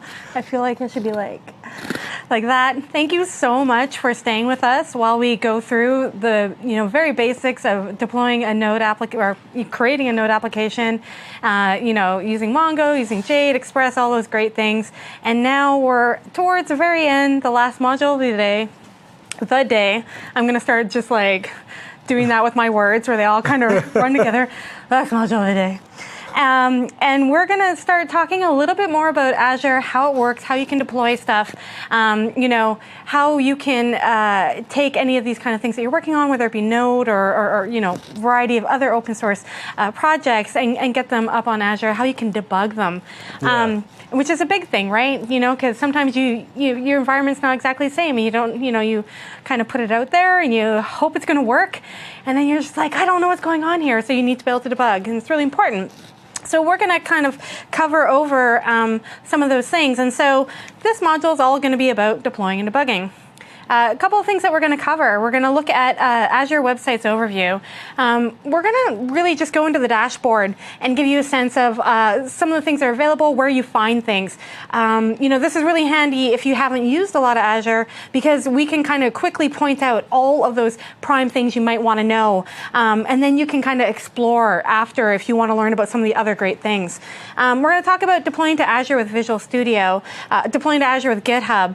We'll show an example of like that already kind of going. And then debugging remote Node applications with Visual Studio. So how do you debug something when it's already up and kind of in production? Mm-hmm. And oh no, what do I do? How do I fix this? Because that's usually what happens, right? You get an email or something, it's broken. How do I fix this? So that's what we're going to work on. So if we just kind of dig into Azure Websites Overview, you can easily deploy a bunch of different kind of technologies using Azure Websites. And the Azure Websites, if you haven't, gone over and you don't have a login for Azure, you can get, a free trial. I think it's 90 days. You get a variety of things that you can do with it. if you're already listed in maybe your startup and you're listed in BizSpark, you also get Azure credits that way. So you can start, playing with Azure if you haven't already. And there's a bunch of different things. We're going to focus on deploying, obviously, what we built. Also, just kind of showing you a little bit of the dashboard and Azure websites. So for Azure websites, you can deploy a bunch of different kind of websites. We're going to show you Node, but you can do Python. It can be PHP, ASP.NET.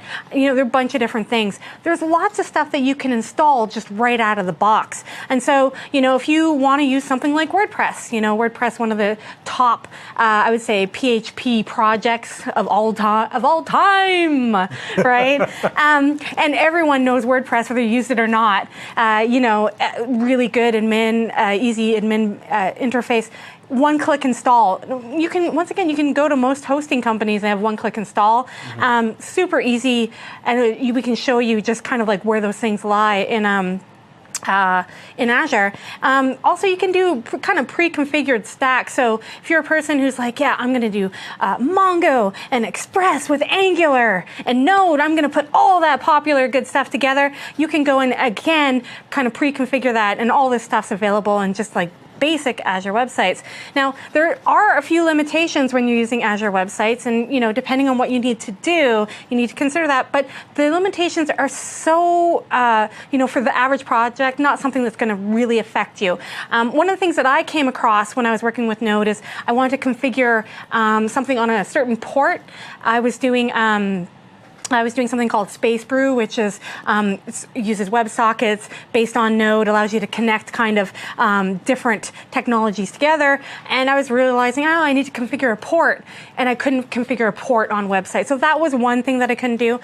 Sometimes there's some modules for Node that are like native modules that need to be compiled. You can't do that. What's going to happen is when you deploy something using Azure websites and it's using Node, it's going to look at your package JSON, and it's going to basically npm install those things. So it doesn't have the ability to compile anything if anything needs to be compiled. So those are a couple of the limitations of Azure websites. In our case, they don't affect us at all. We don't have to worry about it, but just something to consider. If you need to configure ports, or you need to compile kind of native modules for Node or something along those lines, you probably want to look at doing something like a VM or that kind of thing, and setting up an instance that way. So if we look at Azure websites, there's a bunch of things that you can do. So you can configure a custom domain. Let's say you have a custom domain and you want to change the kind of default domain, and we'll show you that process. You can do that. You can FTP to it. Using Azure, you can run multiple websites. And the way that I tend to use it quite a bit is, again, for production and staging environments, where I'll actually have, two websites kind of running. One will be my staging environment and a different URL for my production environment. And that way, they live on different URLs. They have different environments. They're getting deployed from two, different code sources. I usually use Git, to be honest. So I'll deploy from GitHub. And so I'll take a branch. For example, I'll have two branches. One might be master, one might deploy. So one will be staging, one will be, production. I tend to use a Git flow kind of way of working in that sense. So it's good for those kind of things. So I'm going to pop into the Azure portal. Once again, if you don't have access, you can sign up for a trial. It's good for 90 days. Once you get used to the interface and you walk in, you start to realize, wow, this is like, for me, this is, if I have to start setting up servers or deploying stuff, this is kind of how I want to work. So when I've got the portal already kind of, I'm logged in. I'm working in a different browser because I need to avoid the cookies, otherwise I can't log in as my own user. Long story short, we're looking at Azure. And what I've done is all these kind of items that are on the left, you'll see all these things that you can do. And there's so many options here depending on what you're doing. Now, only a couple of things here is really going to affect us, but to walk you through quickly, you've got websites, you've got, like I said, VMs, you've got virtual machines. So you could run Mongo in a VM if you wanted to. You could, there's a bunch of different ways to set things up. Got mobile services, something we talked about in the past. You need to create a REST API really, really quick. You could definitely just tap into mobile services. Doesn't matter if it's iOS or Android or any of those things. Cloud, you got your databases, storage. You can just use it for storage. Just like upload your, treat it like you're going to upload all your pictures there, whatever you need to do. There's media services. There's Visual Studio Online, and that's something that we don't really have time to cover too much. But we have a new project called Monaco, where basically you could be, just in the browser, pulling what you need and deploying right from there. So definitely look up Monaco and Visual Studio Online for that as well, because that's another way that a lot of people really love to work with Node. It's got some special support for some of the things that we've been using, like Node, JavaScript, HTML5, CSS. It's fantastic. Yeah, Python too, fantastic. I believe. Yeah. There's a bunch of things, and it's a really nice way to work. It's got a command kind of line that you start working in, and you can basically install what you need to install. It's a great way to work. But we're going to focus kind of on websites and just kind of show you just quickly how you can create your own website, and we're going to work on deploying a website as well, right? So in terms of websites. You can create new websites quite easily. And so I just hit the new button at the bottom. Now, everything that you want to do in terms of creating, modifying, deleting, things that are relating to what you're looking at, it's usually just at the bottom. So this is the current portal. We have a new portal that's in preview. So you could also take a look at the new portal, but I'm going to work with the current one. And if you look over, you create a website. You can do quick create. You can do custom if you need certain options. You can do gallery. Now, I'm not going to necessarily do from gallery here, but I just kind of wanted to show you what's available to you. So if you are a person who has to set up servers, and I know previously I'm used to going in and basically configuring everything from scratch. And doing all that kind of work. A lot of this stuff is almost pre-packaged from galleries. So depending on what you want to do, there's some common things. If you're a PHP person, Cake PHP is a really common framework. Once again, click install. It gives you what you need and configures it how you need. You can do, there's an HTML empty site. There's Ghost. A bunch of different things. Even towards the bottom, you've got basic kind of things. There's WordPress if you want to do WordPress, right? You click it, you basically tell it what database to use, and then a bunch of those kind of things, and you're good to go. It's very, very quick. So, you can do it from gallery if you want. So for me, I'm just going to go and just to, kind of quick create a website. What you do is you specify a URL, and what's going to happen is that Azure's going to create this website for you, and it's going to give you this default URL. Now, let's go test Stacy. My first name, your last name, Rami. So, you've got, basically that's going to be the URL is whatever you put in here appended to the Azure websites.net. And then you got your web hosting plan, which is, free. If you have a free trial, for example, I'm running on here, you're doing all this for free. So you can just basically host it. And you can create website. Now, I don't need to configure a database or anything particularly right here. I'm just kind of setting up a website. And so I see that it's listed here and that it's running. I can see how it's running. I can see the URL. I can click it. And it's like, oh, this website has been successfully created. So it means that I need to put something there at some point. But once we go in, there's a couple things that you need to know just about this that's going to help us when we're working, especially with deploying from something like Visual Studio. Mm-hmm. And so looking at the dashboard here, if you click up top, your dashboard kind of gives you your overall view, right? And so some of these things will go more into depth once we've deployed our Node application. But just to kind of point out a couple of these things is that, your dashboard kind of gives you, like all dashboards, your quick overview to your site. And so you can see on the right things that you might need at some point in time. You want to FTP to your, let's say that's how you like to work. You want to FTP some stuff. You can set up deployment credentials, for example. You can view any kind of connection strings. You can deploy from source control, which is something we'll kind of just click through later in the session. And so you start to see, where these things are. Now, if I didn't want this to be my URL, which as intuitive and rolls off the tongue as it does, I might want to create, I might want to go buy a domain and change that. And you can easily, go and do that, and you just got to set a couple of things in a DNS record, and you're kind of good to go. So, very quickly setting up a website, there's a whole bunch of other tabs that will go into detail about.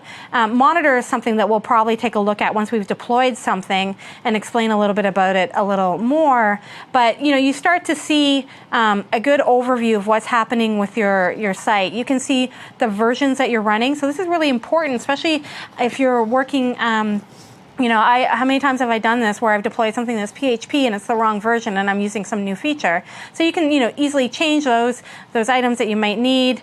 You can go through WebSockets, all the rest of it, and once again, domain names. And figure out those things. Maybe you need verbose logging to see what's going on with your site. You can turn it on. So you can start to see, some of these things that are available to you, scaling, configuring. There's a whole bunch of stuff. But just setting up a simple, basic website, we've kind of created something. We could push something up there a variety of different ways, however we want to do it. Yeah. So, going over. Basic, that's your basic website. And once again, you can work with just basic HTML. It can be Node. It can be Python. We don't care. We like them all. And being able to deploy them all, especially from Visual Studio, is one of those really lovely things. So I kind of did a basic view of the Azure dashboard. Should we go a little bit more into detail? Do you want to talk about any of those things in particular? Yes, there's one thing that I definitely do want to talk about, and if you can take us back to the configure tab. Sure. 1 second. All right. You ask, I deliver. Okay, configure. Yeah. There is a WebSockets tab. Yeah, so ideally you want to actually turn that on. Right. Otherwise your WebSockets will just not work. Right. And there's an interesting thing about the WebSockets backend for Microsoft Azure. If you're curious, you could just read more about that on the different blog posts that I posted in the GitHub repo. If you look at the README, there's a link to a bunch of blog posts. The last one will go into more detail about specifically some of the things that happen in the behind the scenes to make WebSockets work. Oh, nice. For Node versus other languages. Right. But ideally, you need to turn it on. Yep. And you need to add something to your web.config file. It's all covered in the blog post, a little bit too much detail for this MVA, but it is there, and for the most part, it is already set up for you, so you don't need to worry about it. The minute that you turn it on, you're good to go. And there's other, depending on what you're doing too.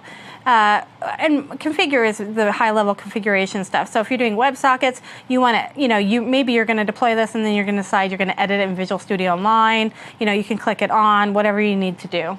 It's right there for you. And the nice thing is that you get SSL support for free with Azure websites, because normally you have to pay extra for that, or it's a little bit complicated to set up. With Azure websites, you get it for free. You just need to put up your certificate. And this is actually really useful for WebSockets in the case where you need secure connections between your browser and the website. Yeah. And it also becomes very useful when you want to certify that your WebSocket connection is coming from something that you served as well. Yeah. So if the minute that it's in a secure connection, it basically ensures that this WebSocket information is coming from something that I serve and not from some random other some random other browser or something. And actually thinking of that too, in terms of the certs that you need and whatnot. I remember I was using PHP, and I was installing. I was using SendGrid for email, because we don't have email support necessarily right out of the box. So for PHP, I was just using SendGrid API, which is it's so easy to configure. Super straightforward. But one of the problems was I go to run it, and I had to check the logs, and I realized, one of the libraries I was using, it was looking for a cert. There had to be a cert somewhere, and it wasn't there. So all I had to do basically was go in, create that cert, provide it, and I was done. I didn't have to worry too much about it. Now, one last thing. So we've talked a lot about setting environment variables. Now, the configure tag is actually where you do that. So if you scroll down the configure tab, there's two places where you can set the connection strings to your MongoDB sites. The first one is using the connection strings at the bottom. So you can literally type for a name Mongo Lab URI, the one that we use in our code base, set the value of that. So if you want to do Mongo Lab underscore URI, that was the one that we used. You can set the value for that, and then you can put custom in the drop-down. Now, this is what this is going to do. Azure is going to prepend a snippet of text at the beginning. That's the custom string text that you see in the code base, and we need to prepend that into the code base because Azure will do that automatically. So if you accidentally put the whole thing in the connection string, you won't be able to connect to your MongoDB. Yeah, because you got to repeat what I actually fell into that trap about a week ago. I think everyone does though, because you're like, oh, why? Oh, okay, I get it. Yeah, it's like, why can't I connect to Mongo? What's going on? The other thing, you can also use app settings, although it's not really recommended for connection strings. Right. And it's going to be a little bit different. In that, if you try to put the fully qualified name that's in the code base under app settings, Azure will not let you do that. Oh, nice. It'll recognize this is a connection string. It'll be like, no, you need to put it at the bottom thing. But you can still use it. You can still use like other naming conventions. Let's say you wanted to say, okay, I just want to say Mongo. Sure. That's my environment variable. You can put that in the app settings and you're good to go. Yeah, so like if we were doing something that was along the lines of like, a Facebook secret, right? We could put in the value here and then we could access that or whatever. So that way you're not worrying about it in your code base. You're just going to access kind of those environment variables and it's, where it should be. Right? Exactly. And the other cool thing is that you don't need to put this stuff in your source code. Whoever has production access just needs to put it in the app settings and they're good to go. It's not in the source code. It's safely away. It's hidden and it just works very well that way. Yeah, and I don't know how you work personally, but I know locally I'll definitely probably store those in a configuration file. I might go set them up in environment variables depending on how I'm working. I might do a variety of things. Yeah, that's one way to do it. And then I'll clean then I'll clean them out before I actually commit it remotely. Right? So I'll actually do a git ignore on that file, for example. Exactly. I do something similar. I add it to the git ignore file. I'll have my custom config. I'll load it through a tool that I use to run Node. And then it just works perfectly fine. So it's just something to consider when you're working with those things. Awesome.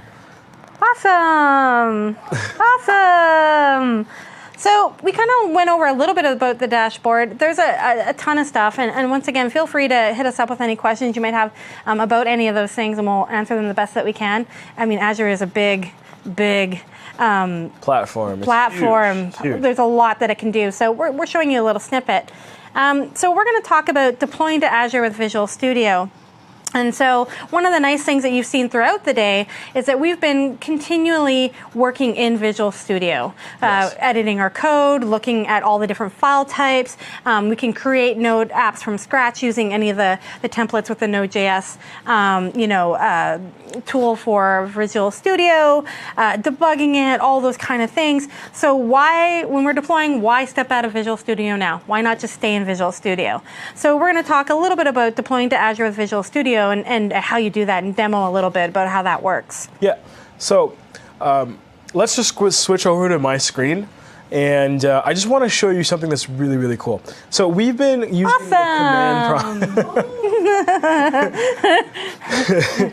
we've been using the command prompt to execute our Node app, but you can actually run your Node app straight from within Visual Studio. And the way you do that, show me how. I will show you how. All you need to do is once you're in a project, you can set it as the startup project right here. And the minute you do that, you get can you go back and do that again? I was watching, but then I was like, you right-click, find set as a startup project. Perfect. The minute you set that up and you're in this project, you'll notice right up here that you've got this interesting debug option where it basically says debug Internet Explorer. Now, it's not what it actually looks like, but what do you mean? Well, here's the thing, because I don't know about you, but when I see this, I'm like, play Internet Explorer. That's what I see, right? Yeah, I would assume it would launch that. Yeah, so actually Yeah. what's going to happen is it's going to launch Node and IE. Oh, gotcha. And what's So it's cool doing that about whole work of opening the browser for you, so you don't have to exactly. And what's really cool is like you can Lazy. also set other browsers as well. So in case Nice. you wanted to, I think locally on this machine we've only got Firefox installed. But let's say you also wanted to use the Windows Phone emulator. Yeah. So you can also launch to Windows Phone, which is pretty cool. So if I do it this way and I launch it with debug mode, Yeah. I can actually go into my code Mm-hmm. and attach breakpoints, and the debugger will break whenever it reaches each of these points. Oh, nice. And this is all available to you when you install Node tools for Visual Studio. Right. It has all that support, including the syntax highlighting, including a whole bunch of other stuff, and it just sets you up correctly. Awesome. And that's what that's what we've been saying a lot of. Awesome. awesome Stuff. awesome and stuff. Yeah. So we've got debugging covered. You've got most of the tools that come with Visual Studio for debugging set up. You can set different release cycles, release modes. Now, here's the thing about deploying to Azure with Visual Studio. You need to take a quick look at web.config. And the web.config is essentially the information that you need to deploy a Node project of any kind to Azure. Right. And what's really cool is that you can even set things like app settings in your Node, so you don't have to manually put it in the configure tab. And I wouldn't do this for sensitive information, Right. because this web.config file is going to exist inside Right. your source code repo. Yeah. I would put them on another way. Yeah. But for settings that are more straightforward, you can leave them in here. Yeah, And you can hear not there's a se- few Non-sensitive settings. non-sensitive The settings. non-sensitive ones. Exactly. Now you'll notice that you've got a few other web server settings. The only important one here is that the WebSocket enables actually put the false, which sounds a little counterintuitive, but there's a whole reason behind this. And if you wanted to read more about it, go to the blog. But essentially, basically, what it means is that by setting this to false, we are telling IIS, the server that's running the Azure website, Yep. not to use its implementation of WebSockets, but to actually run the Node.js implementation. Oh, gotcha. It's so something. This is something back configuring. in. Yeah. This is more about. It's not about you, Node, as much No, as it it is is about the server that's going to handle all that stuff. Gotcha. Yeah. So now, what's really cool about the rest of this file is it's very simple. You've got the IIS node here that says, "Hey, watch out for any of changes that."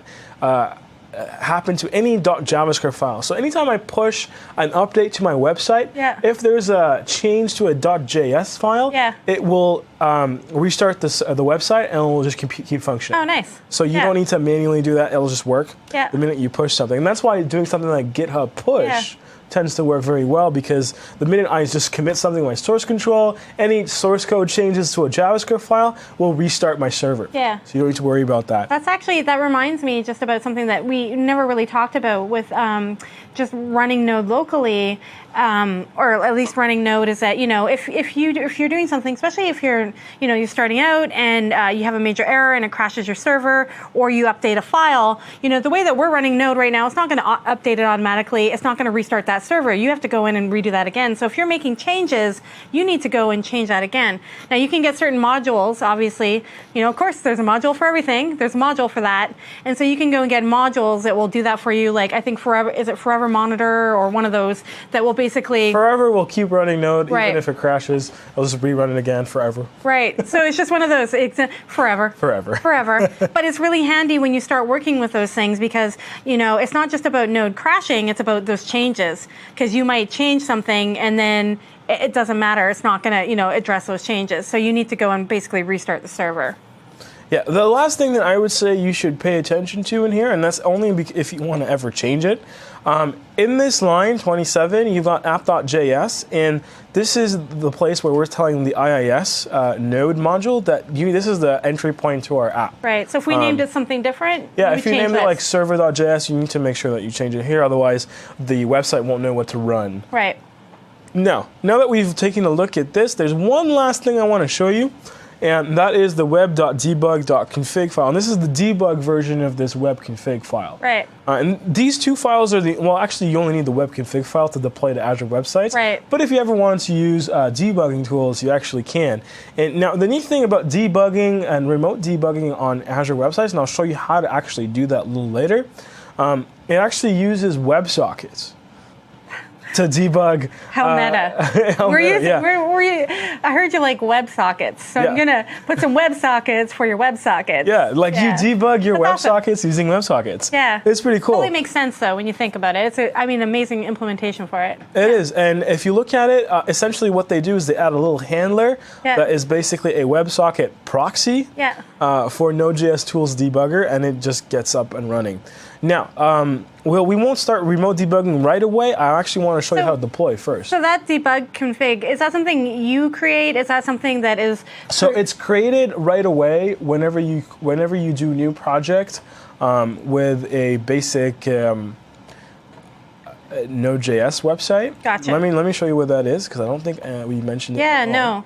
So if you want to start a new project in Visual Studio, we opened up previous projects, so we didn't start anything from scratch. But if you wanted to, you basically go File, New Project, as I did real quickly right there. And then you want to scroll down. I know, I'm sorry, I did a little too quick. Fast clicking, fast typer. Typing. It's not good at all. Okay, so you want to go into Templates, and then JavaScript, and then Node.js. And in there, you've got a bunch of different options, and among them is a basic Azure Node.js web application, and even a basic Azure Node.js Express application.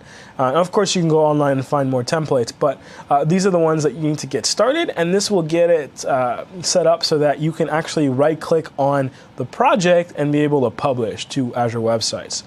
And it will also include the web config files. Perfect. So you don't have to worry about doing those from scratch or anything. No, I mean, I wouldn't be able to remember it at all. I know, that's why no I can't. I know where to go change things, but if I had to do it from scratch, anytime I've had to do any kind of those server things like that, I never remember. I always have to look it up.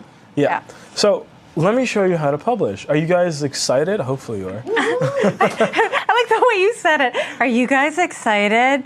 I hope you are. I think it's toward the end of the day and my voice is slowly... it's slowly going. But you know... But I will try really hard. Show me how. Show me how. All right, enough talking, more showing. Yeah. All right, so yes.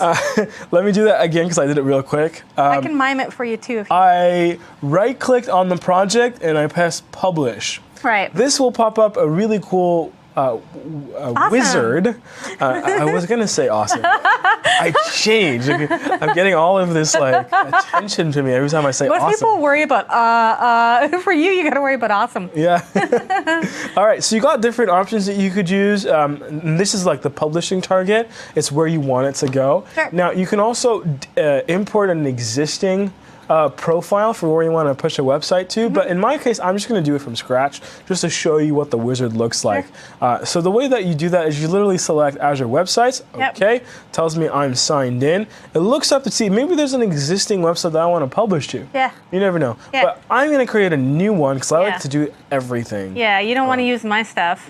No, I get it. I get it. Not good enough for you. Whatever. So I'm going to do test node MVA, and it's going to tell me, hey, this is available, this is good to go.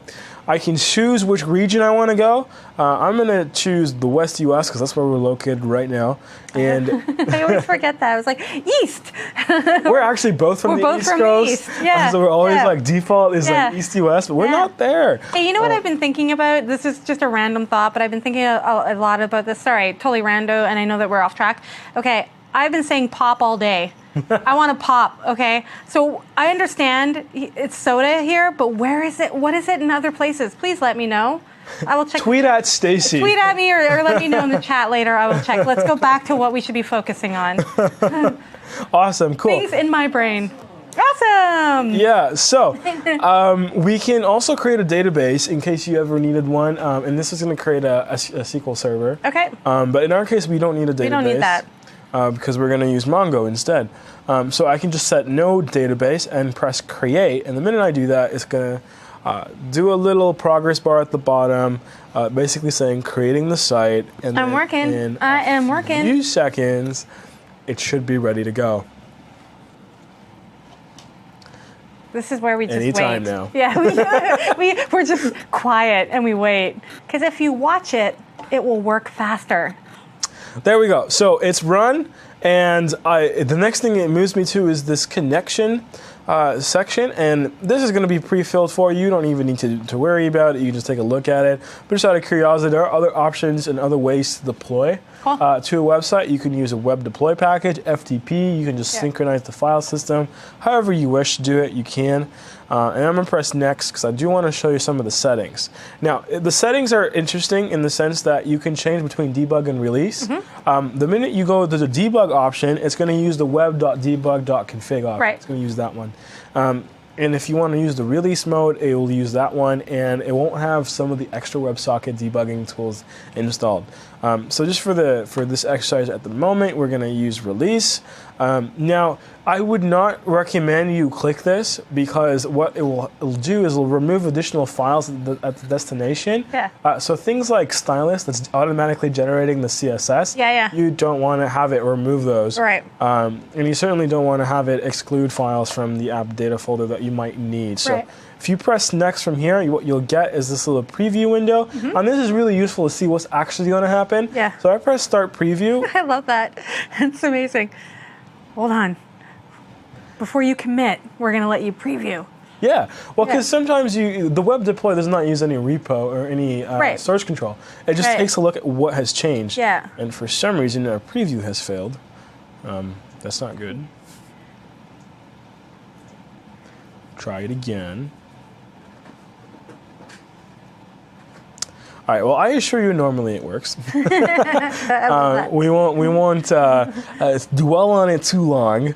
If I press publish, it's going to start publishing, and you'll notice at the bottom that there's this web publish activity, and I believe it's actually going to fail, and there's a specific reason for that. There we go. You predicted correct. Awesome. I must be clairvoyant or something. Okay, so the web deploy tool web publish tool will fail a little bit, and the reason for that is because it needs to copy all the files to a temporary location before it can then copy them to the Azure website. Okay. Now the issue is that our node modules tend to have really long file paths because there's all these nested folders in each other. Sure. Yeah. So the issue and version numbers, like that kind of thing. Yeah. Exactly. So it takes so if you take a look at it, it's pretty long and tells you that it's a little too much. Yeah. So what you might want to do if you're planning on using the web publish tool is you want to actually close the solution. You don't have to close Visual Studio, just close the solution and move it to the root of your drive, and that typically will solve the problem. Because right now it's on this equally long path. So if I go edit it, it's pretty far up there. Yeah, sure. So one thing that I do that I find tends to work really well, I can just Control copy, go to the base of my disk, press copy paste. It will copy. Get a graph. Get a nice little cool graph in Windows 8.1. Boop, boop, boop, boop. Yeah, Needs sound effects. It's doing work. Everything needs sound effects. Be so much better. So just by copying it over, you're reducing the depth of your folders, and therefore, your whole path will be a little bit shorter. Yeah, and then the web publish tool will like you again. It will like me again, exactly. Did it open the right? Oh no, it opened the wrong Visual Studio. Oh, apologies, I should not have double-clicked on things. Give us a second. We'll just let this open and then get the right. Again. You can use Visual Studio Express, actually. It will work. But you've got the other one configured with everything that you need. Exactly, and it's signed in. That's the key point. Yeah. It's actually signed in. So I won't be able to use a recent solution because it's changed location. I'm going to have to go open project solution, browse to the root of my disk, go all the way down, or not all the way down, and open it from here.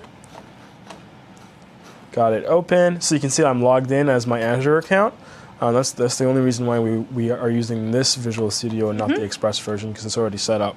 I like the name. It's great. It's an ode to us both. Yeah. All right. Give it a second. It's going to load. All right, everything seems to be functioning. Here we are again. Let's give this another shot.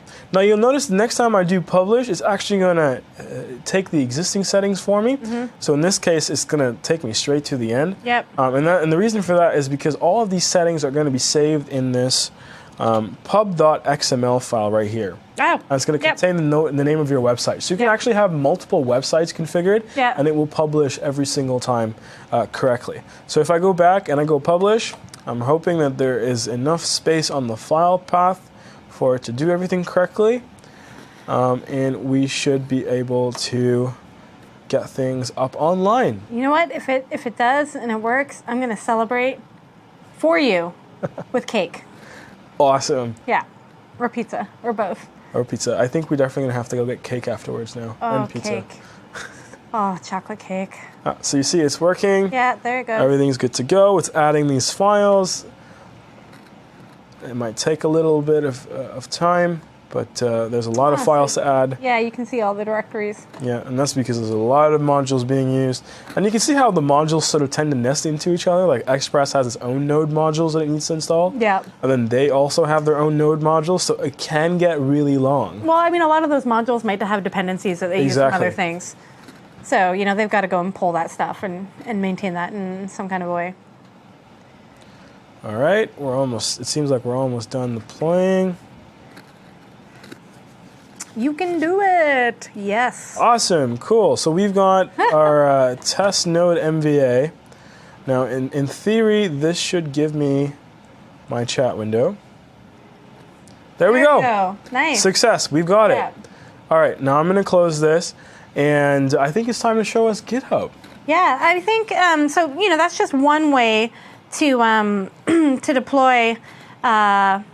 Oops, sorry. Let me just open up where I should be. That's just one way to deploy a site of some sort. Now, we're not going to walk through all the exact things, but I just want to show you something really quickly because, you know, I tend to like to deploy things from GitHub. And so what I'm going to do is just to kind of show you through the examples very quickly is I'm just going to maybe create a new website and then kind of walk you through the steps that you need to do and then what it actually has. Or, you know what, one of these might... yes, I want to leave this. Okay, let's see. I believe one of these is hooked up for GitHub. So one of the things that's dashboard, configure, linked resources. Okay, one more check. Nope, it's going to be this one. Sorry, guys.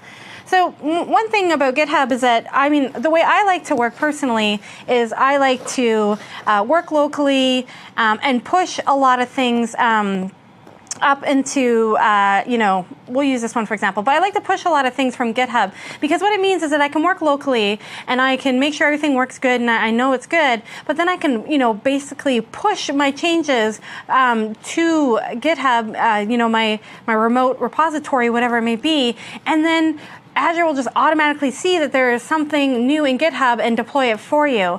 And so it kind of creates that whole, you know, continuous, you know, deployment, if you want to call it that, for you. And you don't have to worry about going to, you know, moving anywhere out of your development space that you're doing whatsoever. So, you know, if you wanted to, set up deployment from source control. Once again, there's a bunch of ways to deploy. We showed Visual Studio. We talked a little bit about FTP if that's how you like to work.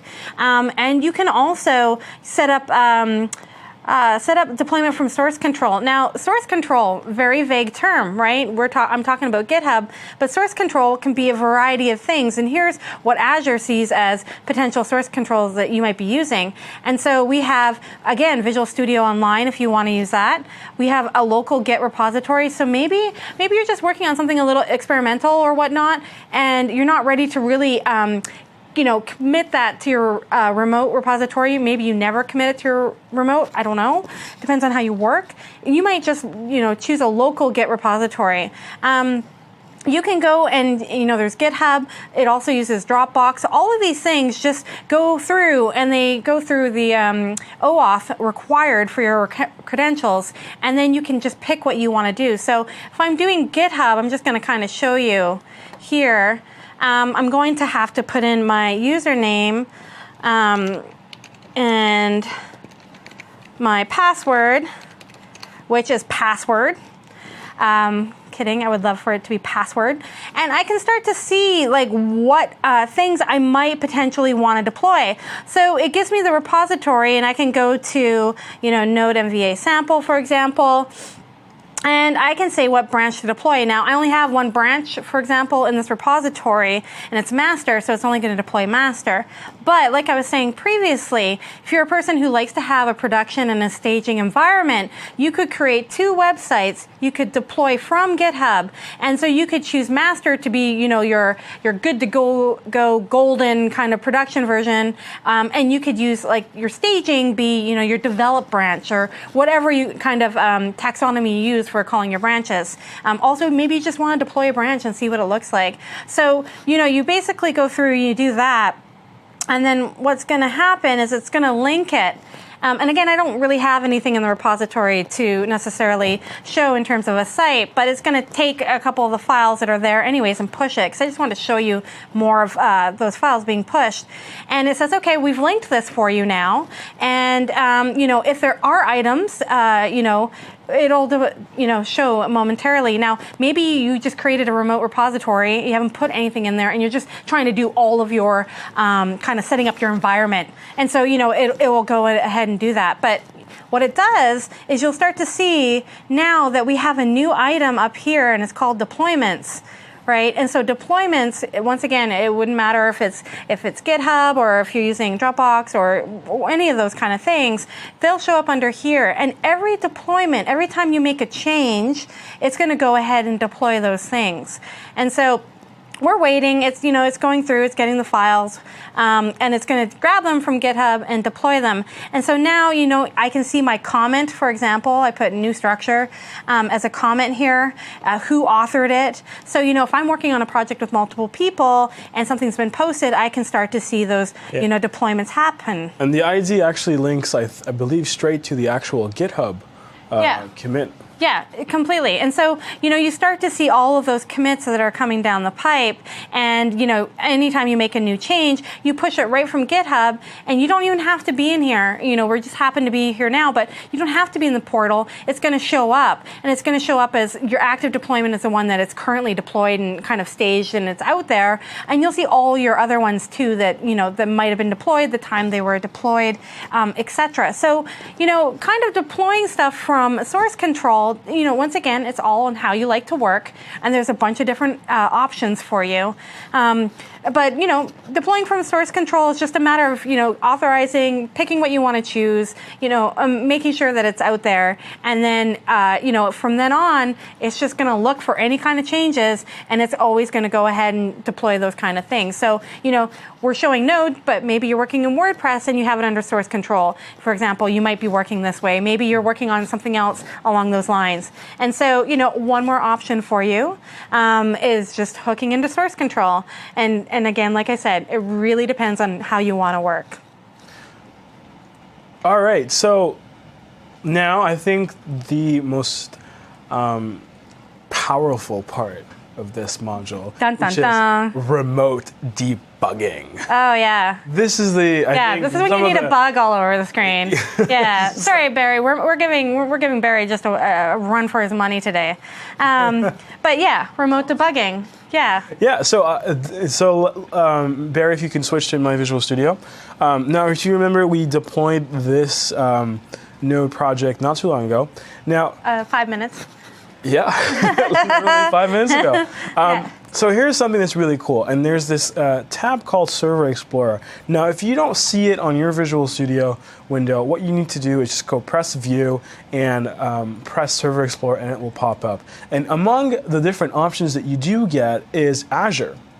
So now, if I click on this, it's going to give me all different services that are available on Azure. The one that I care about is websites. If I click on websites, it's going to go to my Azure account, and me and Stacy are both signed into the same account, and it's going to list the different websites that I have available for me. Now, the one that I had deployed with was this one. If I open this, I'll actually be able to see a bunch of different things. Among them, the files a folder in the log files folder. So we've been logging throughout the time, and sometimes we've been using the verbose logging. We can change that setting in the configure tab. Stacy showed us this. What we can do here is that we can actually expand this and be able to see the application logs. So if there's any logging errors, this will download the text file, and there we go. We can see that, in fact, we could not connect to Mongo, which is correct because we did not set the process and the custom URI. And that's fine. We won't fix it at the moment. But the other cool thing is that you also get errors that potentially happen with deployment using Git, and you can trace things and you can see things. Now, here's something that's really cool, and this feature I actually absolutely adore, and this is being able to see the logs in real time. So what I'm going to do is I'm going to go back to log files. I'm going to right-click, press refresh. That will get you the application, the logging errors again. Sorry, I went and right-click at the wrong place. That is not real-time, that is synchronous. The real-time option... I was waiting. I was just like, come on. Come on. Show me. Oh. So the real-time version is when you right-click on the actual website name and you go to View Streaming Logs. Now, if the minute I connect, it'll take me to the last logs, and you'll notice I had a user connected.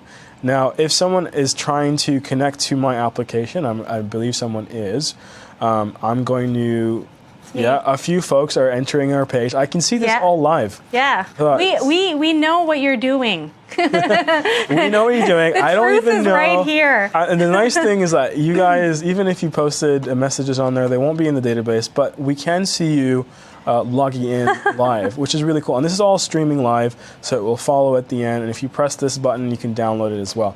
Now, that's one way to debug what's happening on your Azure website with Node. The other option is being able to actually attach a debugger to your actual Node process. And that will only work if you published using the debug mode. But the minute that you did do that, and let's say that we redo it, but we probably won't because we're running out of time, the minute I press attach debugger with Node.js, it's not going to be able to attach at the moment because the WebSocket debug proxy is not available. But the minute that we do deploy with debug, and you go and you attach a breakpoint to any line of your code, it's going to break inside Visual Studio. So you do not need to try to use your logging mechanism as a way to debug. You can literally debug and step through your code base live, even though it's on Azure. Now, this will also work for other situations where perhaps you've deployed to something other than Azure. You can still attach the debugger to any remote Node process, and the way to do that is by checking out our blog, and you'll be able to see that. See how to do that as well. And this is all part of Node Tools for Visual Studio. It's all available in Node Tools for Visual Studio. Yeah. You get a lot of love out of the Node tools, from the templates to the debugging, the publishing, everything that you need to do. Yeah. It's a fantastic tool set. So I think with that, we are getting close towards the end, as sad as I am. Yeah. We definitely are. It's one of those... we covered a lot. There's so much more we could show you. Yeah, there's just you guys got more time? You want to stick around for a couple more hours? You can order a pizza and just get it done. So we've covered all ground. At least I like to think, from the ground up, how to work with Node.js. Maybe you have some familiarity, maybe you don't. You can go and try it out and see what's going on. We tried to hit a lot of those things, from Node to Express, Jade, Mongo. There was a lot that we put in and tried to jam into today. So thank you so much for trying to, stick with us. I hope you guys had as much fun as we did. Awesome! Yeah, awesome. Someone said we should have an awesome jar, which I thought was a really great idea, because I would be so rich right now. It would be just like, and ding, I would be ding, poor. Ding. So once again, just a quick reminder that there is a poll. I believe it's down here. Take a poll. We take this feedback very seriously. We try to make these things the best that they can be for you. So if you can take the time to do the poll, that would be awesome. It would be really great, because awesome. because we utilize that info. So once again, thank you very much. Happy Web Wednesday. Hope to see you again soon. you.